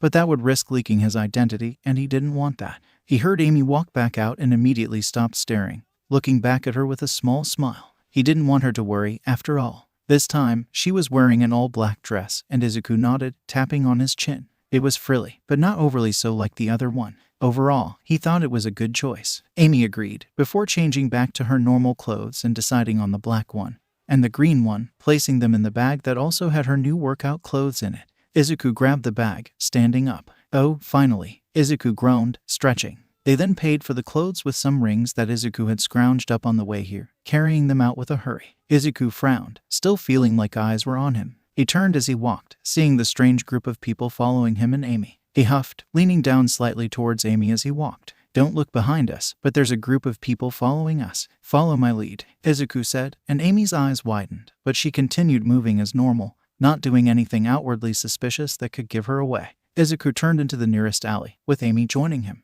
Once they were completely out of sight, Izuku scooped Amy up, making her yelp lightly, before he jumped atop the building to his right. He landed, letting Amy go, who immediately checked the bag that Izuku was carrying, sighing in relief when everything was still there. Izuku then walked to the edge, looking down and expecting to see the group of men looking around, confused. Instead, he saw them looking up, before their shoes opened up and rockets started propelling them upwards. Izuku's eyes widened in surprise as he jumped back, activating OF8 quickly. Amy, get behind me, he ordered as the 5 men all landed. Now that Izuku got a closer look at the men's expressionless faces, he could see the metallic sheen. These weren't men at all. They were robots designed to look like normal citizens. Give us the rose, the robots all said in unison, their voices entirely monotone. Izuku scowled. Of course, it was Eggman again. Why don't you take her, Eggman? Izuku said, scowling at the robots. He didn't know if the doctor was listening or not, but he meant the sentiment nonetheless. Resistance detected. Lethal force required, the robots said, bursting forward with their rocket shoes. They were fast, but Izuku was far faster. Izuku blocked a hydraulic fist with his own wrist, before another hit him in the jaw. He stumbled backwards, surprised at the power of the hit, before he was immediately attacked with a shoulder tackle that sent him flying off the edge of the building. Amy yelled his name as he was sent careening through the air, before she turned nervously to the robots surrounding her. Izuku flailed in air for a second, before using float to stabilize himself, and shooting back upwards, and landing in front of Amy, cracking the rooftop around him. He glared at the robots, power pulsing through him. The nearest robot swung at him, and Izuku simply stood there, taking the punch. His head was tilted to the side by the blow, but he pushed against the fist with his cheek, glaring the robot in the face, before grabbing the robot's wrist and crushing it in his grip. Izuku then jumped up in the air, taking the robot's arm with him, and throwing it down, embedding it into the robot's head. Izuku landed behind the robot, before danger sense warned him of something flying towards him. He ducked under a Ying robot, and looked behind him to see Amy holding her hammer and looking at him with a wince. Sorry, Izuku, she said. Ames, your hammer. It changed colors. It's matching your clothes, he said, and she inspected her hammer for a second before she smiled, an excited grin on her face. She twirled her hammer in her hands, grinning at Izuku. It changes colors with my clothes. That's awesome, she said, running forward and slamming her hammer into another one of the robots, crumpling its head into its body. The robot shuddered, and Amy used the malfunction to jump on top of the robot's head and slam her fists down into its head, immediately shutting it down. She hopped off the falling robot, shaking her hands slightly. Oh, that hurt. Are you supposed to put your thumbs under your fingers when you punch? Amy asked Izuku as he chopped a robot in half with his bare hands. No, you're supposed to put it over your fingers. Like this, Izuku said, turning and showing her a proper fist, before getting hit with a robotic backhand that made him stumble slightly. He looked back at the robot, before wiping his mouth with the back of his hand, staining it red. His eyes narrowed, and the blood evaporated into nothing as he powered up, a grin on his face. The robot's mouth then opened, a tube sticking out of it. A wave of hot fire blasted towards Izuku, who waved the air in front of him, dispelling the flames. The robot tried to close its mouth, but Izuku rushed forward, grabbing the flamethrower barrel and ripping it out, throwing it to the ground. He then headbutted the robot, denting it and causing it to spark, but it didn't quite deactivate yet. Izuku rolled his eyes, ripping his arm through the robot's torso and ejecting thick spikes out of his arm with Black Whip, turning the robot into a mace, which he used to implode the other 3 robots. Izuku then landed on the rooftop again, looking at Amy, who was busy beating on the robot whose arm he tore out. It was full of dents and even a few holes, and it finally turned off as Amy slammed her deceptively powerful fist into the robot's chin, launching the head a foot away. Amy then jumped in the air, pumping her fist and making a peace sign. Izuku smiled at her, giving her a thumbs up. "Not bad for your first real fight," Izuku complimented, before something slammed into the back of his head. Izuku immediately fell to his knees, holding the back of his head, cursing loudly. Amy rushed to Izuku, yelling his name, only for a tall human-like robot to step in front of him. The robot had a purple pinstripe suit, along with purple dress shoes and a purple fedora. "Well, hello there, little Rose. My name's Giovanni, and you're common with me," the robot said, his yellow smile glowing as he talked. Amy took a step back before she glared, jumping and swinging her hammer ... that Giovanni caught. Now, Giovanni said, his other robotic hand shifting into a Tommy gun. "I wasn't asking." "Hehe," the robot said, turning around to face Izuku, who winced as he touched his back, feeling a warm wetness. "Shit," he muttered, looking at his bloodied hand with a scowl. However, a click made him freeze. He slowly looked up to see another robot holding Amy hostage. He ground his fingertips into the rooftop, a glare on his face as he watched the robot grin. "I wouldn't move unless you want Pinky's gray matter in your hands," Giovanni said, and Izuku's eyes narrowed. "You wouldn't dare," he growled, and Giovanni laughed. "Haha. You really want to find that out?" the robot asked, and Izuku flinched. He grit his teeth, tensing his body. "Fa-Jin, don't fail me now," he thought, about to use the energy-building quirk, only to see an elongated limb grab the barrel of the gun, pulling it away from Amy. Giovanni looked down on confusion, and Izuku chose that as his time to act. He zipped forward, slamming his fist into the robot's chest, sending it stumbling backwards, dropping Amy, who landed safely in Izuku's arms. Izuku looked to see where the arm came from, his eyes widening when he saw none other than Beowulf, standing on an opposing building with a scowl on his face. "Eggman's work. That grubby jackass is at it again," he snarled, before his other arm stretched, hitting Giovanni in the head with a pair of custom brass knuckles that had his initials carved into them. Izuku set Amy down, before jumping and spin-kicking Giovanni's head, sending him off the rooftop. "The show must go on," he said, his shoes opening up just like the other robots. Izuku watched with a glare as the robot flew away, and Amy struggled in Izuku's arms, throwing up her fist and flipping the robot off as it flew away. "Then stay away, coward," she yelled, and Wolf looked at them, an inquisitive look on his face. He stretched his legs over the gap between buildings, his eyes locking onto Izuku with a glare. "Oh, it's just you. How's the girl?" he asked, and Amy glared at him. "I'm right here, detective," she said, crossing her arms with a huff. Izuku raised an eyebrow, looking at Wolf with a raised eyebrow. "Detective? Wait, you two know each other?" Izuku asked, and Amy shook her head. "No, not really. We've met a few times, but I don't really know anything about him other than his name and job," she said, and Izuku looked up, nodding at Wolf. "Good to see you again, Wolf," Izuku said, and the Mobian scowled at him. "Don't act like we're friends, human," he said, narrowing his eyes. Amy then looked at them, her eyes narrowed. "Wait, you two know each other?" she asked, and Izuku blinked at the absurdity of the situation. He's the guy who wouldn't stop bothering us at that diner," he said, earning a growl. "Oh, sorry, I wasn't the most focused that day," she said, and Izuku smiled softly at her. "No need to apologize, Amy," he said, and Wolf glared at the two. "Disgusting. A Mobian such as yourself fornicating with a human. What a disgrace to the Mobian race," Wolf said, and both Amy and Izuku stared at Wolf, faces crimson. "Fornicating." They both yelled simultaneously. Wolf glared, before he walked to the edge of the building. "I'm out of here," he said, jumping off, using his stretching powers to swing from building to building. I can't believe that grumpy old detective said that," Amy stuttered as Izuku practically overheated. "Fornicating," he repeated, and Amy raised an eyebrow. Yeah. That," she said, and Izuku flinched, snapping out of his stunned state. Oh, did you say something?" "I kind of spaced out there for a second," he said, and Amy looked at him, unimpressed.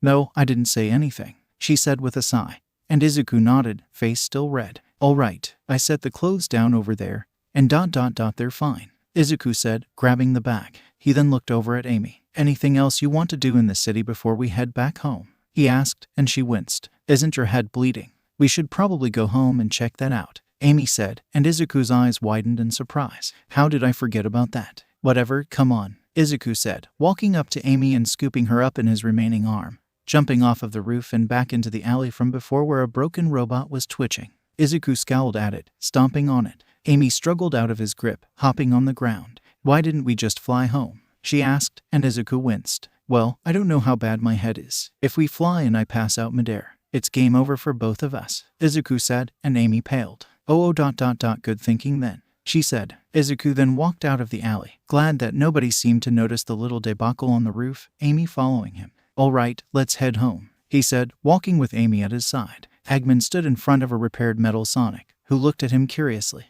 This should be the final touch, and, huzzah, it turned on. "Let's see if I scan you, what will happen?" Eggman asked, pointing a small radar-like device at Metal Sonic, who shuddered at the feeling of being scanned.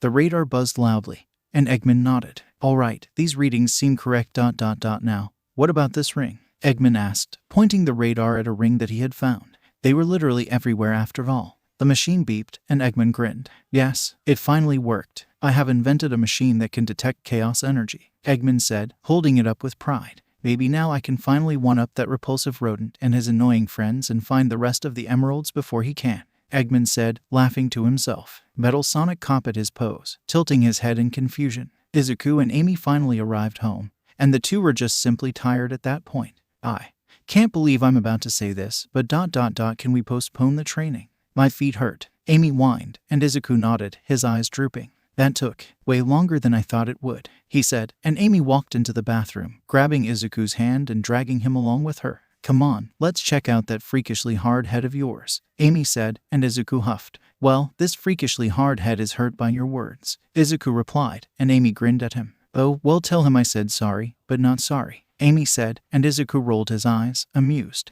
"Don't worry, it heard you," he said, before Amy hopped on the counter. "All right, Carrot Top, turn around so I can take a look," she said, and Izuku did as told. Amy inspected his head closely, feeling for anything important.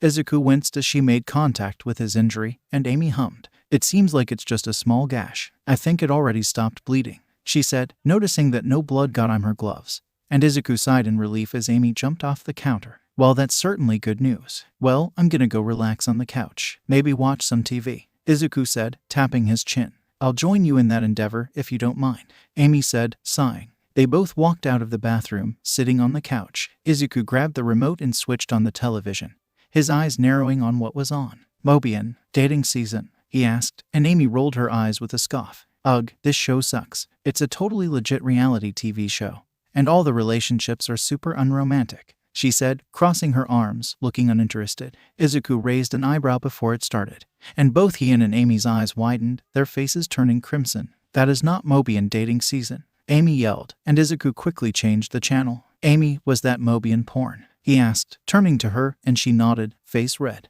I think that said Mobian mating season, Izuku," she said, and Izuku's eyes widened. "Oh, that makes sense. My bad," he said, and she shrugged, still looking at the screen, face even redder than his. "It happens. Do we agree to never speak of this again?" she asked. Izuku nodded. Izuku switched the channel again a few more times, before he stumbled across the news station, where a man was standing, holding a microphone. As many of you may know, there are multiple reports of loud noises and voices coming from the top of this building behind me. Well, we got a camera up there, and it looks like there was some sort of battle. Multiple robots that look like humans are lying about with holes and dents all over them. Just what are these robots? Were they sent by Eggman? Who destroyed them? Was it Sonic? Continue watching to find out, the man said, and he heard Amy laugh. "That was us. We kicked those robots' asses," Amy proclaimed, and Izuku couldn't help but smile. "Damn right we did. They didn't stand a chance," Izuku added, holding up his hand for a high five, which Amy eagerly slapped. Izuku normally wasn't one for bragging about a fight,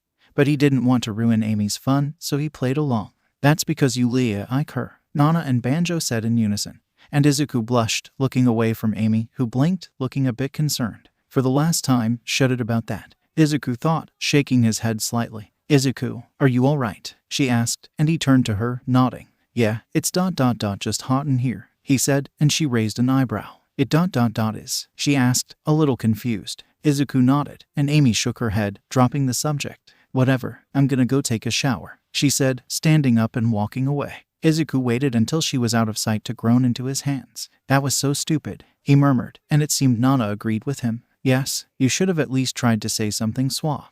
We need to teach you how to get laid, kid, she said with a grin. I am going to strangle you, he replied. Stop teasing the boy on his crush, Nana, All Might said, and Izuku groaned again. Not you too, he whined inwardly, standing up. He walked to the fridge, opening it to see that they were beginning to run low on ingredients. I should probably buy some canned food for when we don't want to cook, Izuku muttered, walking away from the fridge. He sat back down on the couch, grabbing the remote and rapidly flipping through channels until he found what looked like a soap opera. He deadpanned, about to change the channel, only to remember something about Amy. Amy's favorite genre is romance. I remember she told me when we were still trapped in the cell together ...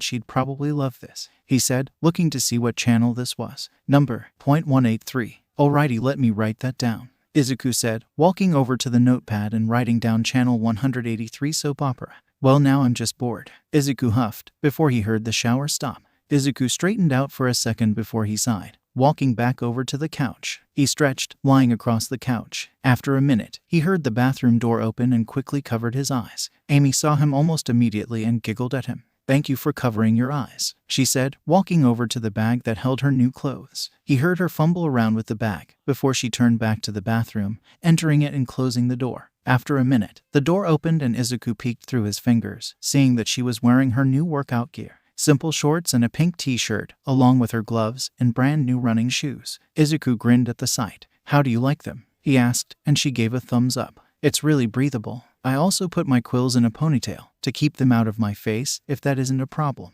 she said, and Izuku smiled at her. Nope, you seem excited. You want to start now? He asked, and she nodded, quickly opening the door and rushing outside. Izuku hummed, following. He saw her standing there, visibly excited to start as he walked outside. He stood in front of her before he got into a simple boxing stance, his fists cocked in front of his torso. He looked at Amy, and she copied his stance. Izuku looked at her stance, noticing a few discrepancies. Move your left foot to the side a little bit. Keeping your feet uneven could result in you stumbling when you attack, which leaves you wide open. It might be a bit annoying to do at first, but it'll come naturally to you after a while, Izuku said. She nodded, looking down and straightening her feet, before nodding with a determined look in her eyes. Good. Now, lower your fists. They're a little too high up. If your arms are too high, you could block your sight with them a little bit by accident.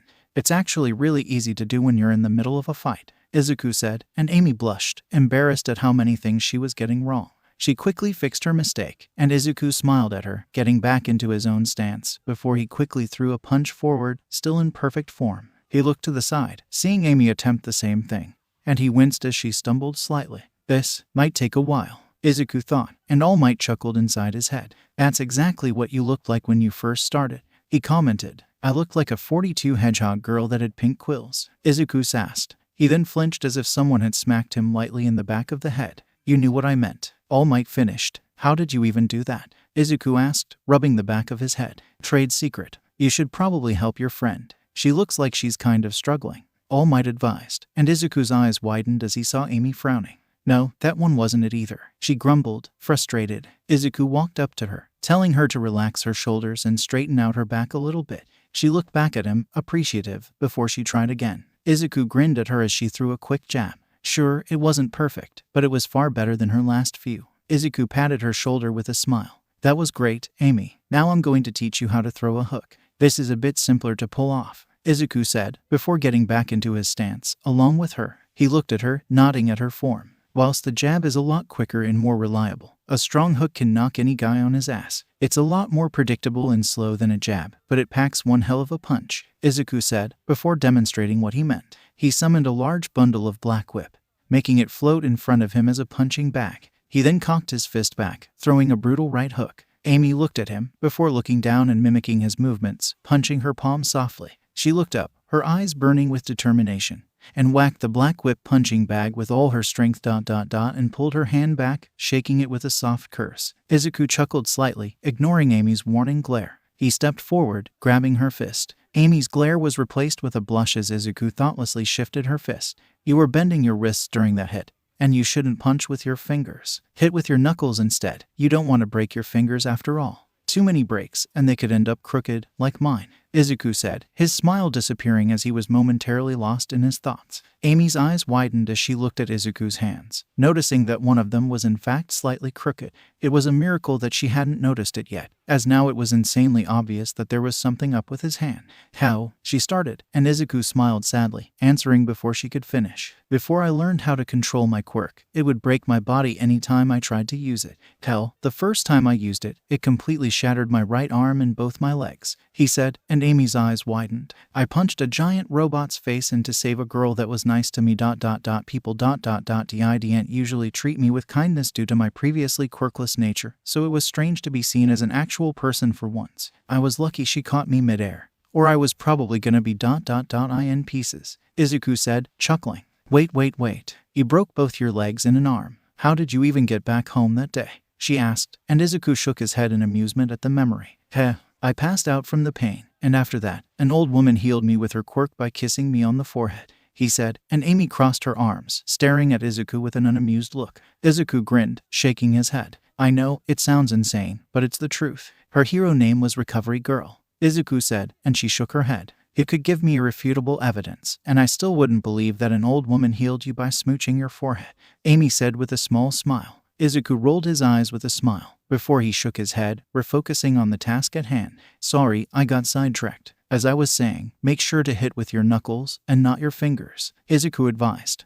Amy nodded, before cocking her fist back and throwing a decent right hook. Not bad, but it could use some work. Certainly better than last time though. Good job, Amy, Izuku congratulated, giving her a thumbs up, which she excitedly reciprocated. Izuku then grew more serious, and looked down at her with a small smile. Alright, now I'm going to take a few steps back, and when I say go, I want you to try and hit me. I won't attack back or anything, I'll just be avoiding your attacks. One more thing, you can't use your hammer, he said, and she winced, looking uncertain. I don't know, Izuku you're way more experienced than I am. I don't know if I can hit you, she murmured, and Izuku shook his head. Your opponents aren't just gonna stand still, Amy. I won't use my quirk, so I'll be as fast as a normal person. Does that sound good? He asked, and she took a small breath, pumping her fists. Alright, I'll try my hardest, she said, and Izuku nodded, taking a few steps back. Alright, go, he said, and Amy immediately rushed forward, throwing a punch at his stomach. Izuku sidestepped the attack, along with the following punch. Izuku nodded lightly at her acceptable form.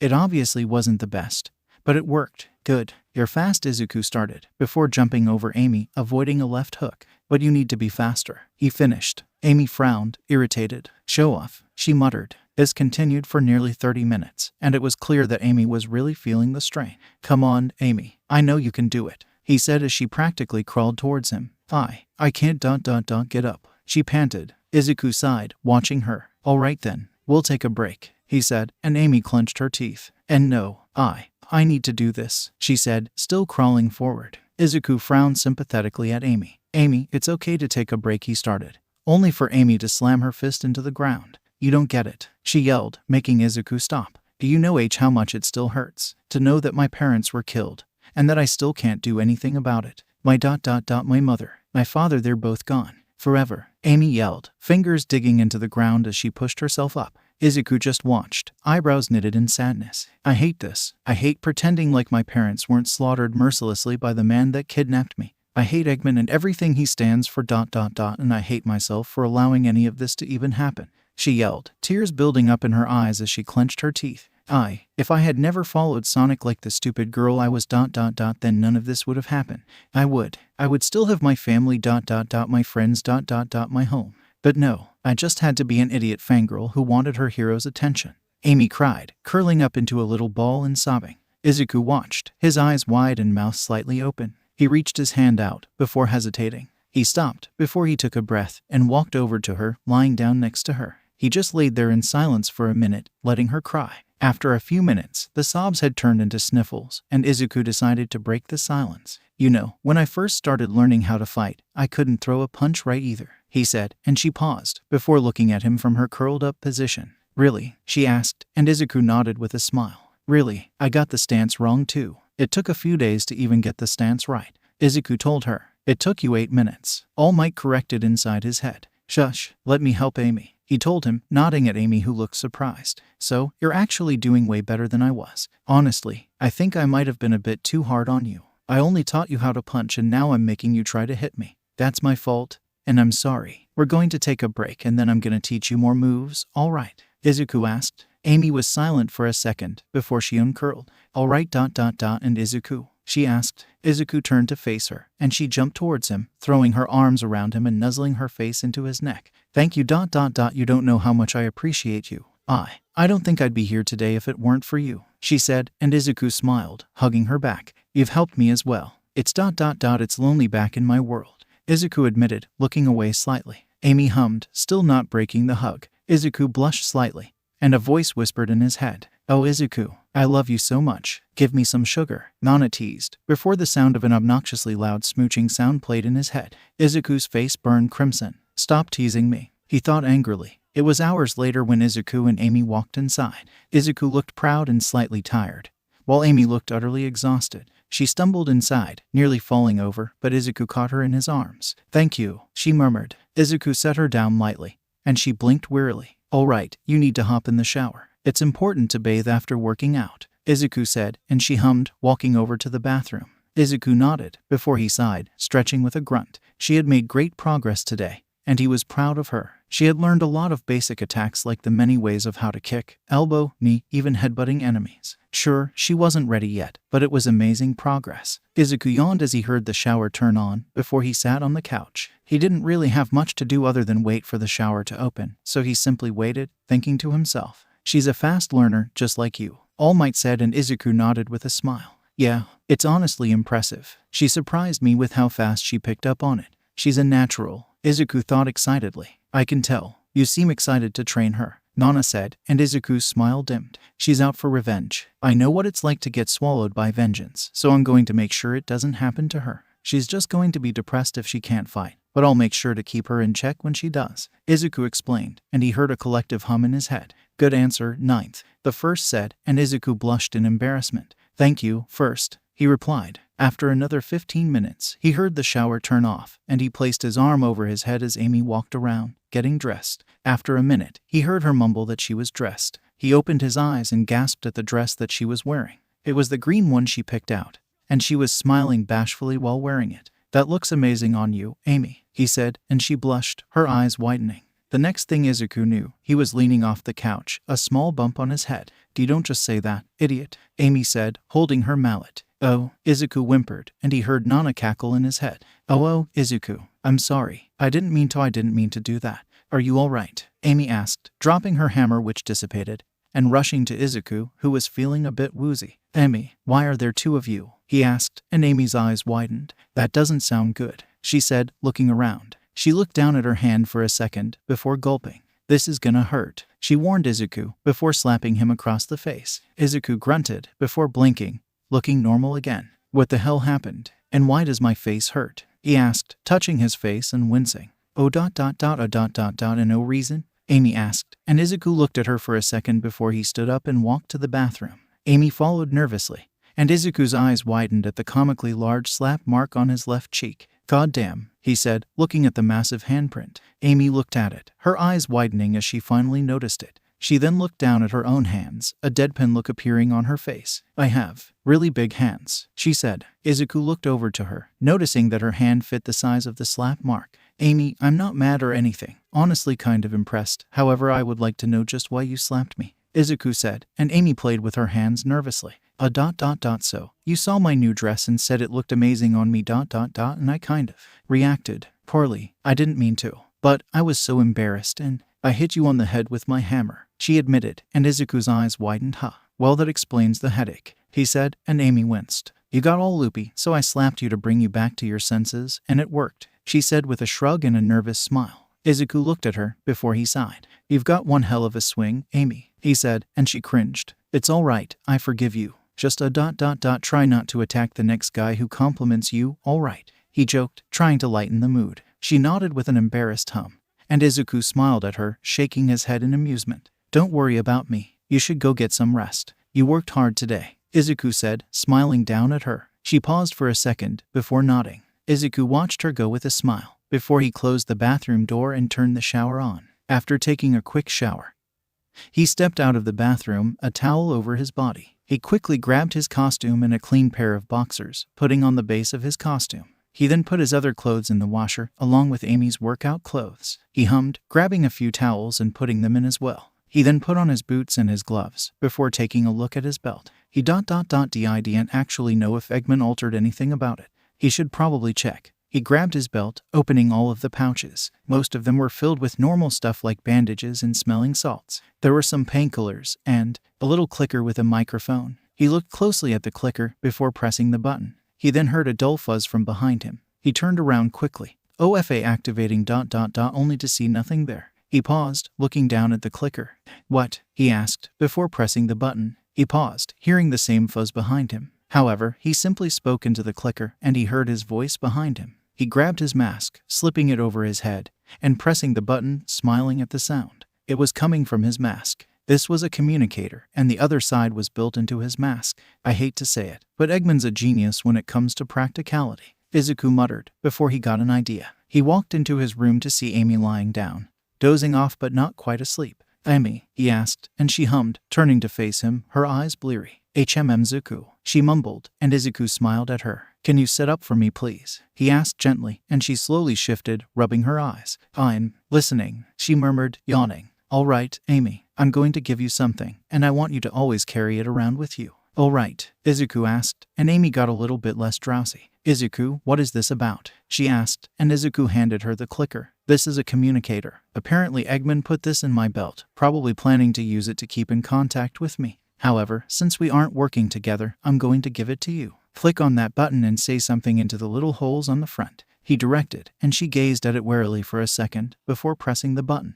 "Izuku is a dummy," she whispered, and Izuku frowned at her. What? No, I'm not," he said, crossing his arms. Amy giggled, placing the communicator on the nightstand next to the bed. Izuku huffed in amusement, before he looked at her, a serious look in his eyes. "If you're in any danger, press on this button and call me for help. I'll drop whatever I'm doing to come help you." "Got it?" he asked, and she nodded, yawning again. "All right, I'm heading out. Sorry for waking you. I should be back before morning, but if I'm not, don't worry," he said, and she nodded again, lying down. "Good night, Amy," Izuku said, leaving the room. He smiled as he heard a soft reply, before he opened the front door, quickly leaving. He closed and locked the door behind him, taking a deep breath of the crisp night air. He took a few steps away before launching into the air. He didn't notice the pair of mini binoculars sticking out of the bush a few feet from his house that tracked his movements. A few seconds after Izuku was far enough away, the same blonde woman that had seen him last time stepped out of the bush, pressing her index finger to her ear. "We have found the target's home ...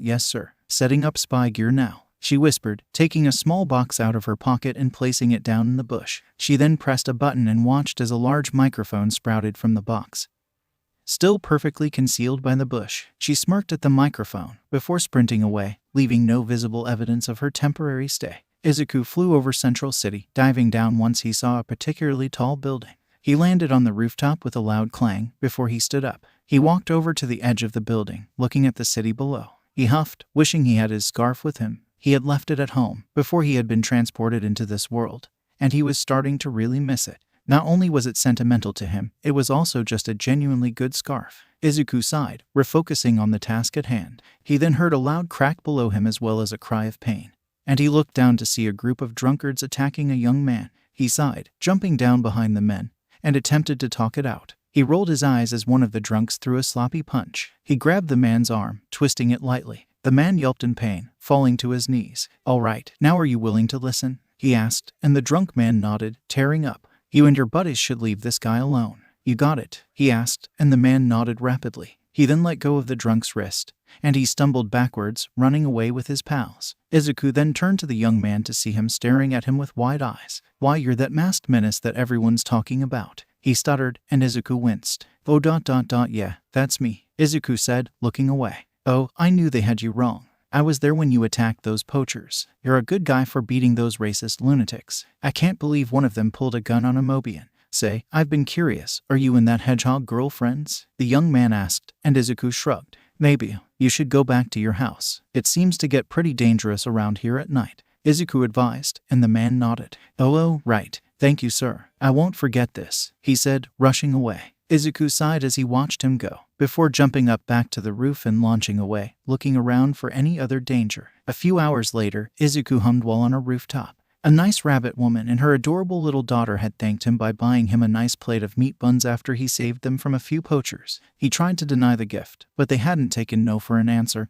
and he was sure glad they did. "Oh, these are delicious," Izuku murmured, popping another one in his mouth. He looked down into the box, sighing sadly when he found that there weren't any left. He stood up, grabbing the takeout box and folded it into a small square, before he stuck his tongue out slightly, putting his finger behind the little folded square. He then flicked it with a tiny percentage of OFA, watching it fly through the air and land in a recycling bin. He pumped his fist in victory, grinning. Before he could actually celebrate his victory, though, the sound of gunshots rang out throughout the city. Izuku's face immediately grew serious, and he slipped his mask over his face, launching himself towards the sound. But then he had spotted a group of men in police gear shooting at their own car. He ascended a bit, getting a better look. His eyes widened as he saw what they were actually shooting at. There was a Mobian hiding behind the car, nursing her wing, which had a bullet hole in it. She was clearly out of her depth and needed assistance. Izuku dove down, landing in front of the police car, which made the policemen stop firing. "Whoa, calm down, guys. Can someone explain what's going on here?" he asked calmly. He narrowed his eyes when danger sense pinged in his head,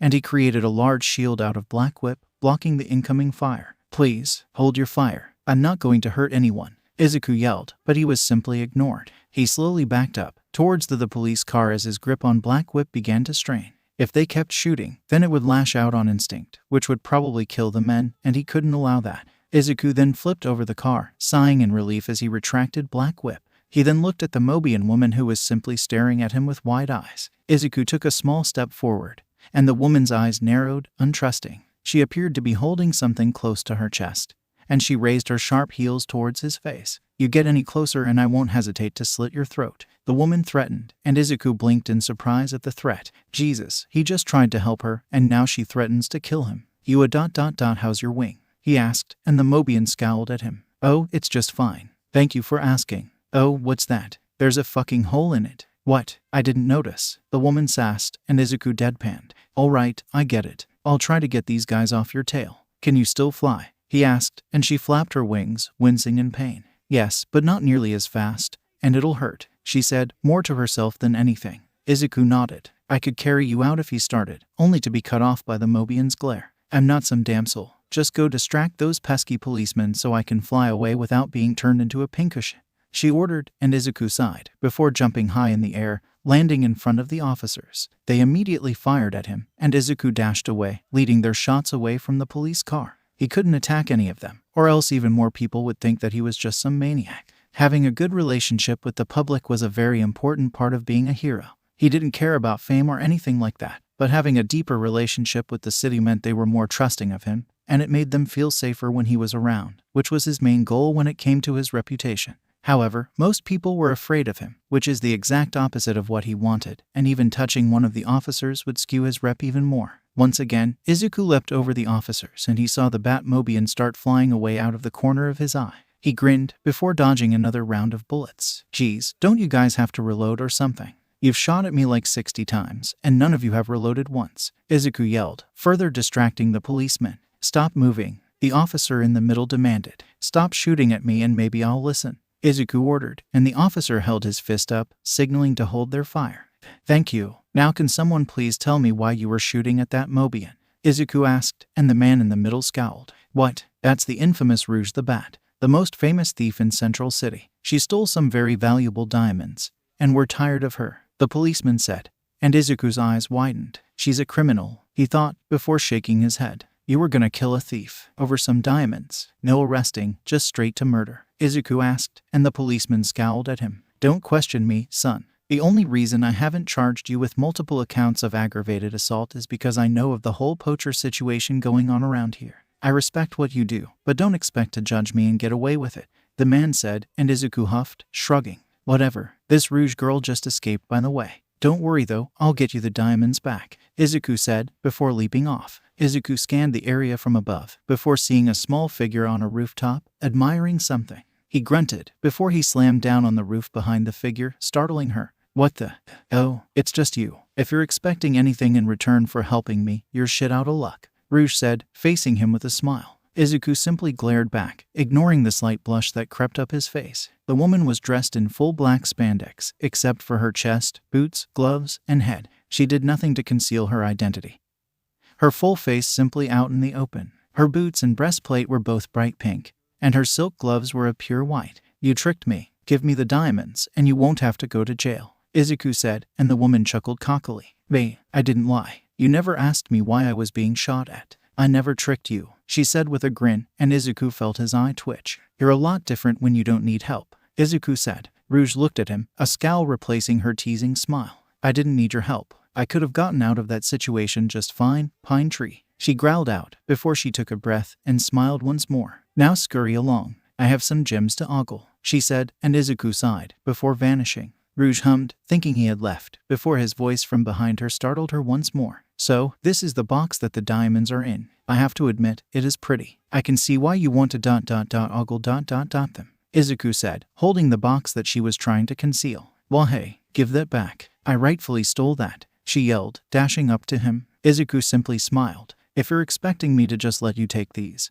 then you're shit out of luck," Izuku said, before launching away. She watched him go with a glare, before she waved it off with a scowl. "Whatever, there are more gemstones in this city," she said, flapping her wings and slowly flying away. Izuku quickly landed back in front of the officers, who looked impatient. "Here, these should be what you were looking for," Izuku said, handing the box over. The policeman in the middle opened the box, nodding at its contents. "Good. We'll let you go this one time since you helped us. However, you're still a criminal. We may know what you're doing and why you're doing it, but other officers might not. I can contact my superintendent and let him know that you helped us, but that most likely won't do much," the officer said.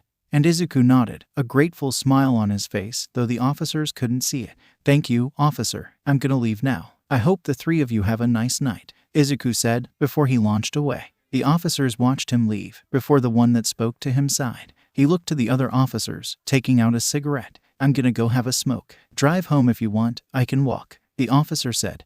And the other two nodded, before realizing that they had shot their car. It's probably fine," the one on the left said as they entered the car. The single remaining officer watched them leave, before he walked into an alley, making sure that nobody was watching him. He then clicked a hidden button on the cigarette, and the orange bit popped open. He then placed the cigarette up to his mouth and started talking into it. "Wilson to home base. I have acquired new info on one of the primary targets. Yes, he is not like how the media portrays him. He wants to help people. Continue watching him." "All right. Officer Topaz planted the spy gear already." "All right. Officer Wilson out." The policeman then took his hat off, brushing any dust off of it with a sigh. He then placed his hat back on, before he left the alley, a policeman once more. Izuku landed softly in front of his house, before powering down. He walked to the door, opening it, cringing at the creaking. It wasn't too loud, but he did not want to wake Amy. He did not want her having the same sleep schedule as him. He was used to staying up for days on end, fighting crime. She wasn't. He tiptoed across the house as he slipped his mask off, peeking his head into his room to see Amy cuddling with her pillow, snoring softly. He sighed in relief, before he tiptoed back to the couch, slowly taking his shoes and gloves off. He placed his shoes next to the couch, and his gloves on the table. He laid down on the couch, checking the clock above the door. 4:42. "I only need a few hours of sleep," he thought to himself, quickly drifting off. Amy groaned as the sun attacked her eyelids, making her turn over. However, the damage was already done. "Ugh, stupid sun, waking me up from that nice dream," Amy murmured, looking around blearily. Her eyes widened slightly when she saw that she was alone in the room. "Izuku still isn't back yet," she muttered, before she stretched, her quills flexing with her. She realized that she had been cuddling her pillow in her sleep and blushed in embarrassment. "I thought I stopped cuddling things in my sleep," she muttered. She knew she hadn't done it in a while. Oh, she would be ghostly pale if she woke up to herself cuddling Izuku. That was a terrifying thought to have. "What would he think of me?" she asked herself internally, before she deadpanned. "He would immediately forgive me. Yeah, that's no doubt what he would do. Though, he would blush the entire way through it, hee," she whispered, standing up. She quickly walked out of the room, ready to take a shower, when she spotted Izuku lying on the couch, his arm hanging off the side. She looked at him in shock, before realizing what happened. He must have come home ages ago and slept on the couch so he wouldn't wake me. "Oh, Izuku, you don't need to do that," she thought to herself, shaking her head. She tiptoed around, grabbing a towel and some clothes. She had to start dressing herself inside the bathroom after a shower. She often forgot that Izuku was a guy, only to realize when they caught each other in an embarrassing moment. Amy sighed as she turned on the shower, wincing as she rubbed her shoulders. "Geez, I'm so sore. I guess this is what happens when you work out," she murmured, annoyed. A little pain wouldn't stop her from this, but it was certainly annoying. Amy felt the water, satisfied at its heat, before she undressed and stepped inside. After cleaning herself, drying herself, and getting dressed inside of the bathroom, Amy stepped out of the bathroom, running a brush through her quills. She had to find out what to do with them. She couldn't just leave them there like that. That was so ugly. She hummed as she thought about how she should style her quills. "I want something cute ... but I also want it to be practical. Maybe I should ask Izuku. He probably knows the practical way to style his hair. I don't know though ... his hair is way different from my quills ... she thought, before she noticed his boots and gloves. He had obviously taken them off before he had fallen asleep, but ... to just leave them there. Amy huffed, grabbing his boots, tapping into her monumental strength to lift them. "Geez, these are heavy," she thought, carrying them over to the front door, where she gently placed them. She had remembered a few of the customs that he had told her about Japan, and keeping your shoes near the front door was one of them. She was just glad that she didn't have to follow those rules. Taking her shoes off in front of anyone was deemed an extremely intimate action among Mobian, and she did not want to come on to Izuku. "Sure, he's strong, handsome, endearing, cares about me, helped me through the worst time in my life, saved me, is handsome, can hold a conversation with me without calling me weird or boring, has great muscles, and did I mention that he's handsome?" she thought, going on a mental tangent. She froze as her thoughts really registered in her head, and her face turned crimson. "Well, where did that come from?" she asked herself internally. She turned to look at Izuku, watching him snore softly. Her face heated up even more as she stared, and a startling realization made itself known in her head. Oh no, I can't have a crush on him, right? She thought to herself. She thought of all the time they had spent together, from him telling her about his world, to him embracing her and telling her that she's all he had left, even to him lying on the ground, Metal Sonic's claws to his throat. She paused for a second, before she groaned softly. "This is way more than a crush," she whimpered. Izuku yawned as he woke up. He stretched, his body cracking in all the right places. He looked around, noticing Amy furiously cooking something. He stood up, walking over to her, and standing a foot away from her. "What are you making?" Izuku asked, rubbing his eyes. Amy yelped, turning around and summoning her hammer. She calmed down exponentially when she saw it was just him, but her face was red. Oh, it's just you. You scared me, Izuku," she said, turning back to the pot. Izuku walked up, peeking over her head to see that she was cooking some sort of vegetable stew. He hummed, enjoying the scent of the food. "Smells good, Ames," he said, walking away. She blushed heavily, which Izuku luckily didn't notice. Before Izuku could really do anything else, he heard a knock at their door. Izuku sighed, shaking his head. "It feels like every other day someone wants something from us," he muttered, walking to the door. He opened it, ready to talk to Sonic or Tails, only to freeze at what he saw. Standing in front of the door with an irritated grimace, dressed in black clothing and wearing his familiar white scarf, was Shota Aizawa.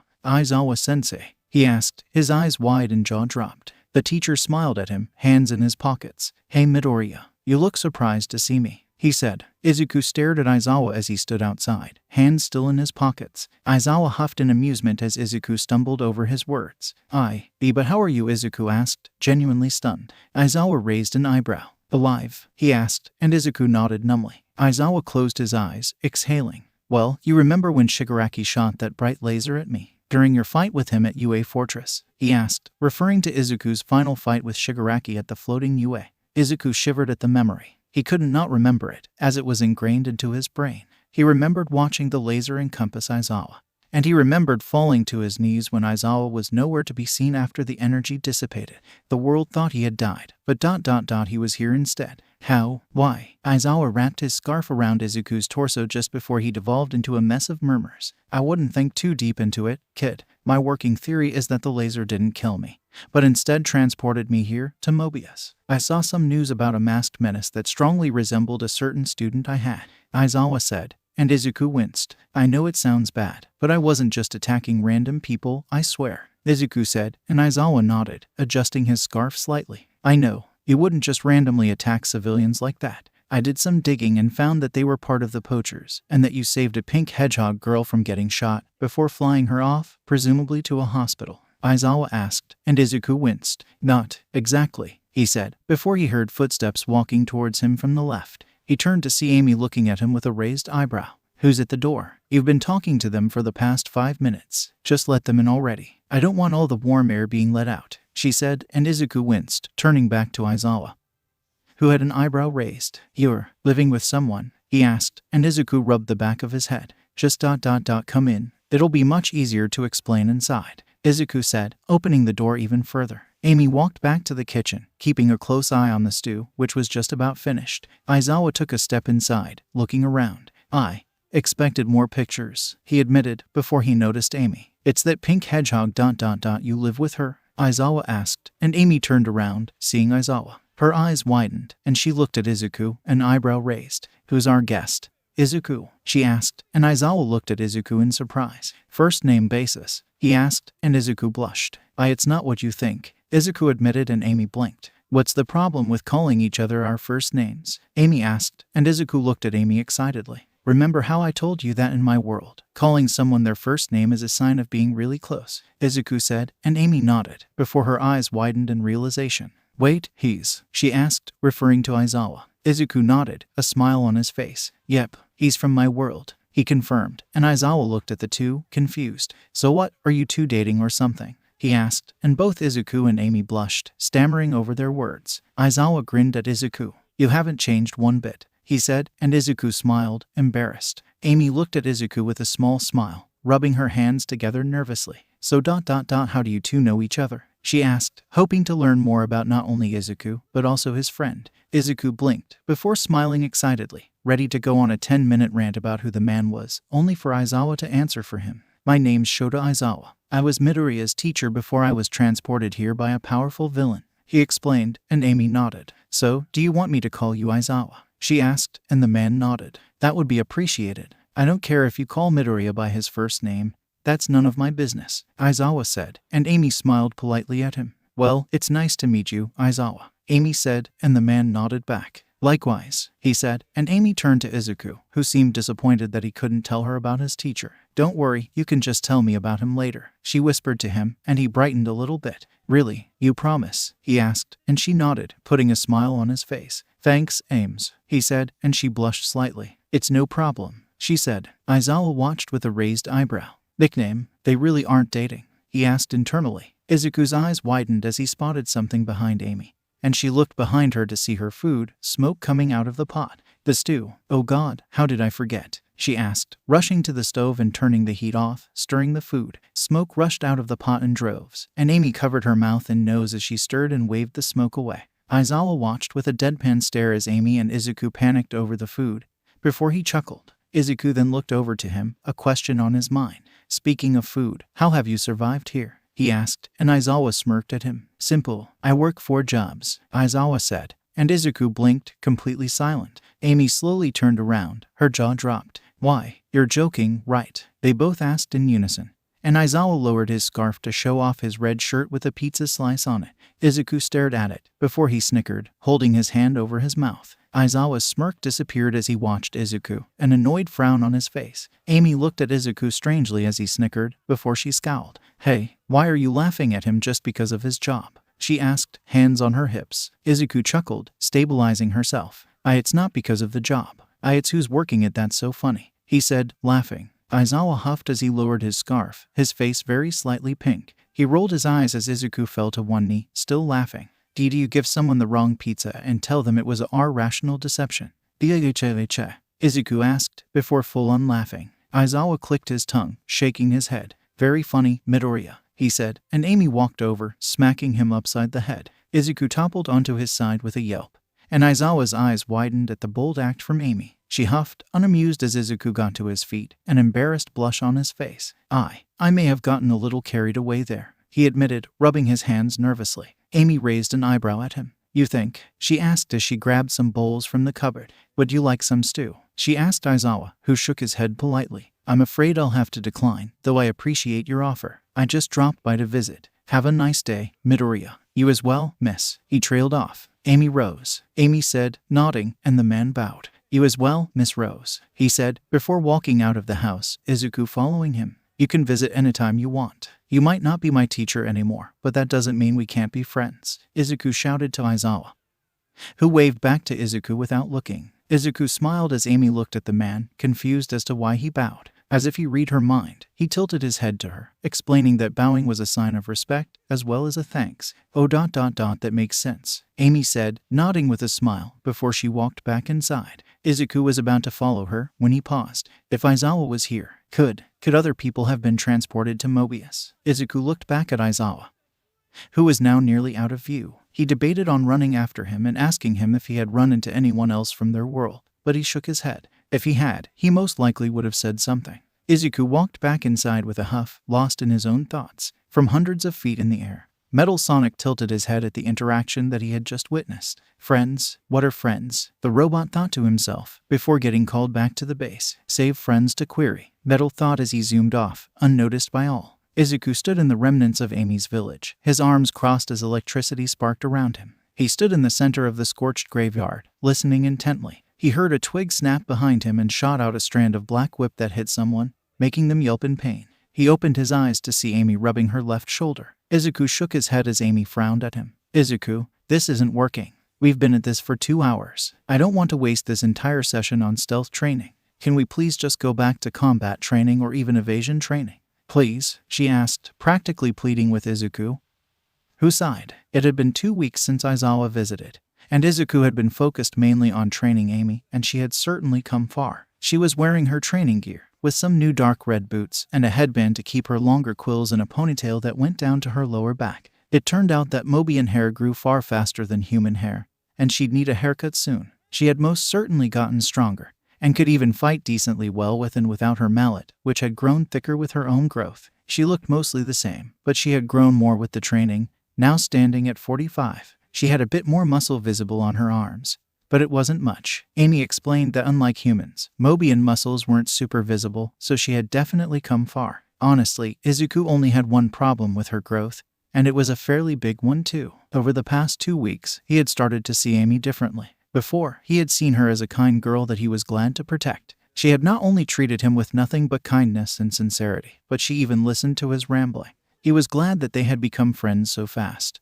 But that was the extent of how he saw her. A girl that he was proud to call his friend, even if he hadn't known her for that long. However, over these past 2 weeks, they had grown even closer than ever. Izuku had found himself wanting to tell her more about his home and his life before being transported here more and more, and she was nothing but patient with him when he told her about his life. Even when he teared up or made a mistake in his storytelling, she was still patient and kind, listening and giving her own opinion on events that he told her about. This was fairly normal, and he was glad that he could share his past with someone he was close to. But he really hated how much he found himself staring at her. Oftentimes, his thoughts would drift to her, and he would be staring at her, admiring her little quirks, like the way she put her hands on her hips when she was angry, or how she would pump her fist and throw a peace sign when she was proud of herself. He couldn't help but smile when she did these things, and it scared Izuku. He turned to see her leaning on her hammer, wincing as she rubbed her shoulder. She looked up at him, her eyes pleading, and Izuku blushed, turning back and closing his eyes once more. This was bad. She wasn't just a girl in his eyes anymore, and he didn't like it.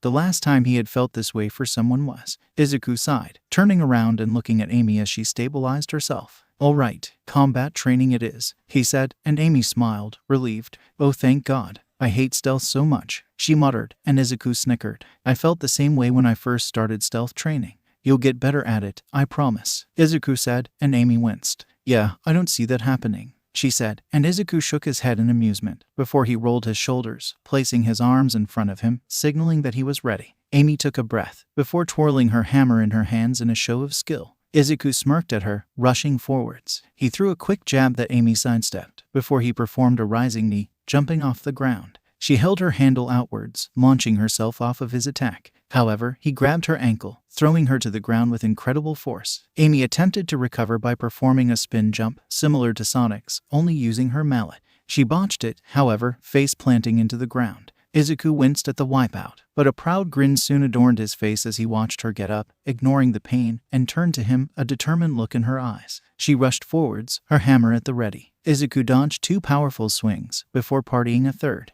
Amy improvised, using the momentum of the parry to twirl the opposite direction, slamming the head of her hammer into Izuku's chest. Izuku was launched forward, slamming into a tree and denting it. He coughed up droplets of blood, before falling to his knees. Amy grinned proudly, and Izuku mirrored her expression, despite the stinging pain in his chest. That was a great move. He winced, standing up. Amy blushed slightly, but didn't let the embarrassment halter her movements. She had learned to put her annoyingly persistent crush on Izuku into the back burner, not allowing it to get in the way of her current goal, that being the defeat of Eggman by her hands. She hated how hard it was to control herself when she thought of what the man had done.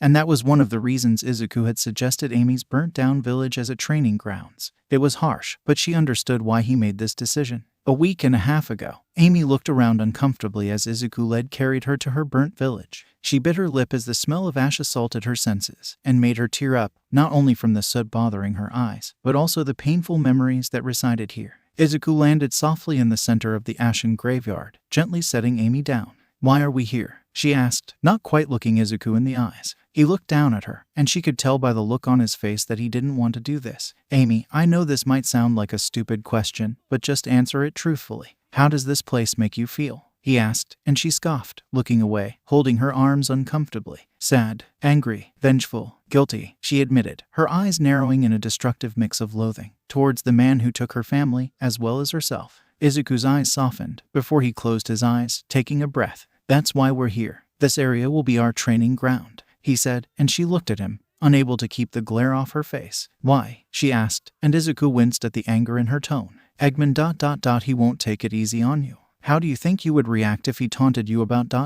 this?" Izuku asked, and Amy shrunk down into herself. "What's with the interrogation?" she murmured. She knew why he was doing this. She wasn't a stupid little girl anymore. She had matured over the past few weeks ... even if she wished she hadn't. She knew Izuku was only doing this for her own good. But it still hurt. "If you want to head back," Izuku started, and Amy's quills bristled. No, I can do this. This ... this is to toughen me up, right? So I don't go berserk, lose my mind and make stupid choices?" she asked, and Izuku smiled softly at her display of maturity. "Right on the money. I know it's not ideal, but it will prepare you," he explained, and Amy turned away from Izuku, her head lowered. "Let's just get started, please," she whispered, summoning her mallet, something that had practically come naturally to her in the past few days. Izuku nodded, eyes shining with sympathy. "Of course, whenever you're ready," he said, powering up to 5%. Present day. Amy was ripped from the memory as Izuku grunted, power shooting off of him in droves. He had risen from 8% to 15%, and Amy grinned nervously. She had only forced him to this power once, and he accidentally gave her a limp for 2 days. He apologized profusely, but Amy saw it as a badge of honor. The fact that she had forced him to go that far was a sign that she was improving, and it excited her to no end.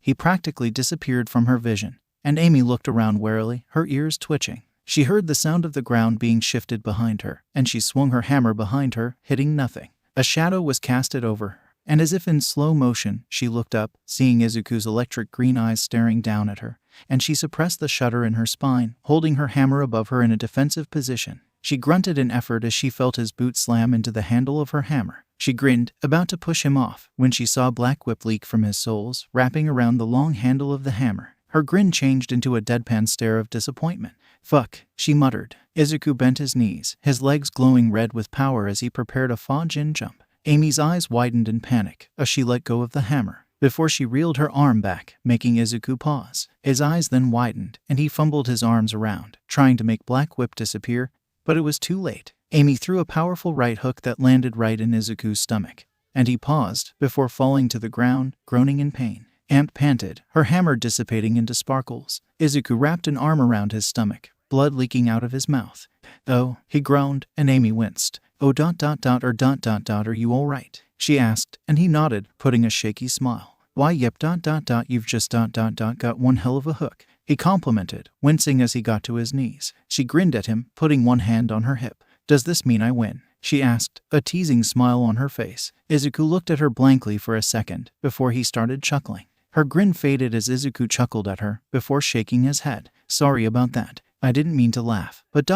you remind me of myself when I first started training. You're very excited, which is a good trait to have in this field." "Oh, and no, you did not win," Izuku said, before disappearing from her sight. She flinched, summoning her hammer, before she felt something lightly tap the top of her head. She looked up with an unamused look as Izuku's hand rested on her head in a chopping motion. "You have to remember to stay on guard. You never know when an enemy is faking it," he lectured, and Amy raised an eyebrow. "Wait, you were faking the pain?" she asked, surprised, and Izuku winced, rubbing his stomach.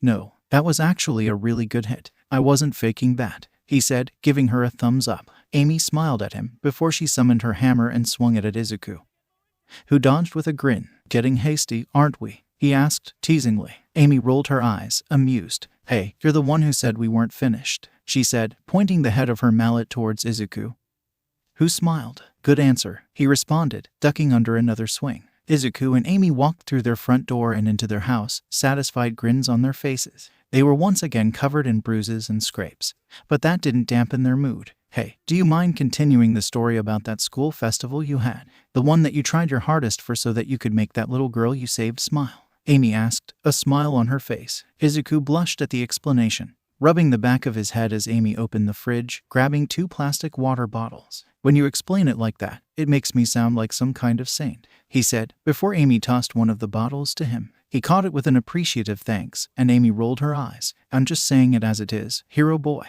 You worked your ass off to make that little girl smile, and it deserves commendation," she told him, taking a sip of her water. Izuku shrunk into himself a little bit, his face red. It wasn't that big of a deal," he said, and Amy scoffed. "I bet if you asked the girl about it, she'd say something much different." "There's nothing wrong with taking pride in your actions, Izuku. For example, I'm proud that I knocked you on your ass twice today," she said, and Izuku scoffed. "All right, I get your point. I'll tell the story. So, not long after I rescued Eri, that's the girl Aizawa told us that we had the school performance festival coming up, and boy was it annoying to find what we were gonna do, but we eventually decided on a concert and dance routine." Izuku started, and Amy sat down at the table, looking up at him with a smile. Amy sighed softly as Izuku explained things in his normal eccentric way, using his hands to accentuate how large the festival was. Despite being the most powerful person she knew, Izuku was an absolute teddy bear. He cried easily, wasn't afraid to show his heart on his sleeve, and was unapologetically himself. She rested her cheek on her hand as she stared in admiration at Izuku, a blush slowly making its way to her face. It was undeniable now, and she knew it. She was in love with Izuku. It wasn't the same shallow love she had felt for Sonic, no. This was different. There was a boy that she knew, and just being around him made her smile. She giggled as Izuku stuttered on a word, making him smile nervously. He was just so real. He listened to her when nobody else did, and he spoke his mind, even when he knew it was something that she wouldn't want to hear, and she admired that about him. He always did what was best for her, even if it hurt one of them, and she couldn't help but admire that, as well. Izuku was the first person other than her parents that actually made Amy happy, so it was no wonder why she had grown feelings for him. She momentarily wondered if it was even possible that he felt the same, before she shrugged, her smile dimming a bit. It was highly unlikely. Amy was brought back to reality as Izuku snapped his fingers, still telling the story. And just like that, the music started playing, and my training kicked in. I danced like I had never danced before. I blew the audience away with my stellar moves, Izuku said, smiling proudly. Amy smiled, the idea of Izuku attempting to dance filling her head. She had a slight feeling that Izuku was overestimating his own moves, and she would probably pay money to watch him attempt a fast-paced dance. Izuku then put his hand to his chin. "I feel like I'm forgetting something," he murmured, before his eyes widened. "Right, gentle criminal. If you thought that last story was intense, just wait until I tell you about this one," Izuku said, a wide smile on his face. Amy sighed once again, smiling lovingly at Izuku as he began an entire new rant about some guy that she didn't really care about. She probably wouldn't even remember the guy's name, but she didn't care. Listening to Izuku's stories was more of an appreciation of his personality more than anything, at least to her. Inside of One for All, the Vestiges watched with amazed eyes. How does he not notice the way she's staring at him? Nana asked, practically pulling her heart out in frustration. All Might stood behind her, attempting to calm her down. "Nana, it's really not that big of a deal," he said, getting cut off by Nana's glare. "Are you kidding me? The guy is cock-blocking himself. How is a teenage boy so dense? She's clearly enthralled with him," she said, throwing her hands up. Banjo snickered, leaning on All Might with a grin. "She's kinda got a point there, 8. They're obviously like each other," he said, and All Might rolled his eyes. "I know I have eyes, Banjo. I just think we should let young Midoriya go at his own pace. Sure, he may be a little oblivious to how some people feel about him, but that's fine. I'm sure they'll notice each other's feelings. Eventually. Probably," All Might said, and Nana deadpanned at him. "Sure, Izuku will notice that a girl has feelings for him. That'll happen," she said with no small amount of snark. And All Might winced, not even being able to defend Izuku. "See, even you admit it," Banjo said, noticing the look on All Might's face. "Okay, I get it now. Still though, just let him do his thing. I'm sure he can pull it off," All Might said, and Nana simply shook her head. "Fine, I won't do anything, but if this goes on for too long, I'm telling him," she said, and All Might winced. We both know he won't believe you, he told her, and Nana paused for a second before she slouched slightly. Yeah, she agreed. Izuku finally realized that he had gone way off topic after around 20 minutes of talking about his battle with Gentle Criminal, and he blushed, sinking into his seat. Sorry, Ames, I may have gotten a little sidetracked. He apologized, and Amy, who was still staring, simply smiled at him. It's fine. I like your stories anyways, she said, and Izuku smiled, his face still red. Thank you, he said, before he stretched, groaning. Well, if you don't mind, I'd like to take a shower. I'm kinda tired and I don't want to be gross for much longer, Izuku said, standing up. Amy hummed, nodding. Yeah, I'll take mine after you get out. Thanks for telling me the story, Izuku, Amy said as Izuku entered the bathroom. No problem, he responded, before he closed the door. Amy sighed, moving to the couch and lying down slightly. Man, it was kinda boring here when Izuku wasn't in her general vicinity. Amy's ear twitched as someone knocked on the door, and Amy huffed, before standing up and walking to the door. She summoned her hammer, just in case it was one of Eggman's goons again, before she opened the door to see Sonic standing there, smiling at her. Her hammer dissipated, and she smiled politely, though there was a level of annoyance under her smile. Sonic, nice to see you. Do you need anything? She asked, and Sonic shrugged, still grinning at her with his classic cocky smile. What, I can't visit my friend? He asked, and Amy's smile grew a tad more annoyed. Don't you mean friends? She asked, and Sonic shook his head, his own smile shrinking a bit. I meant what I said. Amy, can I come inside? He asked, and she rolled her eyes, stepping out of the way. Whatever, just don't touch what isn't yours. You don't want Izuku tearing you apart because you breathed on something of his. Amy mocked, and Sonic looked at her, unamused. I don't talk about the guy like that, he said, and Amy crossed her arms. Coming from the person who's heard you say shit like that. Yeah.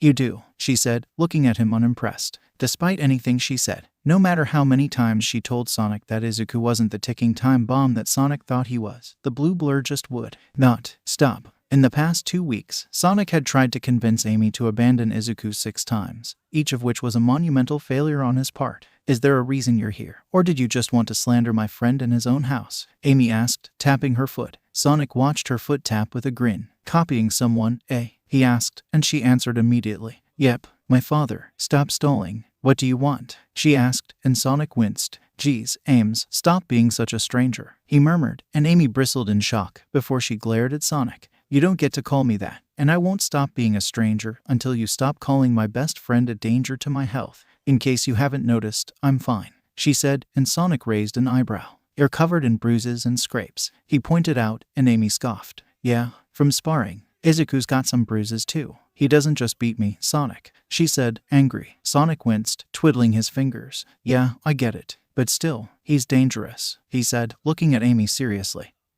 who groaned in irritation. Oh my god, this is so stupid, Amy whispered to herself, quite done with Sonic's antics. Yeah, it is. Look, you just need to listen to me, Sonic said, and Amy pointed an accusing finger, looking quite done with the situation. You're the one who doesn't listen to anything I say about him, she said, and they both paused as the water from the shower stopped. Sonic looked nervous as he made it stand up, but Amy glared at him. Stay. You really think he's some unstable madman? I guarantee he heard all of your words. Let's see how he reacts to you, she said, and Sonic looked at the bathroom door nervously. After a minute of tense silence, the bathroom door opened, and Izuku poked his head out, a nervous grin on his face. Hi, Sonic. I heard you come in, so I don't really want to walk out there, being dressed in only a towel and all, so could you, close your eyes for a second or something? Izuku asked, and Sonic flinched at the request, before he sent a pleading look to Amy. The girl scoffed, not even bothering to hide her annoyance. He's not going to attack you when your eyes are closed, Sonic, she said, full volume, and Sonic looked at her, eyes wide. Amy, what the hell? He asked, and Amy raised an eyebrow. You really think he doesn't know about your weird conspiracy theory about him?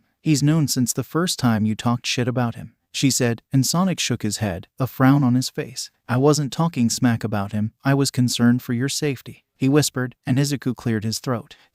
Could you at least look the other way? I'm kind of exposed right now, Izuku said, looking more embarrassed than anything. Sonic winced, before he looked to the side, allowing Izuku to grab some clothes and re-enter the bathroom, closing the door behind him. See, was that so hard? Amy asked, arms still crossed. Sonic sighed, shaking his head. You don't understand, he started, and she rolled her eyes. No, you don't understand. All right, here's my point of view. I get captured by following you, and soon after I meet Izuku. We bond as cellmates, and he tells me about his home. He saves me, we escape together, and he risks his life to keep me safe. We move in together, I get captured again, and he saves me once more. Then, you start talking about how he's a danger to me. The guy who just saved me. For the second time. A danger. You picking up what I'm putting down, she says, and Sonic groaned, holding his head in his hands. He paused for a moment before he looked at her, seriously. How do you think he would react if you were killed? He asked, and Amy's eyes widened. What? She asked, surprised. Sonic's eyes narrowed,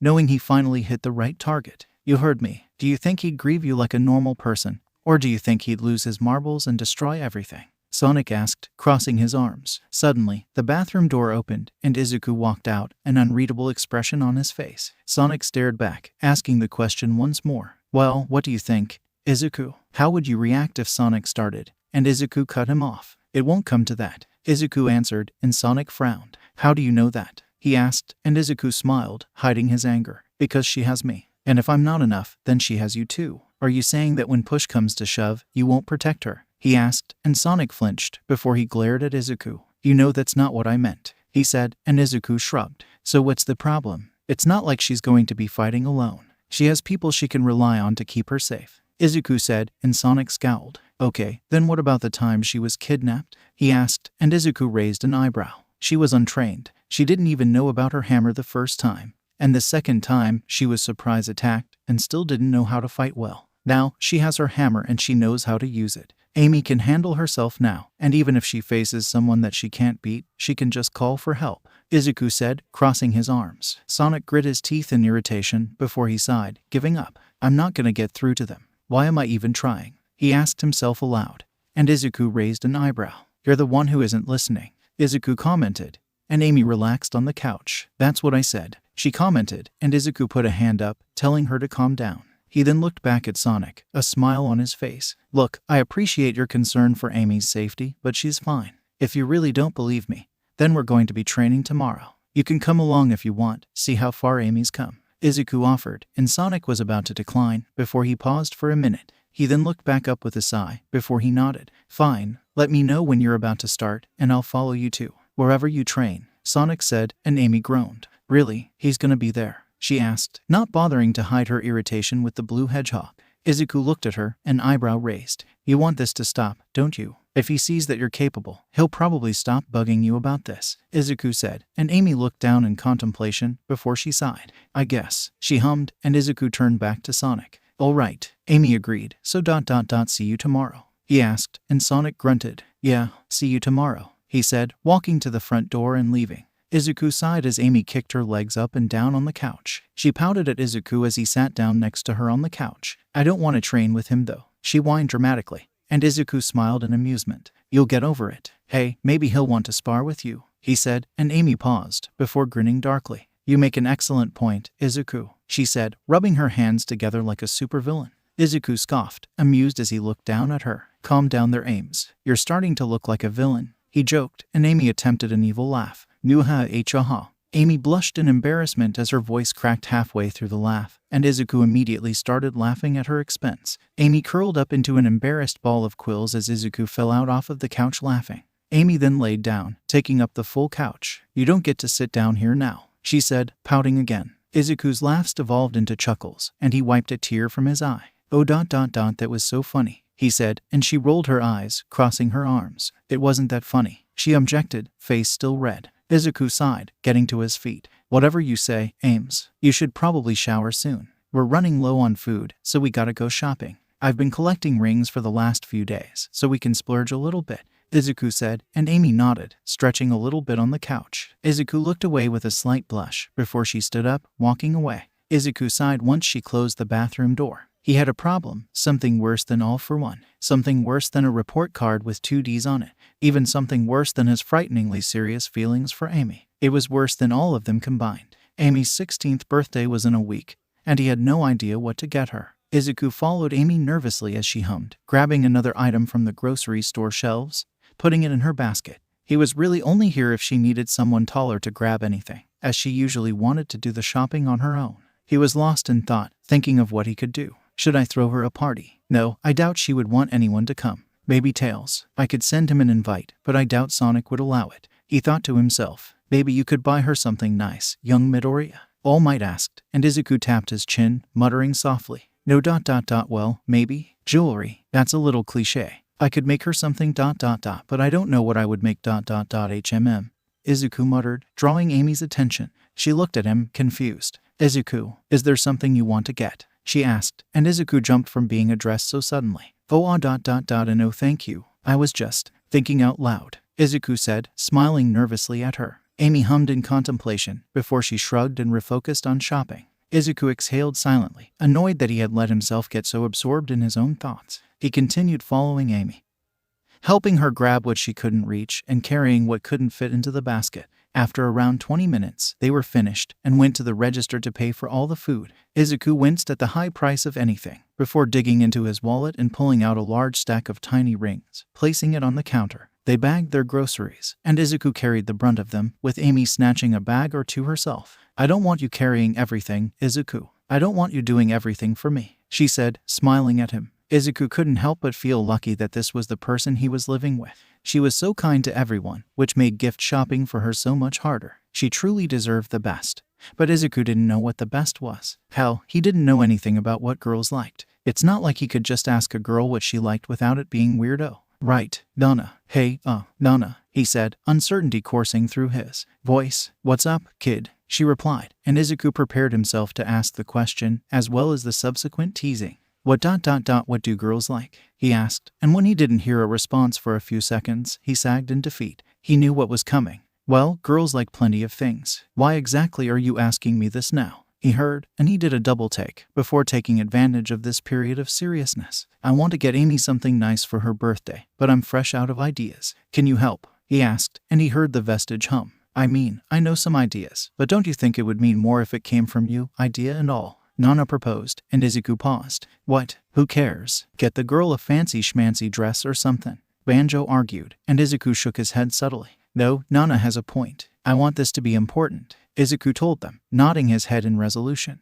Amy, who was walking beside him, raised an eyebrow at his behavior. It looked like he was having a mental conversation. Suddenly, she saw Izuku stop in his tracks, his eyes wide. She looked to where he was staring, and saw that he was looking at a clothing store. She looked back at him, seeing a smile on his face, and he continued walking down the sidewalk. She looked back at the clothing store, seeing nothing of interest.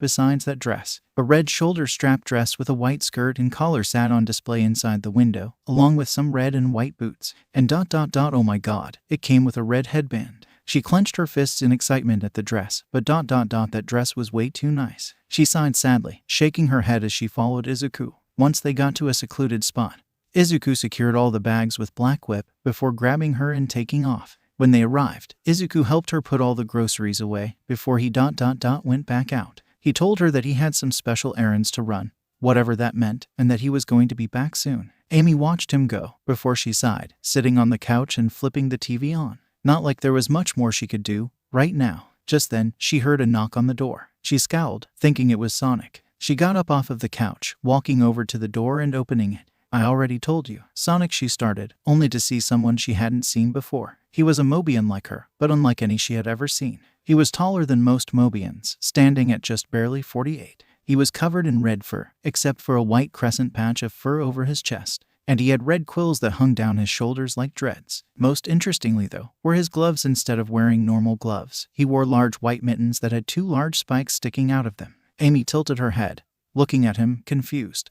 Can I help you? She asked, and the stranger glared at her with a frightening amount of determination in his eyes. Stay away from the Master Emerald. This is your first and last warning, he ordered, and it was then that she saw a sight that made her blood boil. Dr. Eggman floated down slowly in his Eggmobile, grinning devilishly at her, a smile on his face. Or else, the doctor finished, and Amy immediately summoned her mallet, ready to annihilate the doctor. The moment she showed a single sign of hostility, she felt something slam into her stomach with the power of a car. Her eyes immediately widened as she shakily looked down to see the stranger's fist implanted into her stomach.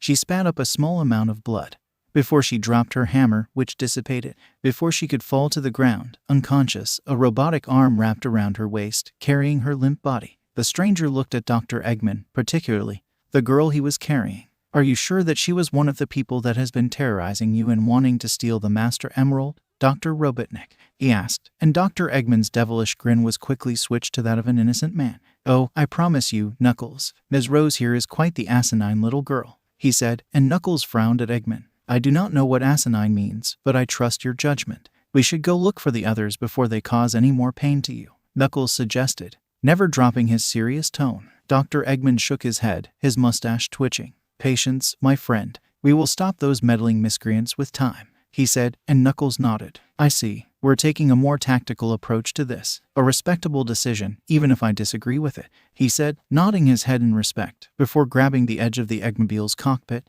and they left without a trace. Izuku landed on a rooftop, looking around to see if anyone saw him before he looked down into the alleyway, sighing relief at seeing it was empty. He hopped down before he simply walked out of the alleyway, blending in with the crowd of civilians.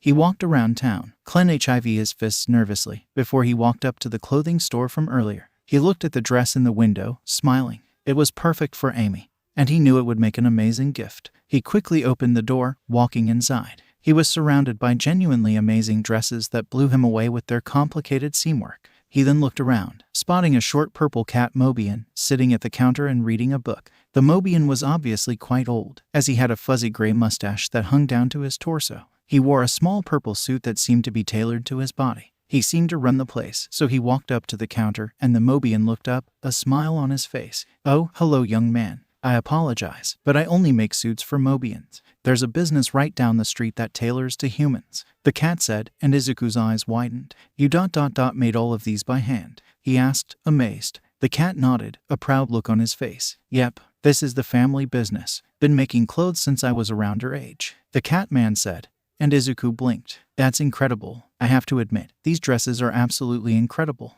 Izuku said, looking around, before he shook his head. He was here for a reason. He looked at the cat, pointing to the dress on display, and the cat looked at him, surprised. Izuku rubbed the back of his head, quickly explaining that his best friend's birthday was in a week, and the cat smiled at him, seemingly genuinely happy. "Ah, it's so nice to see when humans and Mobians get along. I've been around for a while, and seeing the way we and humans treated each other it wasn't right. I'm so glad that's changed," the cat said, and Izuku smiled along with the kind old man. "I know what you mean. How much is the dress?" he asked, and the cat looked at him, an innocent smile on his face. 1,000 rings, he said, and Izuku's own smile disappeared. He slouched, pulling out his wallet, which felt far too light for a purchase of this magnitude. He opened it, looking inside, counting his currency. He then looked up, a desperate look in his eyes. "Does 162 work?" he asked hopefully. He winced at the look of pity he was given. Izuku sighed as he left the store, empty-handed in his endeavors. He was about to head home, when he saw a woman trying and failing to lift a few boxes from the inside of her truck. He decided he could wait to head home for a little bit, and spare the woman a bit of help. He walked over, easily lifting what she couldn't, and she looked at him in surprise as he easily carried the box. "Where do you want this, ma'am?" he asked, and she inspected him, up and down, a little weirded out. "So do you just grab other people's stuff on the regular?" she asked, and Izuku flinched. Sorry ma'am," he said, about to place it down, when she stopped him. "Hey, I didn't say I didn't want your help. Here, just carry it inside," she said, opening the door that the truck was parked in front of. Izuku almost smiled at the irony of the situation before he stepped inside. He placed the box in the nearest corner, before helping the woman with the rest of her luggage. After nearly 20 minutes, they were finished, and Izuku stretched as the woman walked out of the house, smiling at him. "Thanks, kid. Here, take this. You earned it," she said, handing him a small bag. He looked down at it, before opening it and seeing a large pile of rings. This is he started, before being cut off by the woman. 300 rings. You earned them, kid. I'm not as strong as I used to be. Believe it or not, I used to be an Olympic swimmer," she bragged, flexing her tanned arms. Izuku nodded, definitely believing her. She was in great shape for her age, and he had seen that there was already a large stack of boxes inside the house, so he must have carried a large amount in before he arrived. He waved at her as she went inside and closed the door, a grin on his face. He made up what he spent at the grocery store in just 20 minutes. Izuku then looked around, seeing if anyone else needed his help. "Do you still have a visual of the target, Agent Topaz?" the blonde woman who had been spying on Izuku heard. She grabbed her walkie-talkie, binoculars still in hand as she watches the boy find an old man with a cat stuck in a tree. She watched in confusion as he helped the cat out, before accepting a gift from the man, that being a bag of rings. He's walking around town, helping people," she said, and the man on the other side of the connection paused for a second. "Helping people how?" he asked, and the secret agent lowered the binoculars, putting the walkie-talkie up to her face. "He just helped a cat out of a tree. He's just doing chores for people, she answered, and the man seemed a bit confused. Well, that's certainly interesting, he answered, before she put the binoculars up to her eyes again, and they widened at what she saw. Oh my god, he just caught a baby carriage that was rolling away from the mother. Am I in a cartoon? What the hell is going on? She asked to herself. After just over 2 hours, he had made 1,000 rings from helping people across a few blocks, and he grinned as he walked up to the store, quickly walking inside. What do you mean, I can't buy it? He heard, and he frowned, walking deeper into the store. He saw another human leaning over the counter, angry at the old cat Mobian, who looked nervous. As someone's already buying it. If you give me a month, then I can make a new one. But the cat started, and the man scoffed rudely. I don't have a month. My girl's birthday is in a week, and that dress would look amazing on her. I have the money, so just give me the damn dress. The man yelled, and Izuku walked up. Hey, calm down. You don't need to yell at him, Izuku said, and the guy turned around, and Izuku raised an eyebrow at what he saw. The man looked a lot like Aoyama, except with black frizzy hair and a larger mouth. The man huffed at him, and Izuku looked at the cat as his old eyes widened in recognition. Ah, this is the young man who wanted to buy the dress. I saw how you helped those citizens around town, so I made prepare it for purchase, the cat said, and Izuku smiled at him. However, the weird guy looked furious. This is the guy that's stealing my girl's dress. I'll drop your face in, greenie, the man said, and Izuku looked at him as he jumped into an overly dramatized karate stance. The man threw a sloppy kick at him, and Izuku caught it before it could knock any of the dressed over. Look, I don't know who you are, but I don't appreciate you just attacking me in the middle of nowhere, Izuku said, glaring at the man, who looked a lot more scared now. He wiggled out of Izuku's grasp, before he fell to his knees, bowing deeply to him. Sorry, sir. Please don't beat me up, he said, and Izuku looked at the cat man, sweat dropping. All right. Can you please leave? He asked, and the man nodded, standing up and dashing out of the store, literally shaking his fist at Izuku. Damn you, Moffed. Damn you, he yelled as he ran away. Izuku blinked, before he turned back to the cat man to see him staring at him in awe. Sorry about that. I have 1,000 rings, he started, but the cat man smiled at him, cutting him off. You're him. You're that masked menace that's been going around in the news, the cat man accused, and Izuku took a step back in shock. Well, how did you? He started, only for the man to hurriedly shamble towards the dress and grab it, placing it in a vacuum-sealed bag. For you, the dress is 500, the cat man said excitedly, and Izuku paused. Wait, what? He asked, confused, and the man smiled at him. Ever since you showed up and started beating up those rotten poachers, my grandson can finally enjoy his life. He grew up in a city where humans hated Mobians.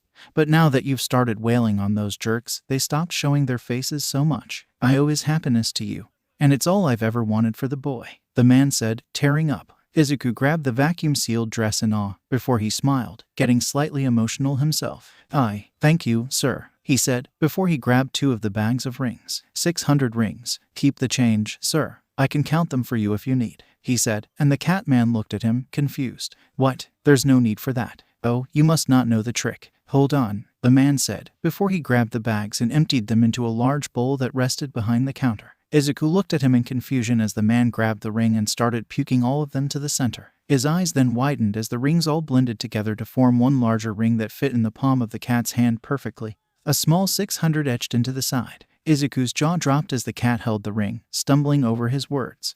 How did you do that? He asked, and the cat man smiled at him. I see. So you don't know of chaos energy, he said, and Izuku paused. Chaos energy, he asked, and the cat nodded. Chaos energy that derived from the great god of destruction? Chaos. Legends say that chaos watched over the legendary emeralds, only to get trapped inside one. From then on, the powerful energy that emitted from the emeralds were labeled as chaos energy, and any excess that poured from the emeralds solidified into these rings. They might look like brass, but they're actually made out of energy, the man explained eagerly, and Izuku nodded. It makes sense why they just appear around and float in the air, Izuku said, and the man nodded. Yep, you've got it, lad. If you ever have a large amount of rings that take up too much space, just smush them all together to make a super ring. It's really convenient, the cat man explained, and Izuku hummed, nodding at the man. Here are your ring pouches back, the man said, placing them on the counter. Izuku grabbed them, nodding in appreciation. Thank you, sir. Could I get a bag or a box? This is supposed to be a surprise, he said, and the man smiled at him, taking a small box with a purple cat logo on it. Izuku gently folded the vacuum-sealed dress before putting it inside the box, as well as the boots and headband, before smiling at the man. Have a nice night, sir, Izuku said, before he left the store. The sun was setting in front of him, And that's when he realized that he had been gone for way longer than he wanted to be. He cursed silently before he quickly found an empty alleyway, jumping out of it. He secured the box to his chest as he jumped, quickly flying towards his house. Minutes later, he landed, smiling at the house. He walked up to it, his smile changing to a confused look as he Tails standing in front of the house, looking at him nervously as he approached. "Tails, what's going on?" he asked, and Tails rubbed his hands together nervously, his tails completely still. Where was the energy that the kid had so often? Tails' eyes welled up with tears as he started speaking rapidly, and Izuku kneeled down, using Black Whip to keep the box away from the grass. "Whoa, Tails, calm down, take a deep breath, and start explaining a little slower," Izuku said, and Tails did as he said, before he finally got the words out. I got some seeds earlier today, and I wanted to ask Amy if she would plant them for me, but when I showed up, the door was open and there was blood in the doorway," Tails explained, and Izuku's eyes widened. He stood up, taking a step back in shock. What?" he asked, before he looked at the house and rushed past Tails, seeing the wide-open door and dried blood. His pupils dilated, before he looked up to see Sonic looking around the house for anything. Izuku stomped in the house, his large strides alerting the blue hedgehog.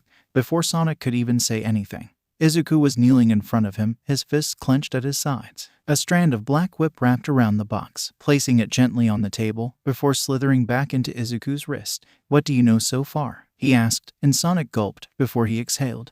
"Nothing. I looked around for 20 minutes, not a single sign of whatever happened," the hedgehog told him. Izuku was silent for a minute, before he stood up and walked into his room, closing and locking the door behind him. A few minutes later, he walked out, dressed in his costume, and his fists clenched. "Come with me, Sonic. You can tell Tails he can stay here if he wants, but he's not coming with," Izuku ordered, and Sonic paused. "Why? What are you going to do?" he asked, and Izuku stopped, before he turned to face Sonic, his eyes glowing. "I'm going to hire a detective. You can wait outside if you want, I don't really care," Izuku said, turning back and leaving the house. Sonic clenched his own fists, looking down at them. Izuku seemed calm, but his eyes they looked unstable. He looked like he was ready to strangle the nearest person. Sonic quickly exited the house, turning to Tails, who watched Izuku walk away, eyes downcast. "Sonic, is he okay?" He looked really upset, Tails asked. Sonic smiled at Tails, hiding his fear. "Yeah, don't worry, little buddy. I'm sure he'll be okay. But if he's not.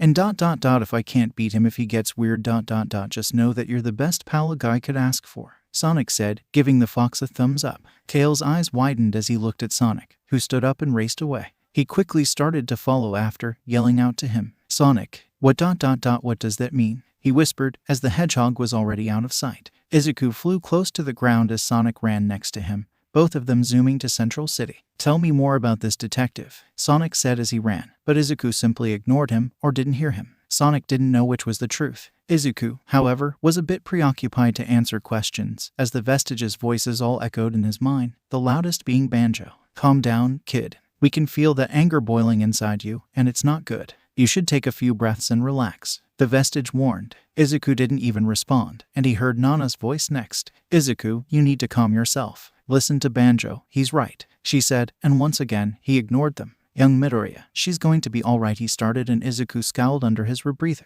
"Do you remember how you reacted to Katsuki being kidnapped?" Izuku asked the Vestige, who was silent. "You tried to hide it, but you were furious. That's how I feel right now. If that mutt doesn't want to help us, he said internally, before he heard All Might speak once more, angry now. "Young Midoriya, you need to calm yourself now. I understand how you feel, but intimidating someone into working for you is a Yakuza tradition, not a heroic one," All Might scolded, and Izuku paused for a second, before he took a breath. "You're right, All Might. I'm really angry, but I can't blame it on Beowulf," he said, and he heard All Might hum in his head. "Ask the guy, or pay him. You still have around 400 rings, do you not?" All Might asked, and Izuku nodded, making Sonic look at him strangely. They then stopped, making it to the center of Central City, and Izuku looked at Sonic. "Ask around if anyone knows where Beowulf is," he told the blue blur, who nodded, quickly zipping around and asking for directions. Izuku looked around, but it seemed that everyone was too busy running away to help him. Izuku grit his teeth in irritation as everyone he tried to ask just ran away in fear. He was debating on just grabbing someone, but he knew that it would only do more harm to his reputation.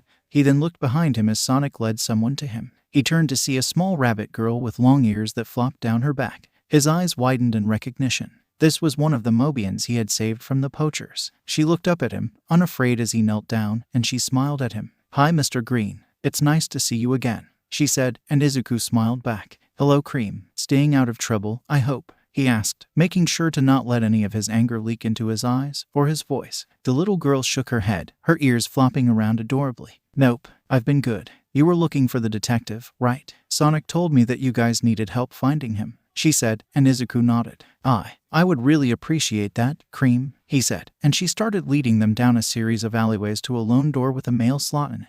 It kind of reminded Izuku of his shared cell with Amy. Both he and Sonic watched as the girl knocked on the door 3 times in a song-like rhythm, and the slot opened, 2 eyes staring outside and looking at Cream. "Ah, Cream, how are you doing today, kiddo?" a gruff voice asked, and Cream locked her arms behind her back, looking up with a sad frown. "Somebody's friend was kidnapped. They need your help to find her. Can you please help them?" she asked, and Wolf chuckled from the other side. "Well, of course, kid. That's my job, after all," Wolf said, opening the door. He had a gentle smile on his face before he saw Izuku, and his smile shifted into a disgusted grimace. "Ugh, of course it's you, Cream. What did I tell you about associating with humans?" Wolf asked, and Cream hummed, putting her finger to her chin. "You told me to never speak to humans because they were disgusting lying scum, right?"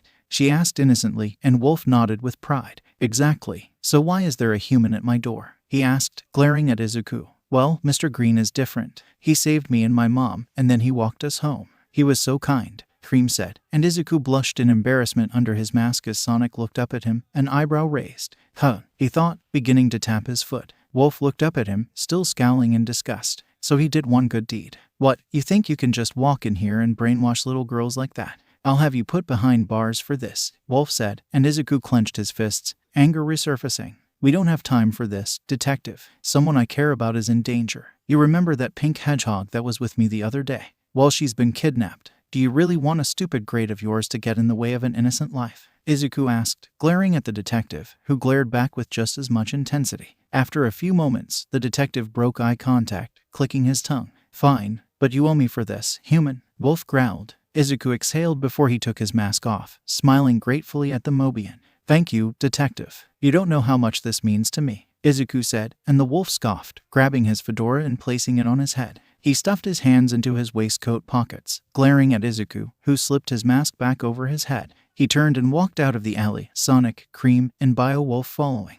Black Whip flooded out of his back, wrapping around Bio-Wolf, who yelped in fear. However, he calmed down as it just stabilized him. He looked over to see Sonic carrying Cream, and nodded. "Both of you should close your eyes and mouths. We're going to be moving quickly, so you should prepare yourself," he warned, before he and Sonic shot off. He heard Wolf scream behind him, and he also heard Cream's surprised yelp, and they made it back to the house within a minute. Izuku quickly skidded to a stop, making sure Black Whip was fully supporting Wolf, before he gently set the detective down. He hid a smirk as Wolf's legs shook, before he saw Sonic setting Cream down as well, who looked mildly freaked out. Tails then spotted them, running over to them. "You got help. Who are they?" he asked, and Izuku nodded at his question. "Bio-Wolf here is a detective, and Cream wanted to see if she could help," Izuku explained, and Tails' eyes locked onto Cream, who waved at him. He sighed, quickly walking over to her and explaining what happened while Izuku and Sonic approached Wolf. "All right. All we know is that Amy was home alone when she was kidnapped. We don't know who took her, when she was taken, or what she was taken for," Sonic explained, and Wolf hummed, having calmed down. He walked over to the house, immediately spotting the blood. He got onto his knees, getting close to it and sniffing the stain, before pausing. "I'm at least 3 hours old. I'm going to step inside, see if I can find anything," Wolf said, his demeanor changing. It looked like he was fully invested in this case now. Izuku and Sonic followed the Mobian inside, the latter tapping his foot impatiently. Wolf looked around, not finding anything of use, though he was curious about the box. "Wait, the girl shops at Kane's too?" Wolf asked, pointing to the box with the dress that Izuku had purchased. A small smile adorned Izuku's face as he walked over to the box, opening it. "Amy's birthday is in a week, so I wanted to get her something special," he said, pulling the dress out and showing it off. Sonic's eyes widened at the beauty of the dress, and Wolf nodded, almost impressed. Izuku then placed the dress back into the box, his demeanor becoming serious once again. "That's not important right now, though. We have to find where Amy went, and we need to do so now. She could be in danger ... or he started, before cutting himself off. "Look, we should keep looking. I don't think there's anything in here. We should go outside," Izuku said, turning away from the two. He quickly walked outside, lowering his mask and wiping his eyes once he was out of sight. He blinked in surprise once he felt someone high his thigh. He looked down to see Cream looking up at him, a sad look on her eyes. "Don't be sad, Mr. Green. Your friend is all right," I know she is, she said, and Izuku chuckled, before smiling down at the girl. Thanks, Cream. I appreciate that, he said, and the girl smiled back at him. Cream really trusts him, doesn't she? Wolf thought, before a familiar scent assaulted his senses. He stiffened, his eyes going wide. He looked to the side, where a patch of burnt grass lay. He knew that smell. I found something, he said, drawing Sonic and Izuku's attention. Wolf walked over to the patch of burnt grass and got to his knees, grabbing one of the blades. He lifted it to his nose, crushing the crispy plant life in his hands before smelling it. He scowled, his fist clenching. I knew it. Eggman was here recently. I can smell his smoke emissions, he said, and Izuku's eyes widened before he scowled. I knew it. This is the third time. What the heck is his problem? He said, almost slipping in front of the children. Wolf looked down, standing up and brushing his knees off, before he sniffed the air again, really focusing. He paused, before pointing forward, towards where the beach was. Straight shot to Angel Island, he said, and everyone there raised their eyes. Angel Island? Sonic asked, crossing his arms. Angel Island is just a fairy tale. And the whole Master Emerald are all just a myth, Sonic said, and Wolf looked at Sonic, an eyebrow raised. If the Chaos Emeralds are real, then why isn't the Master Emerald? He asked, and Sonic scoffed. We have Chaos Emeralds. There's no evidence of the Master Emerald's existence, Sonic said, shaking his head. Wolf scowled at Sonic, annoyed. The Chaos Emeralds are the evidence, you dumbass, he said, and both Cream and Tails looked at Wolf in surprise, and he flinched, before blushing in embarrassment. Sorry about that, Wolf said to them, and Cream giggled. The detective then turned back to Sonic, who had a grin on his face. Speedy, you have the emeralds, right? Wolf asked, and Sonic nodded, before concentrating, and 7 beautiful gems appeared, circling him slowly. Izuku's eyes widened in wonder, before his arm twitched. He felt Black Whip rumbling under his muscles, and he clenched his fist, stopping it from grabbing an emerald. Sonic let go of his hold on them and they disappeared too, wherever they came from. Izuku blinked, and the tingling sensation in his body was gone. He silently sighed in relief, before Wolf said something to Sonic. But due to the distraction, Izuku didn't hear it. Sonic nodded, a grin on his face, before Sonic then turned to Izuku. Wait here, I'm gonna go get the tornado. We'll take off to Angel Island, Sonic said, before he sped off. Izuku turned to Wolf, nodding in appreciation. He pulled out a pouch that had 100 rings in it, before handing it to Wolf, who sighed as he took it. That'll work. Bring that girl back safe, you hear? I don't like wasting time, Wolf said, walking away. Izuku paused for a second, before he spoke up. Thank you, detective. We couldn't have done this without you, he said, before he heard the sound of a roaring engine approaching, grabbing everyone's attention. Sonic moved the tornado slowly, before he slapped the side and smiled at Tails, a small helmet and goggles in his hand.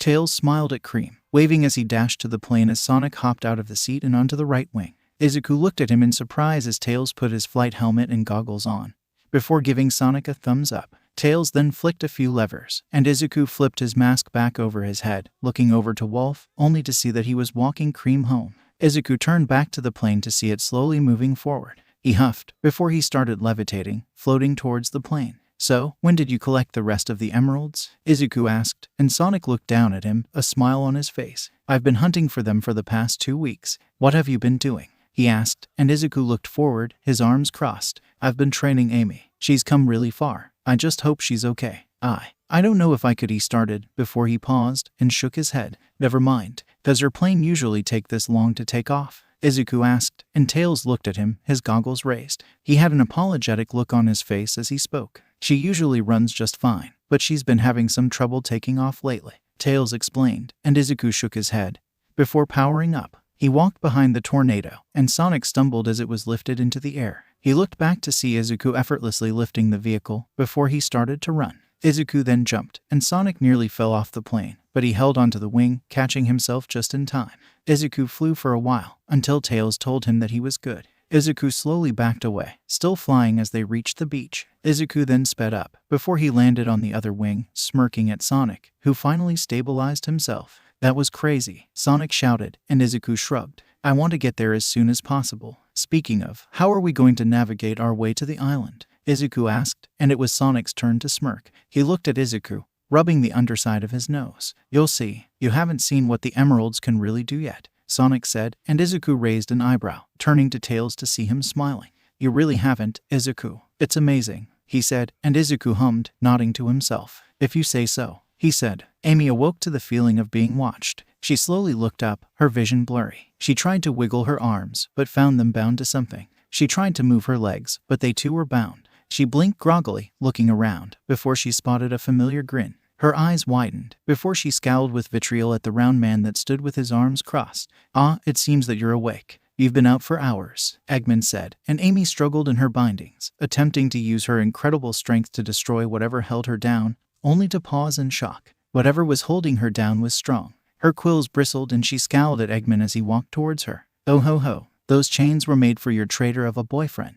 You aren't going anywhere, young lady," Eggman said, and Amy struggled again, rattling the chains that held her to a thick pole. "Where am I?" she yelled, and Eggman chuckled at her. "Patience, little Rose. Your friends will come for you." And when they do, Eggman started, but Amy spit at him, cutting him off. The spit landed on the bridge of his nose, and Eggman paused before he wiped the disrespect off of his face, taking off his glasses with a sigh. He then backhanded Amy across the face with a surprising amount of strength, giving her a red welt on her cheek. She looked back, scowling at him, but she noticed him looking at her wrists, a vile grin on his face. "Ah, what pretty rings. Although, I swear I've seen them before," Eggman said, placing his glasses back onto his large nose. Amy's pupils dilated, and a few sparks of pink energy surged around her. Eggman stared at the energy curiously, before he turned to face Amy, whose quills were standing on end from the power. "Don't you dare," she started, and Eggman grinned, a faux look of recognition spreading across his face. "Oh, yes, I remember now. They were your mother's. Ah, I remember the look on her face as I set her on fire." "Oh, the screams were music to my ears," Eggman said, chuckling.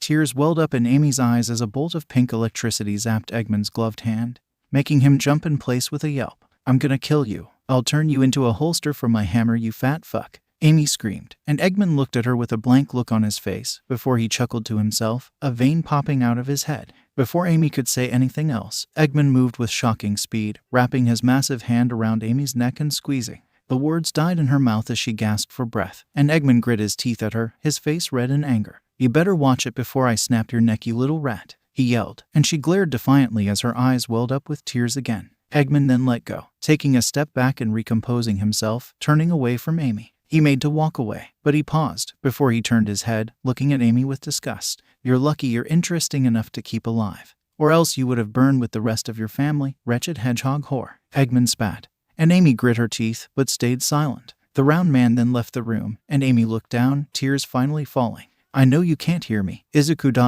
but I'm sorry for not being strong enough. Even after your training, I still couldn't win. Please save me, Izuku," she prayed. Elsewhere, Izuku's eyes shone with a determined glare, his arms crossed as he stood on the wing of the tornado. "I'm coming, Ames ... just hold on."